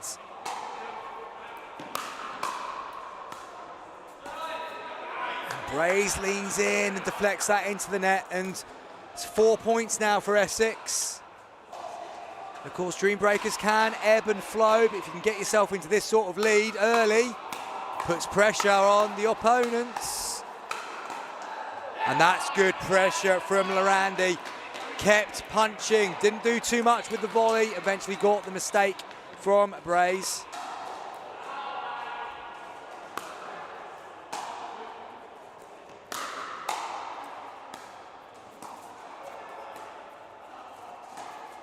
It's not a bad lob that time from Braze. It's a return lob. Off balance, goes on the drive. Oh, and Edwards nudges it into the net, and Essex have won first to 2 times round by 3 points to 0, and they lead 6-0 because 3 plus 3 equals 6. And Corsa is on serve. Can Essex really turn the screw here?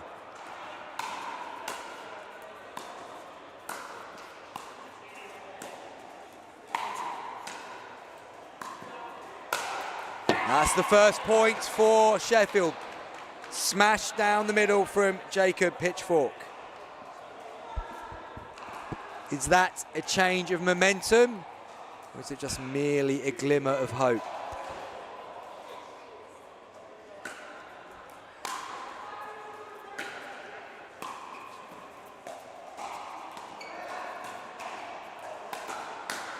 Fung stepped back to speed up, but all that left was gaps.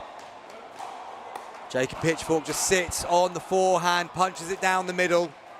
2 points in a row for Sheffield. This is the start of their comeback now. Nice drop from Dominic Pitchfork. Kisses the net cord from Jacob. Oh, Fung misses that backhand completely, and it's 3. So, all 3 rounds in this dream breaker have ended up 3-0. Essex took the first 2. Sheffield took the third. 3-point difference. The ball's still in the hands of Sheffield. Can Brays and Edwards continue to repair the early damage? I tell you what, that's a lovely little touch there from Bruno Lorandi. I wouldn't be surprised to hear that he plays a little bit of paddle with that kind of touch. Very open paddle face there, guided it down beautifully. So 7-3. Dewey on serve. Big drive from Dewey. Lorandi's called that one out. So 8 for Essex.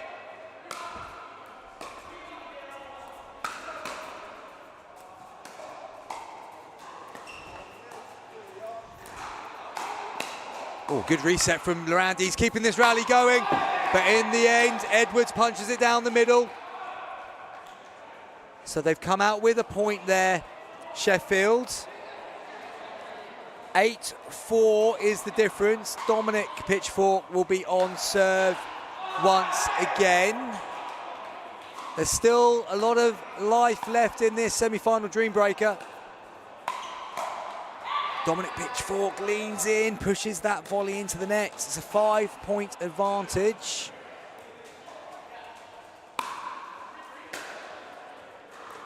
Fung backpedaling. Backpedaling again, but Jacob Pitchfork's punch to the outside wing causes the error.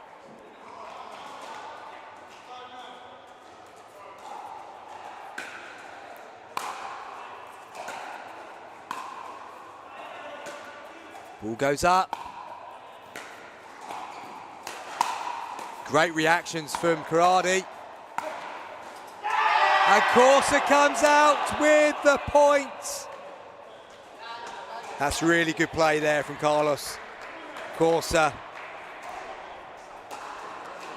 That was a big point for Essex. They now lead 10-5. Now means Sheffield have to double anything Essex do from here.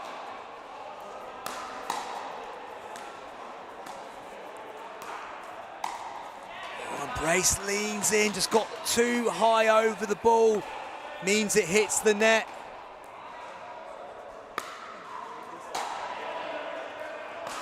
Big drive from Dewey, wasn't in control of his body shape that time and hits the net.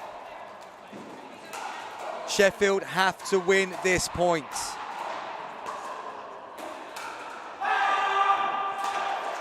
And they do win that point, 7-11 with the next rotation.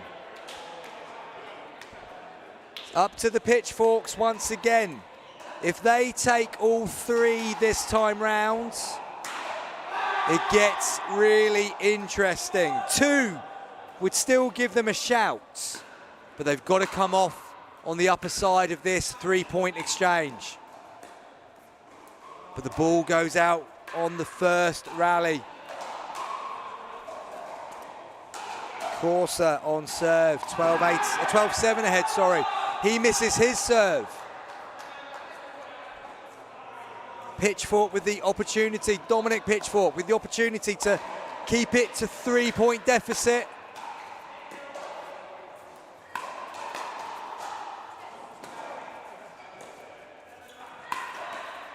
But it's not, it's going to be a 5-point deficit in the next rotation. Essex 13, Sheffield 8. Essex 2 points away from the final. Can Dewey and Lorandi get it over the line in this exchange?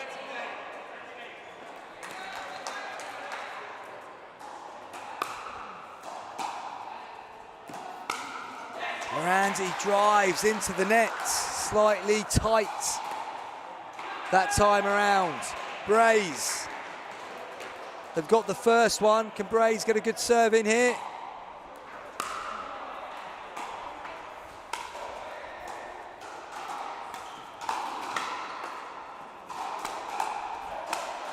Oh, Lorandi stood up tall. Brays did really well on the first couple of attacks. But then the next one just chicken winged him and up it went off the edge of the paddle. It is a match point for a place in the final.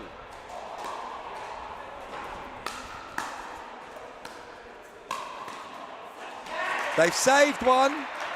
Sheffield come out of that mini exchange with a 2-1 win. It's still match point to Essex. Sheffield have to win every rally from here if they are going to get into the final.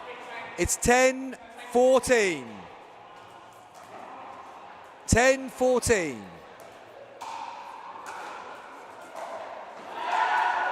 Dominic Pitchfork on serve. Got to win every point.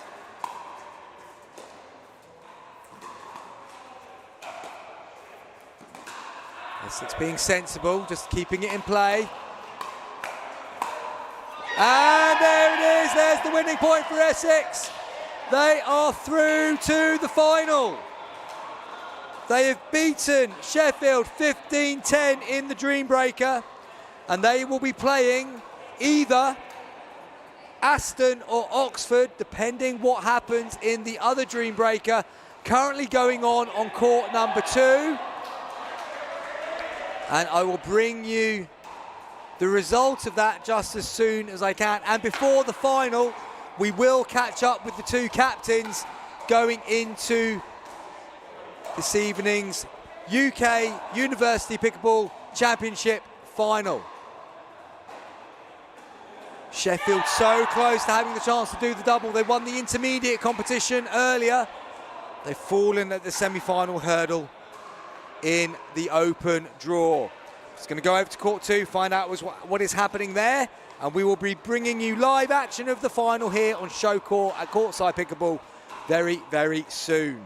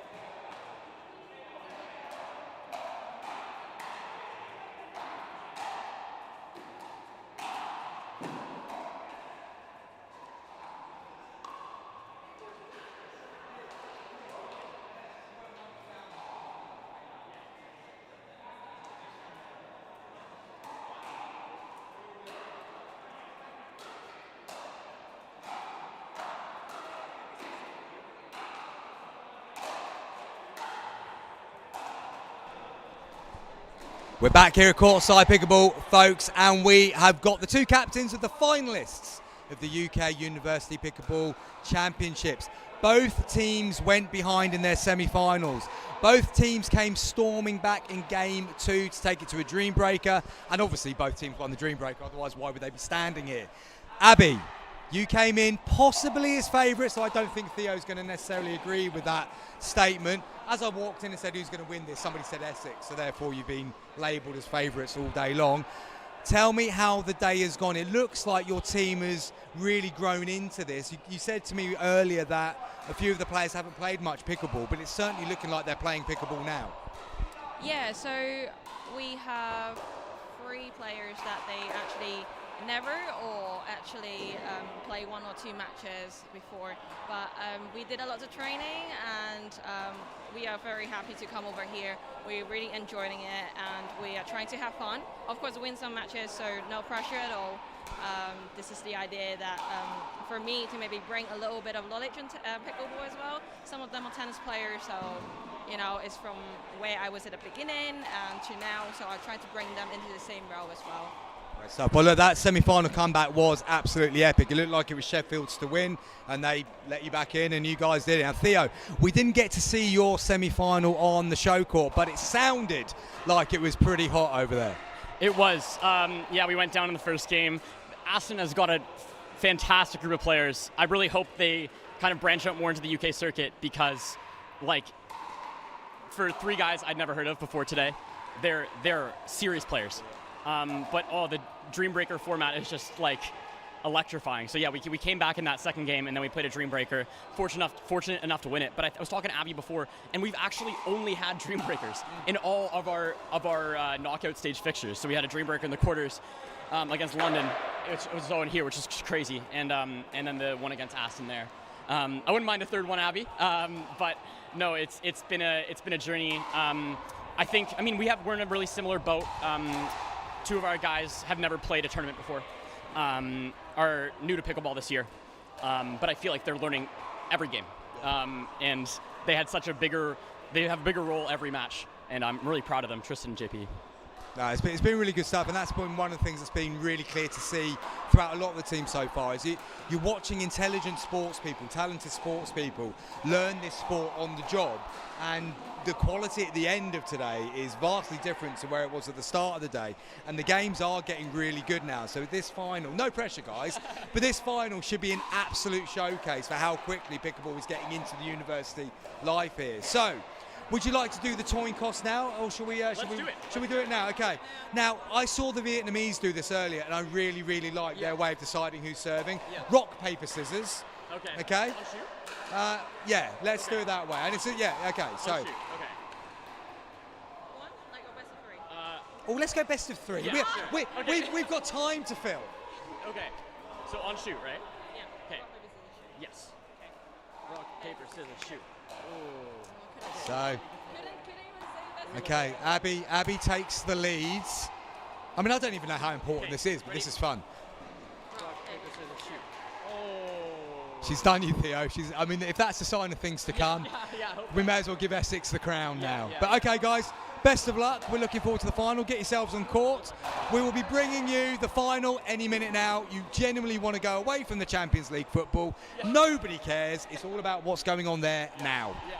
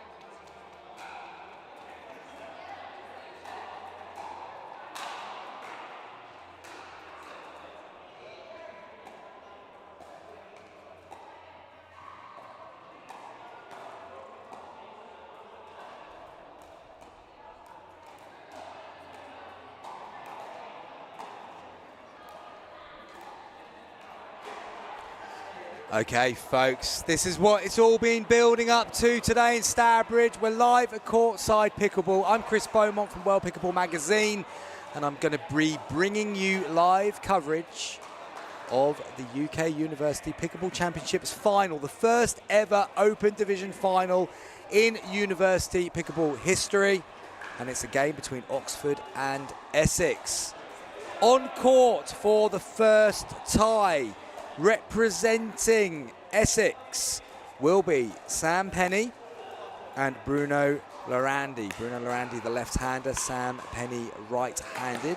And they're going to be going up against Tristan Boyst and James Pearson. And as you look at your screens now, Pearson is bottom in the black. And standing slightly to the right, just gone off court now, is Tristan Boyst. Both teams came through dramatic dream breakers in the semi-finals. And I think there's a little bit of tactics gone into the picks for this one. Both teams holding back their number one ranked pair for the second game, which could be a wise move, might not be a wise move. We don't know. We don't know. But what I do know is that the four players on court are playing in a pickleball tournament for their very first time. They've grown into this event as time has gone on. I was particularly impressed with Bruno Lorandi in the semi-final. I think he grew into that game magnificently well. He was well supported by Sam Dewey, don't get me wrong, but Lorandi seemed to have a bit of composure and a lovely little touch as well, which did him well. Oxford captain Theo Young, when we were interviewing him and Abby Fung before the players got on court, he was speaking highly of how Tristan Boyst and James Pearson have also grown into this tournament, and we'll be seeing how they do once this final does get underway. So just to remind you of the format, first to 11 win by 2. If it is tied at 1 tie each, after 2 games we will go to yet another dream breaker, and the winners will be crowned the first ever champions with UK University Pickleball. It's been a really strong event here, hosted by Courtside Pickleball, put on by Theo Young and Dylan Stevens of Oxford University and Leeds University respectively. Sanctioned by Pickleball England, and thank you for them for their support in providing the funding needed for a live stream and all the things that come associated with that.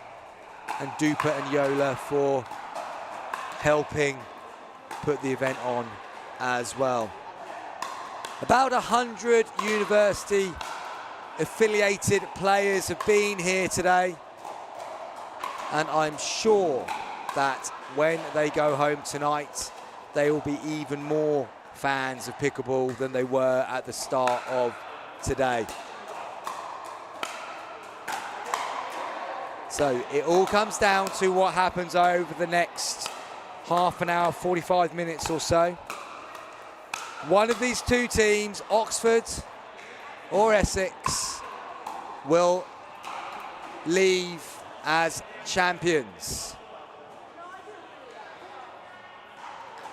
Teams are just deciding who's going to serve first. I thought we'd done that when we did the rock, paper, scissors, but I think actually what we might have been doing was who puts their team, or who has to put their team down first or second or something. I don't know. It was just quite good fun playing rock, paper, scissors on camera, really, or refereeing it as I was.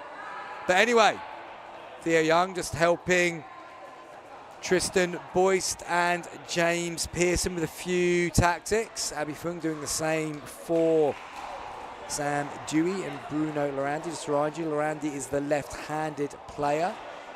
Dewey slightly taller, right-handed. Tristan Boyst is the taller of the two. And this game will be getting underway any second now. We are looking forward to it. This is what we've been building up to all day here in Stourbridge. This is the only sporting event that you need to be focused on at this time of day on a Saturday when there might be other things going on. Don't need to think about that. You can catch that on the highlights. You want to watch this live. It's only live once. I think some channel somewhere has said before now.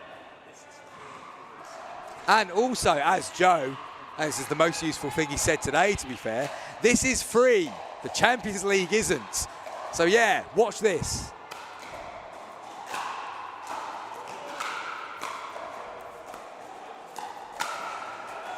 Good start for Oxford.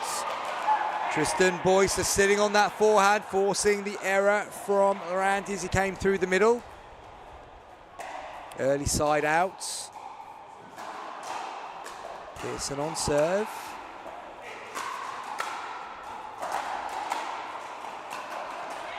Good pressure from Dewey and Lorandi, just kept it low to the backhand of Pearson.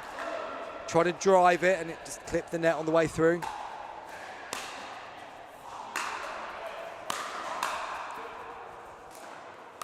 Big drive from Dewey, good reactions.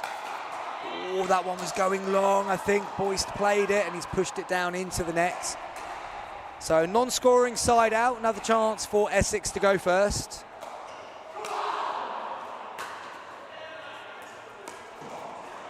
Unlucky for Lorandi. I liked what he's trying to do there. The temptation would have just been to stick the paddle through that and drive, but the ball was quite high. So he looked to play the more delicate shot, but didn't quite make the contact he hoped for. Dewey driving off balance there on the volley. That ends up in the net. So a slightly nervous start from both teams. Side outs being exchanged. No points on the board yet. JP, James Pearson, opportunity to serve for Oxford. And Tristan Boyce looking to drive hard again from the back of the court, and that one goes into the net as well.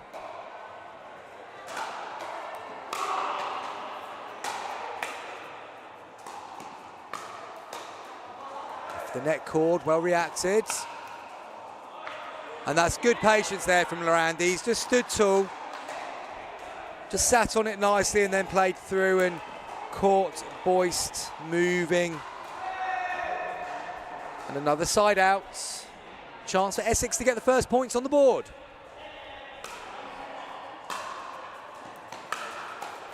Good drive from Lorandi, just caught Boyce up in the chest area, off balance, unable to defend that. And we have the first point in this final. Essex take the lead. Big drive going long, but they've played it. And then Pearson gets caught. So 2 to Essex. Oxford just need to consider leaving one or two of these, I think. Boyce punches down on that volley, goes into the net. 3-point lead for Essex. They're just starting to move through some gears here.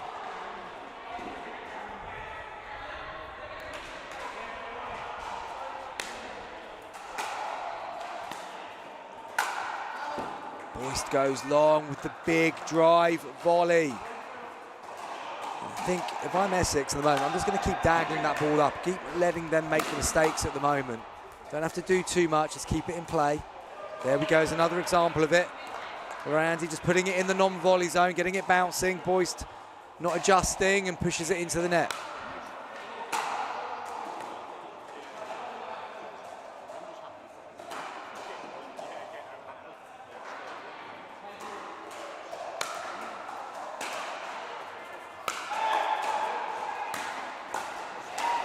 Dewey took that ball late. He just waited on it a half fraction longer than I was expecting, but he still managed to get the roll, drove it down to the toes, and suddenly Essex leads 7-0 in this final.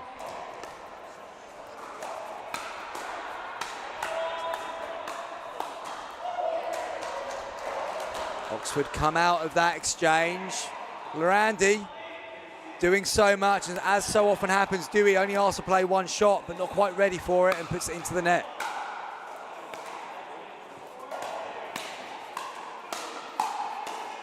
Great reset from Lorandi, then goes through on the next one, pushes it long.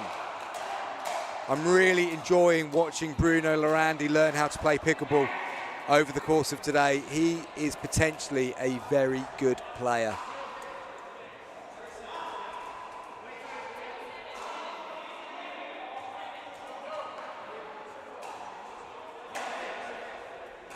.06 is the score they're calling on court.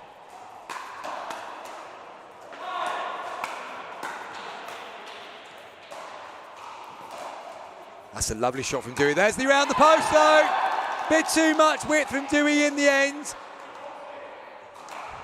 And Boyce has stepped across and he's hit the first ATP we've seen on show court today. What a time to do it in the final. It's the first point on the board for Oxford in this final. Let's hope for their sake that's not the highlight, but it's a wonderful shot. Followed up though with James Pearson putting that third into the net. Second serve for Oxford, trail by 5. Some lovely food smells wafting around behind me here as we commentate on this final. Yeah. Oh, Lorandi's gone for the cute one again. Just clipped the net. Freebie of a point there for Oxford. The catering here at Courtside is exceptional, especially if you're going off the smell of what you can get. Juices are flowing and Essex are flowing. They've got the side out. Lorandi has it back in his hand, 6-2.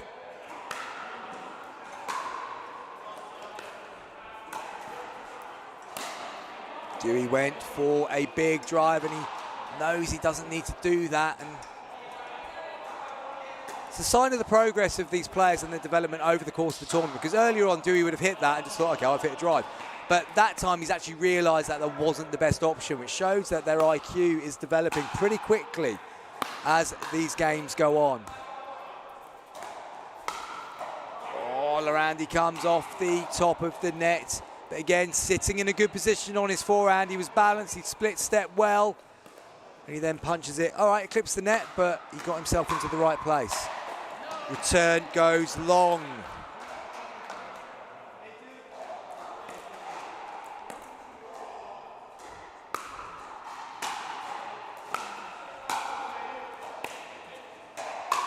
Oh, Pearson didn't get himself into the right shape for that one at all. Didn't extend the arm, hit that very flat, and it just pushes it long of the baseline. Essex 2 points away from taking tie number 1.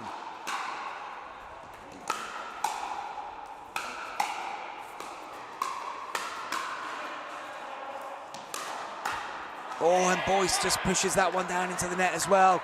They defended it so well. Got up to the line really nicely, but then just a little hop as he came into that shot meant he wasn't balanced enough to be able to deflect it back. And it is game point, but it's gone into the net from Dewey. They've got quite a good cushion here at 10-2 lead, but Oxford have the serve.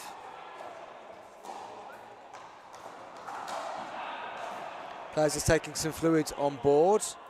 Quick tactical chat between Pearson and Boyce. They're going to need to win some points in this side out if they're going to trouble Essex in this first tie.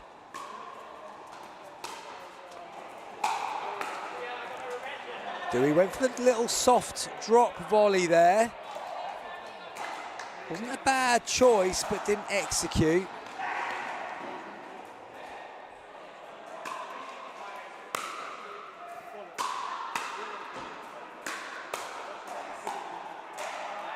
Well left by Dewey. Looked like he was going to play it, and then just ducked under it at the last second. So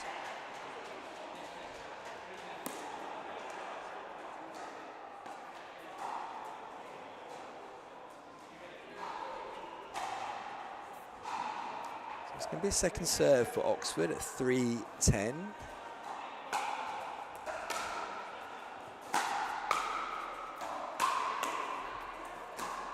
That's gone long, I think. Yes, it has. So side out And game point, tie point for Essex once again. Nice return. It's gone long from Lorandi. Just struggling to get the 11th point here, Essex. They've still got quite a significant cushion though.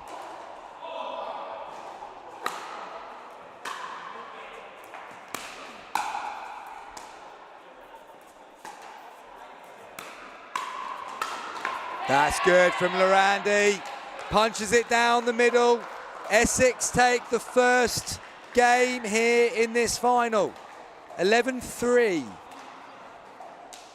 Which means Oxford and the pairing of Theo Young and Namit Garg have to win this second game if they are going to take it to a dream breaker.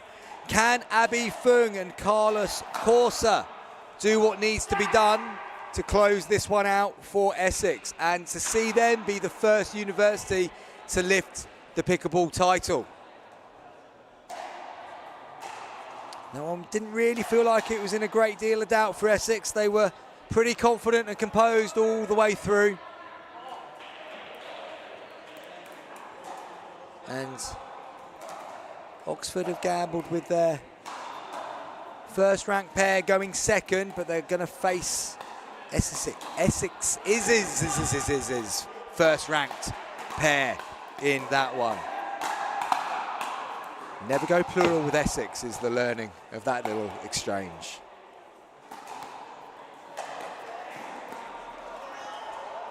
So the players on court, they're warming up for game two.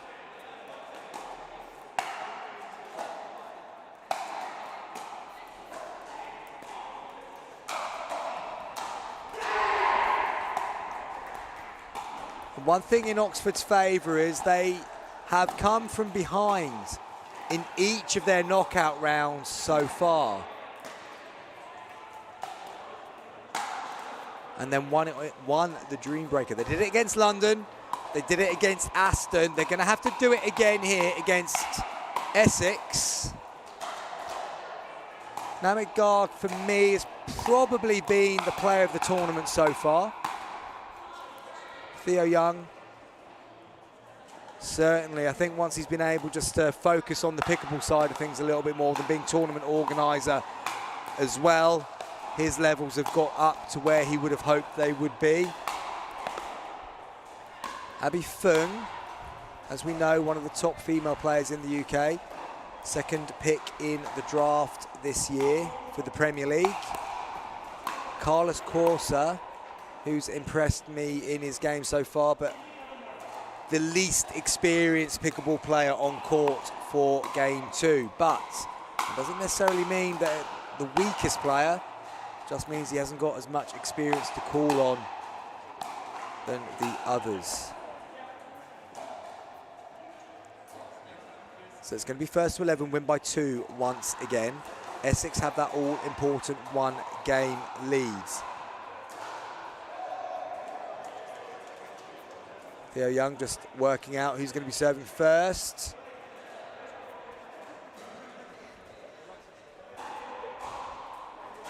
The ball has been, is it being handed over to Theo Young? No, I thought they're just choosing which ball we're going to use for the final. I mean, they're both yellow, they're both round.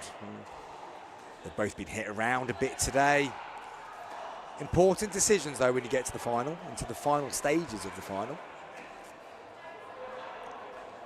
Not as much care put into the rock, paper, scissors earlier on.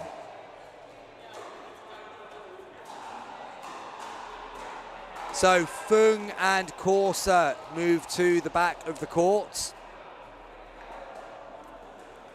It's going to be Garg and Young serving for Oxford. Is this going to be the last bit of action, or are we going to go to a dream breaker?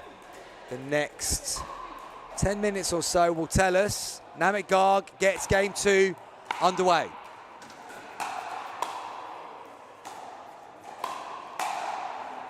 Bit of height on that one from Garg, allowed Fung to attack. Young unable to deflect back up and over, so early side out. And the sparkly paddles of Team Essex get the opportunity.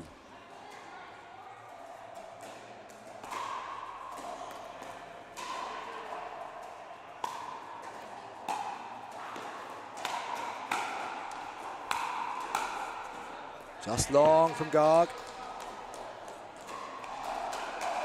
Just a bit too pushy with that volley.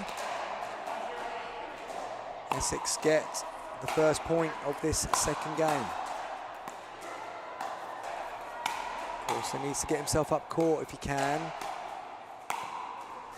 Pushes that one wide.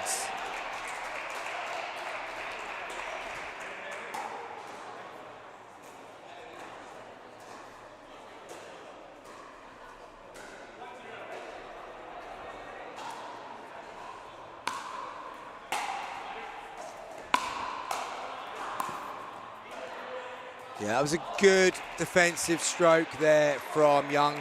Pushed it low off the initial drive from Fung and then forced her to go long.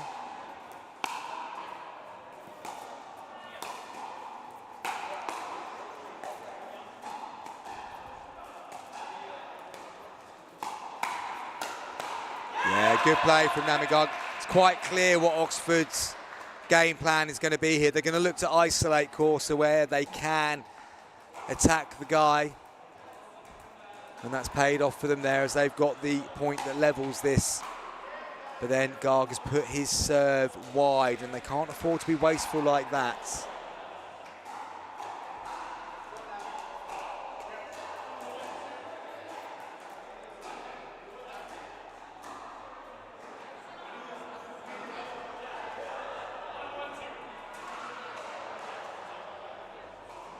Just need to get the players in the right positions.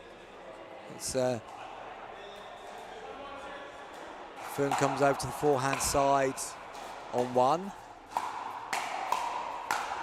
Garg goes long again on the forehand volley. So side out.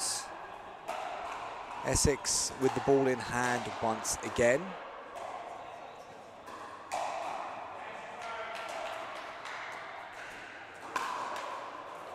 Fung serve, clips the top of the net, lands in the non-volley zone. So if you're serving and that happens, there's no lets in pickleball at this level. Clips the net, lands in the non-volley zone, which is the grey bit of court by the net. That is a fault, so you lose that serve. Fung looking to attack from low on the backhand side and clips the net, and it goes over. Side out. Oxford have the ball back in their hands and the opportunity to get a few more points on the board. This time the net cord works out in the favour of Abby Fung. Young unable to get up the court and get that one back in play. Big drive from Garg. Court. Corsa mid-court, not fully stopped. Point picked up for Oxford.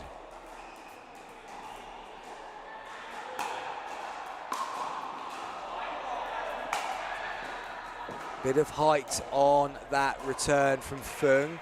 Tempted Young into the drive, went to the side, but just went out. So Oxford picked up a point in that one, and it's 1-2.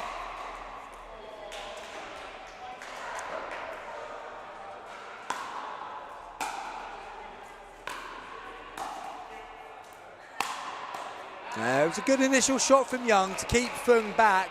She was on the back foot, but she's whipped that forehand through and got the dip. And then Young saw his shot going into the net. So nice recovery from Abby Fung. Gets the scores level again here in game two. Corsa does well. Young puts him back out there again. Corsa does well again. Garg keeps it going. Oh, he couldn't do it a fourth time. Got himself into the camera, managed to avoid the very expensive camera at the back of the court. Good battle from Corsa, but unable to keep it alive. Second serve.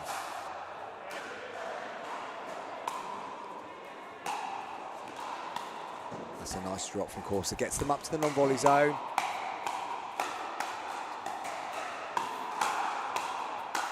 Oh, that's nice from Namit Garg. Very nice indeed. Again, just shows the benefit of being balanced. He was to hold his position, able to open the paddle up and went to the outside that time when a lot of players would have gone down the middle. Nah comes all the way over. Young has to get up court, lifts it a little bit, but does very well indeed. The host is owning the court at the moment.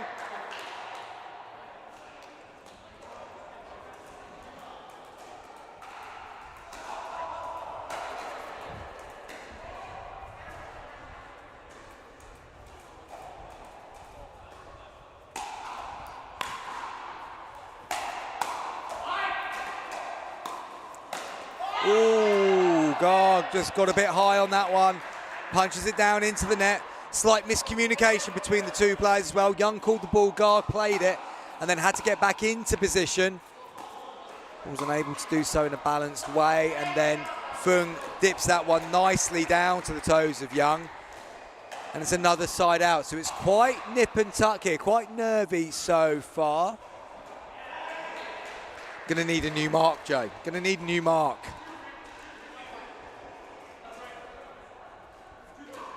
Corsa on serve. Clearly sweet enough. Done well there, he's got it back again. Garg tries to make sure, does enough with his punch. Gets it down low.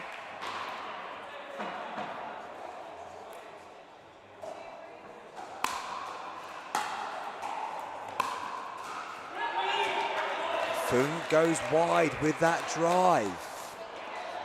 Essex not quite finding their flow yet in this one. That serve goes long from Theo Young, and although Essex aren't in their full flow, it has to be said, neither are Oxford. They've got themselves a single point lead. They've got a second serve. They need to do a little bit more when they get these opportunities. Garg tried to be clever there, tried to keep it to the outside, tried to slow it down, but just pushed through the shot a little bit. And he saw the error of his ways immediately.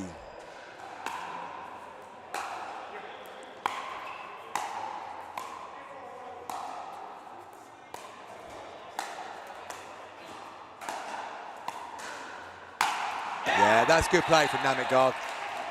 Just 1, 2, kept asking the question, got the lift he was hoping for, and then he was able to extend through that shot nicely. Essex just struggling to score on their serve at the moment. And as soon as I say that, they do get off 2. They've tied it up again, 3-3. Whilst Oxford aren't racing away with it by any stretch of the imagination, they can't afford unforced errors.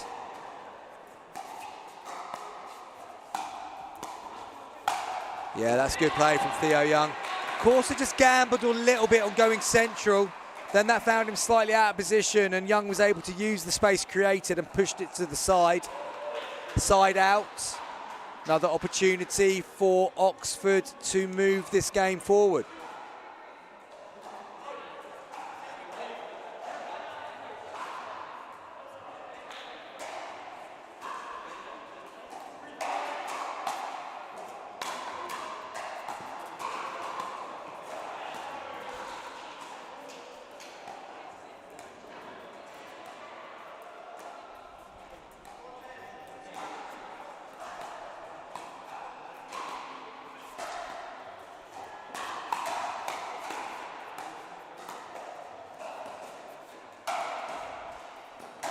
Yeah, well played, Essex. So clear what Oxford are doing. They are looking to isolate and target Corsa at every opportunity. The tall guy stood up strong there to the challenge, and he's ended up forcing the error off the paddle of Oxford.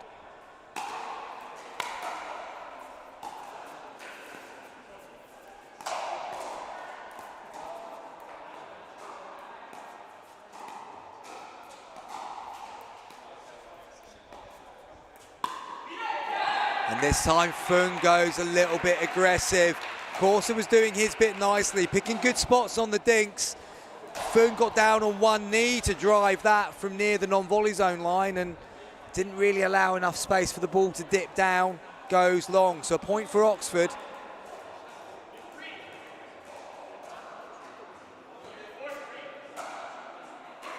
Players are in the right positions. Theo Young has got that one wrong.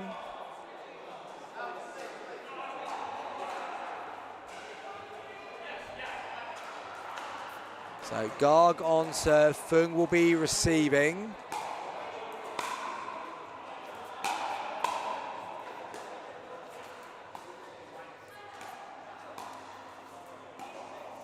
Corser again doing some nice dinks here. Oh, he's unlucky. He just backed away from the line. He was doing so well, and if he just held his ground there, being confident enough, he could have rolled through the top of that ball and dipped it down to the toes. But in the end, because he backed away, the net was there.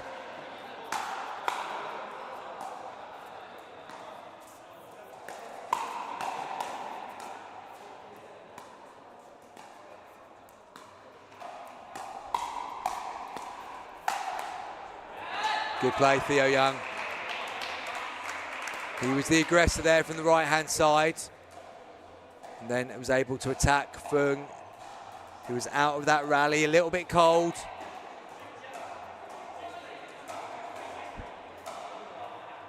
Changing ends at 6. So Oxford are in a good position here. They have to win this game to take it to a dream breaker. They lead 6-3 at the turnaround, and they have a clear plan, and it's working for them at the moment. Isolate Corser, who's really standing up to it so incredibly well. Amazing resets, good patience on his dinks, but not really able to repel pressure or turn pressure around enough to get Essex forwards. Working well for Oxford. And it's a difficult one for Essex because they're digging in, they're resetting it nicely. They are doing that bit really well. It's then choosing the right moment to attack and executing that. And a couple of times they've done it, they've just not quite nailed it. Oxford on the second serve. As I often say, whatever happens in this next point might tell us a lot about how the rest of this game goes. And that might tell us a lot. That drive from Oxford comes off the paddle of Corser, goes into the net. They can follow it up with another quick point here. That's a good shot though from Corser. That's shown some bottle. Having just missed a volley on the backhand side at the net, he's then sliced that one down nicely. And they've got the side out. So big moments for Essex. If they can go on a run here.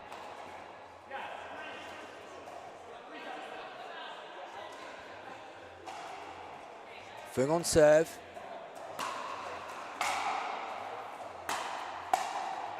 Young puts the push volley long. Chance again for Essex to keep narrowing the gap.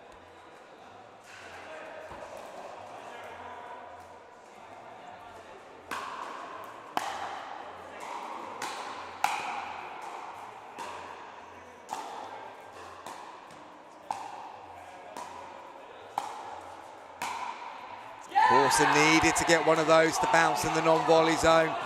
Just kept allowing Garg to keep him pushed back. In the end, got impatient, tried to do a bit too much. Second serve.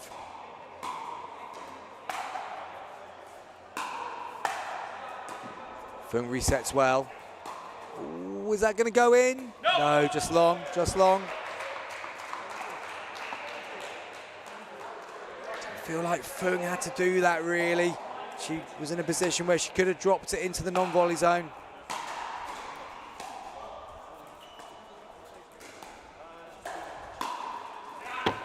Nice attack by Corser. There's a bit of a dead dink there from Garg, and what I mean by that was it wasn't really enough pressure on it, just sat up there, allowed Corser to speed up, tagged his opponent. That's a big topspin lob. That's a great topspin lob from Garg. Clips the baseline. 3 points away from taking this to a dream breaker. Young with a drive. Oh, and he went for the second one. A little bit too aggressive there, sails long, side out.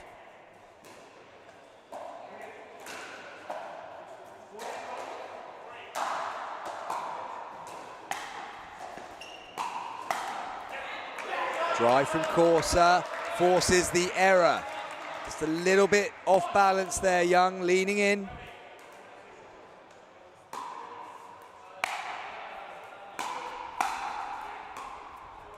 Probably was going, but Garg played it, pushed it back down.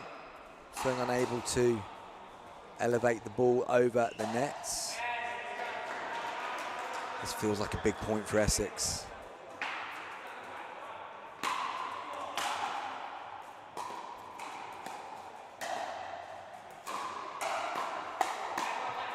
Good reset. Corsa comes forward.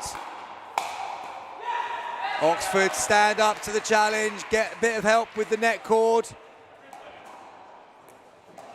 A lot of help from the net cord, in fairness. Nice nets here at Courtside as well. No expense spared on the quality of this place. That's a nice touch from Fung. Garg was eyeing up the ATP but was unable to get there. Nice touch from Fung.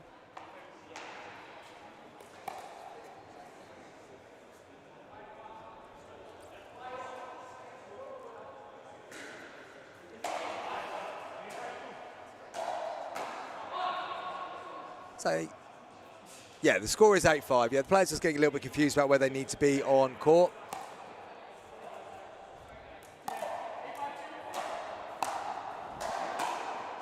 Good return. That's a really good drive from the back of the court, though, by Garg.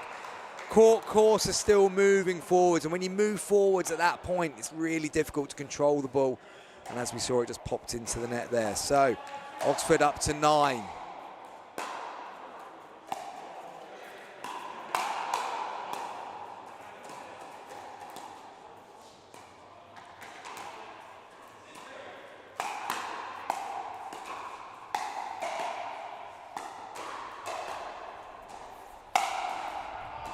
Just wide from Young. They set the point up nicely.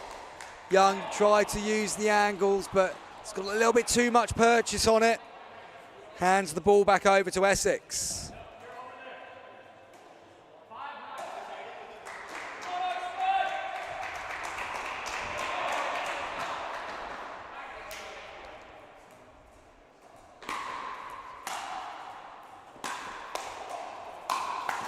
Yeah, good attack, Abby Fung. Comes flying through the transition zone there. Only one thing on her mind. Was able to get over the top of the ball and push that two-handed low. Force the error.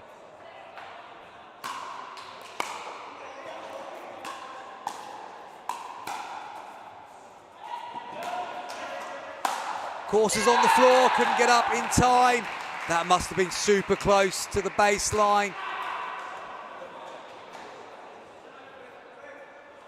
Second serve.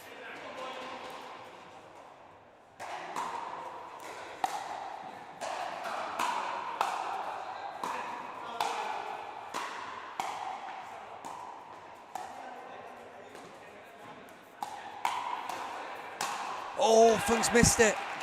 Is she gonna live to regret that? Big swing at the ball, big swipe. Hits the net.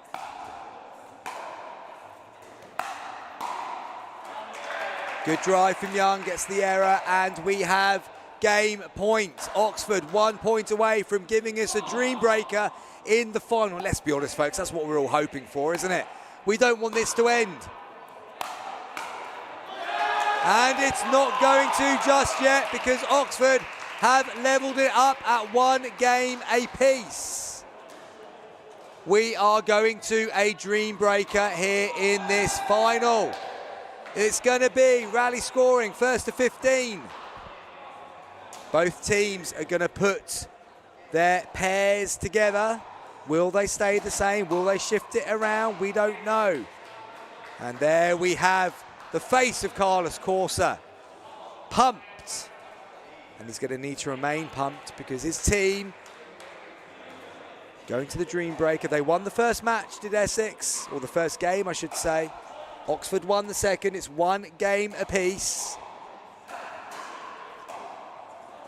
And it's going to be a Dream Breaker.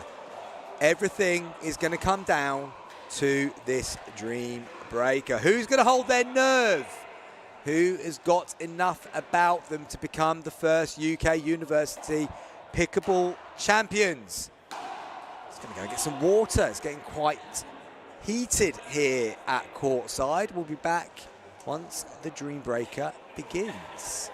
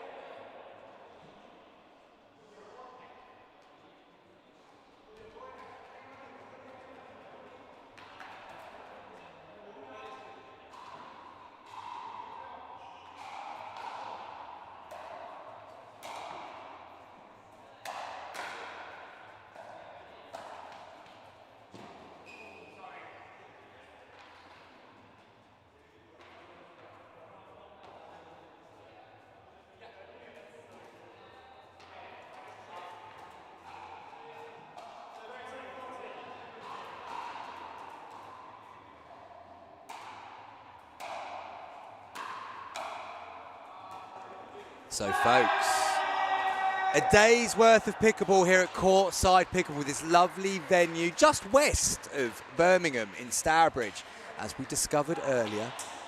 All comes down to this Dream Breaker. Essex and Oxford are tied at 1 game apiece. It's rally scoring, it's first to 15. Each matchup here will be 3 rallies and then they switch around. Who is going to do what needs to be done to be crowned the first ever UK University Pickleball champions? Essex won the first game 11-3. Oxford came back to win the second 11-6. Doesn't really give you much of an indication of which way this Dream Breaker is going to go. But an interesting shift here is that it is Namit Garg and Theo Young coming out first for Oxford. They are going to be going up against Bruno Lorandi and Sam Dew. The reason I'm hesitating is that the players have just gone back off court again. Maybe that isn't exactly what's going to happen. But the reason that would be classed an interesting change is that Young and Garg, the #1 ranked pair for Oxford, would be then putting themselves up against the #2 ranked pair of Essex. But that, whilst you might then assume that they could take the upper hand, they're leaving then their second ranked pair exposed to the #1 ranked pair of Essex, if that is indeed what they're doing. They're doing all of this off camera at the moment, so once we hear and see what is happening, we will know exactly how this Dream Breaker is going to get underway. Not entirely sure yet either. Oh, look at that, Joe. That's good work, Joe. Only problem we've got with that, Joe, is that we're now relying on lip reading, and Theo is hiding his mouth with his paddle, which... but they do seem to be discussing something at length. Theo Young, organiser of this tournament, so if anyone's going to know the rules at the right time, it's likely to be the organiser, so I suspect he'll be getting his own way with this, and just all adding to the tension, really, when it comes down to this Dream Breaker. Carlos Corsa just bouncing the ball off his chest. Abby Fung. They're not playing rock, paper, scissors, so they're sorting this out by... Okay, so, oh no, they're going for the ball behind the back. All right, Theo's won the ball toss. So what is that going to mean? Young and Garg are stepping off court. It's a bit of a switcheroo here. Boyce and Pearson are coming on, I think. Are they? No, Garg's coming back onto court, as is Young. Abby Fung sitting on the desk here at courtside. I'll tell you one thing, none of these guys are driving back to Anglesey tonight, are they, Joe? No, they're probably here for the evening, going to have a nice elongated evening of celebration or commiseration. They don't seem to mind that we're running quite a bit behind time here at courtside, but it all adds to the tension, all adds to the drama.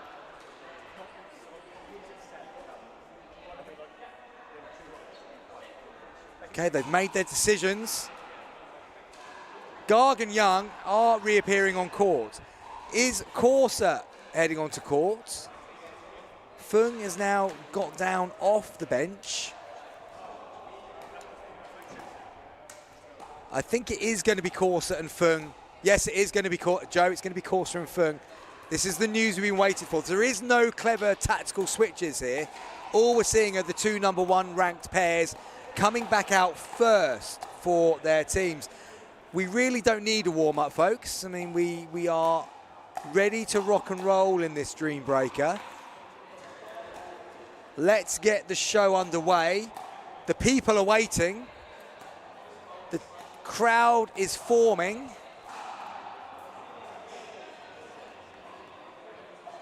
We are ready to go. So to remind you, first to 15, each mini exchange will be 3 points, 3 rallies each, 3 points each, as it is rally scoring. We've lost a player again. Abby Fung has reappeared.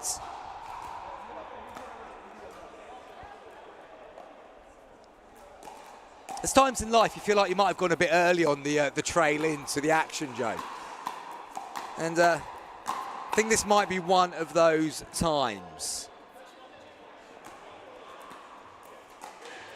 Action has finished elsewhere. I'm just going to see if I can find out who won bronze medal. John, who won bronze?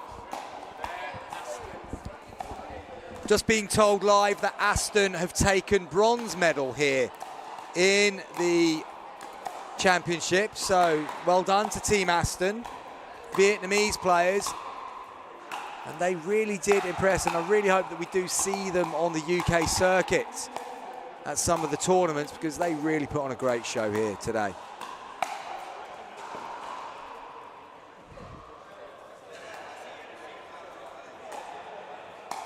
But all eyes are on show courts. Very much all eyes are on show court because we are ready to go.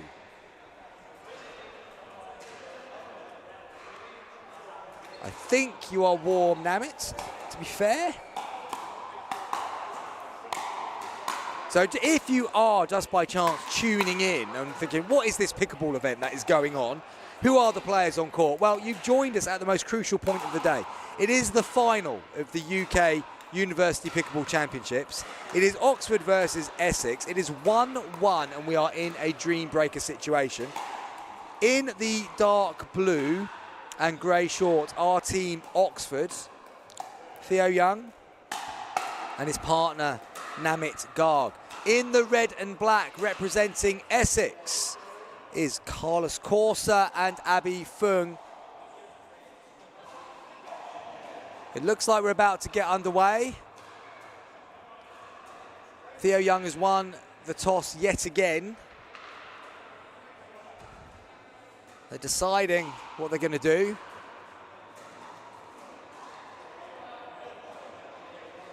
They are yet to decide what they are going to do.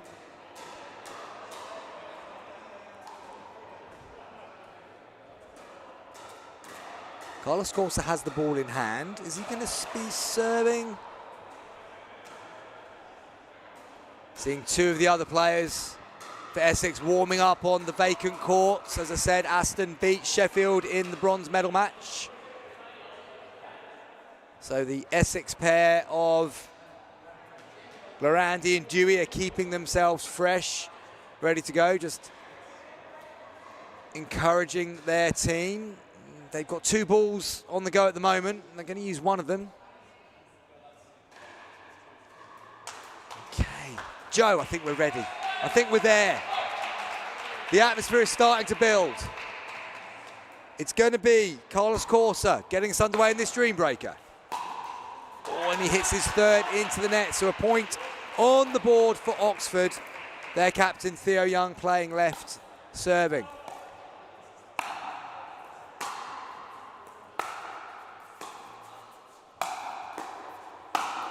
And Young takes control of the court, smashes it to the side. They have a 2-point lead. It's worth remembering Oxford have won this quarter-final on a dream breaker. They won the semi-final on the dream breaker. They've got the opportunity to win the final on a dream breaker. And they will have a 3-point lead going into the first change. On comes Tristan Boyce and James Pearson. On comes Bruno Lorandi and Sam Dewey for Essex. Tristan Boyce to be serving on 3. Dewey returning. Oh, and Boyce goes long with the volley, just moving through the transition zone. It's worth remembering that Essex won this game 11-3 when these four players played in the first game of this final. Different in a dream breaker though. Well reacted by Pearson. Oh, just long from Lorandi. Looked like he'd reacted well. Just got a bit too much on it, only fractionally long.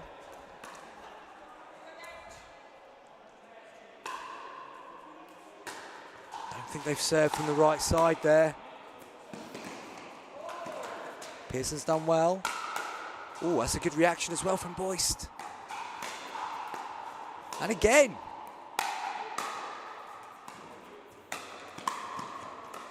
Oh, Oxford come out with the point. They lead 5-1, and they did serve from the right side after all that. Good thing they know what they're doing. So Oxford lead 5-1. Theo Young on serve.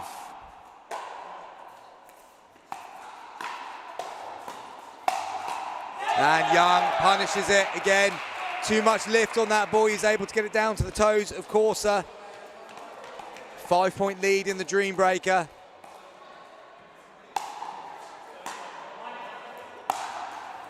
Young whips into the net.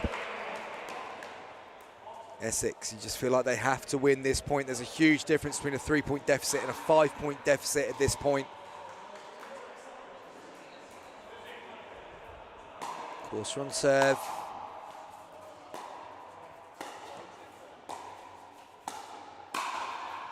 Fung went for it, pulls it wide, and that is a big point for Oxford.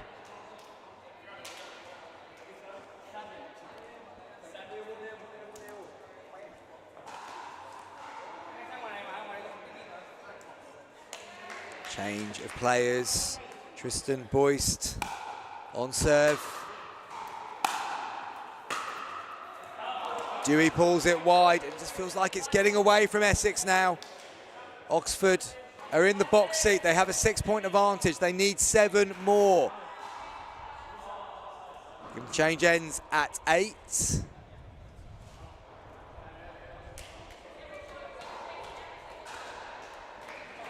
Essex, ideal world, come out of this with the next couple of points.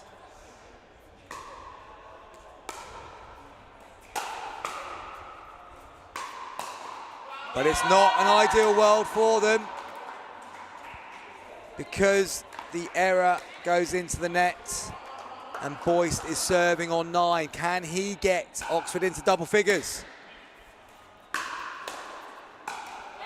Boyst just leans into that one, flicks it down to the bottom of the net. So it is 9-3 to Oxford as the players rotate once again.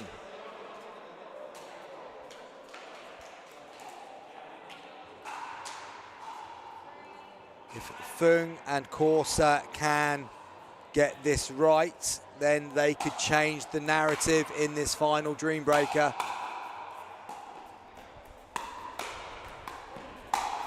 That's too good though from Namit Garg.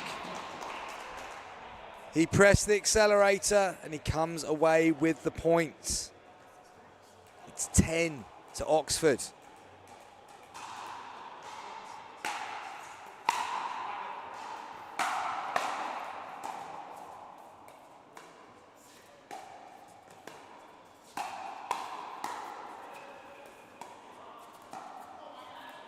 Young goes wide that time.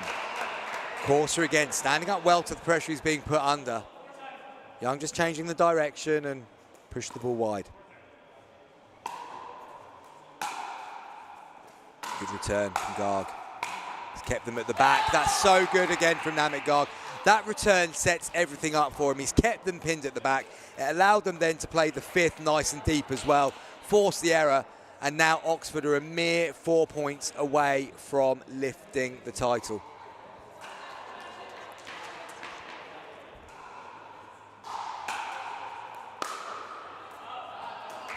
Dewey pulls it wide. Pearson will serve on 12.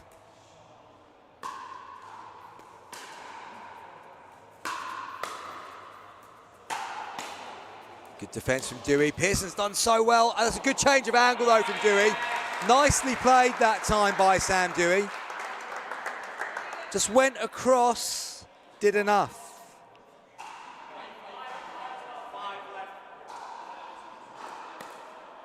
It's going to be Dewey serving. Oh, it's come off the net cord, and Essex need things like that to go their way at the moment. They've halved the deficit. It's now 6-12.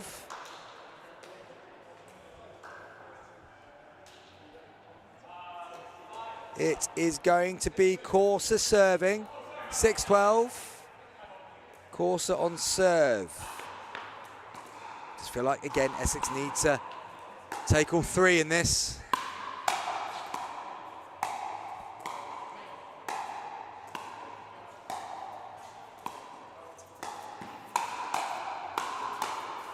Great rally. It's gone up.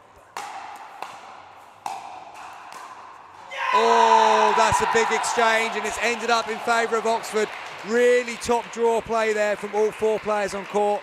And in the end, it's Theo Young who forces the error off Fung's paddle.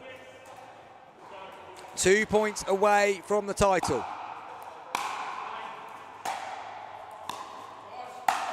Oh, he's missed the big one. Eyes lit up. Saw match point in the reckoning, missed it.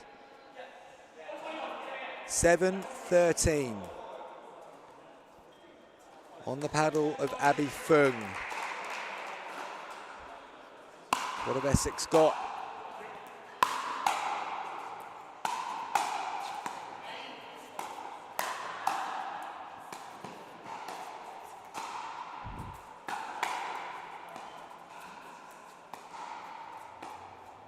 That's a nice shot from Garg, just changes the angle.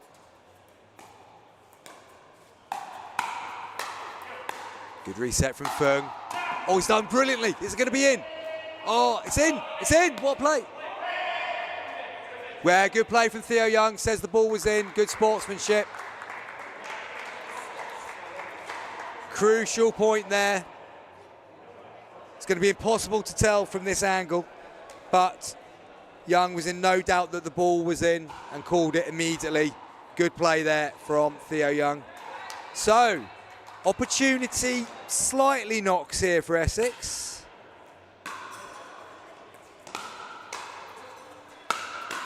Great reset from Pearson twice.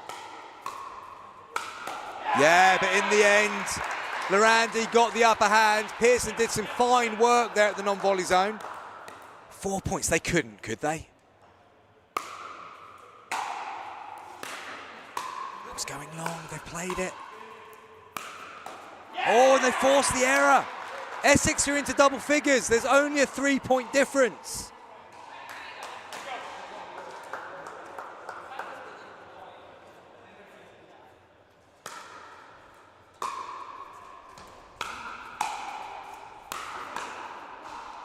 And they've come out with all 3 points in that mini exchange.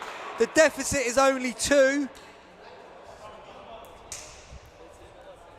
At the end of this exchange, what is it going to look like? Oxford need 2 points.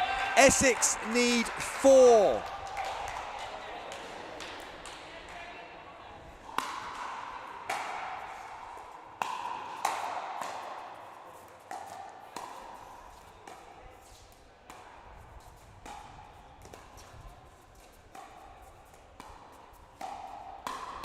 That's so good from Essex. Corsa has set that up perfectly. He's remained patient. He's dinked it into the right areas. Fung remained balanced and was able to pull the trigger at the right time, and they've got it back to a single point. This is a fantastic comeback from Essex, but they've got to keep it going. Can Oxford wrestle back some momentum? Great get again from Corsa. Oh, he's so close, so close. And it is now match point to Oxford.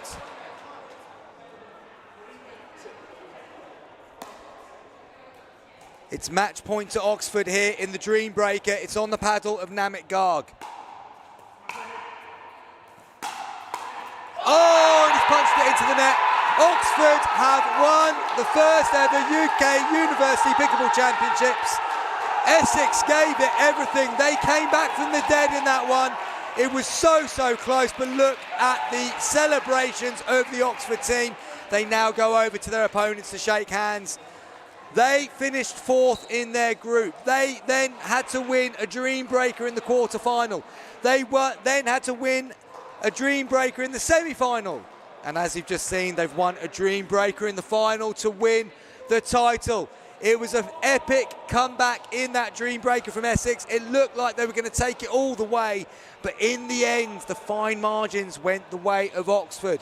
They have won the title, and what a day of action we have had here. Whilst you just watched some of the points from this final, I'm going to grab the winning team on court to see, well, you know how they're going to feel. We're going to ask all the obvious questions you ask in these situations, but we're going to get them on court anyway.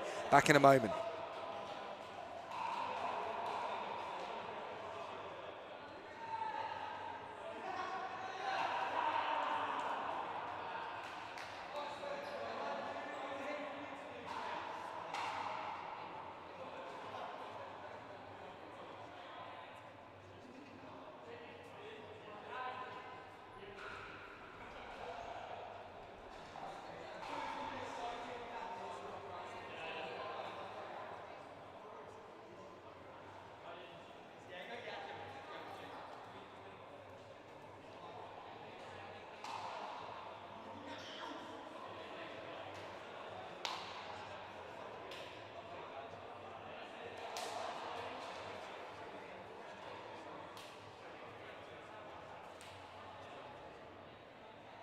So, folks, I'm here live with the victorious team, the winners of the first ever University Championships.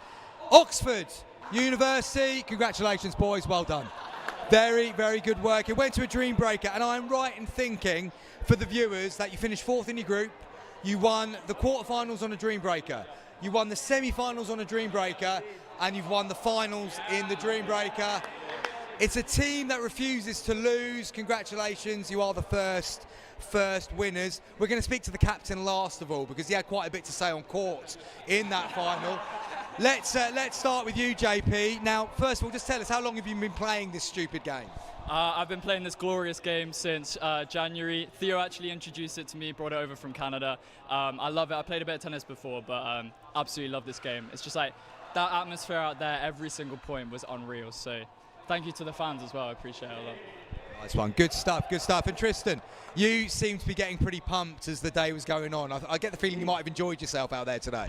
Yeah, I had a bit of a rocky start and definitely a lot of rocky points, but did just enough to take the team to win.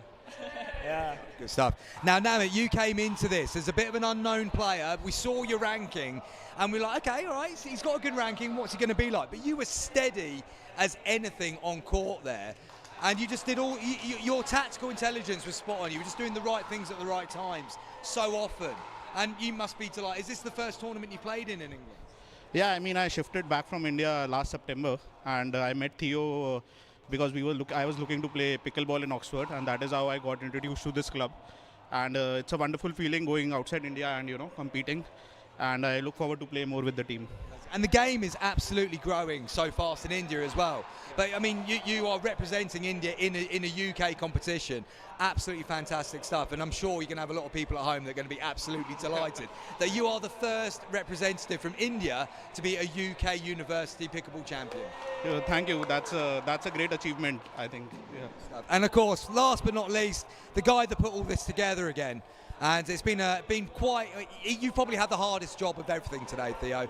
You've put all this together, you've had to play a bit of pickleball as well at the same time, you're captain of the team, and you've basically been able to be part of the team that's brought it home.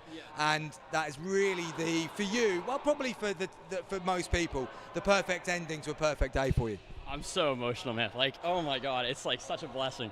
Like, I don't know, great final against Essex. So glad it went to a dream breaker again. Like, I think that format's really made the knockout stages of this tournament exciting. I will definitely bring it back. But yeah, no, I'm just overjoyed, and I'm so proud of everyone. Even how much people have progressed through the day. Like, we lost 2 games in our group. I wasn't sure at time if we were going to get through. I can't lie. I'm like, okay, we really need to like step it up, boys. But we did, and I'm over the moon. Yeah. What you've said there about players progressing over the course of the day, absolutely fair comment. I mean, watching a lot of the games that have been going on show court here, even looking at the Essex team, you've got Abby there, of course, is already a fully established player, but the 3 guys alongside her today absolutely saw their games develop over the course of the day as well. And that's for me has been the best thing about this tournament, is that so many of you have come in having not played much pickleball before, but you've improved throughout the course of the game, and you can just see other decisions being made that you weren't making at the start, and it just showed in the final. And that's a really, really good representative of what University Pickleball could be in the future if you can now continue to build on what you've done here today. So really well done to all of you. Enjoy the celebrations tonight. As I suspect, in true Oxford fashion, there might be 1 or 2 of them. And is there a presentation ceremony about to happen, Theo? I think so, yeah. We should know, mate. This is your show. Nice one. Team Oxford, let's hear it for the winning team. Well done, guys. Good stuff. Well played. Well done.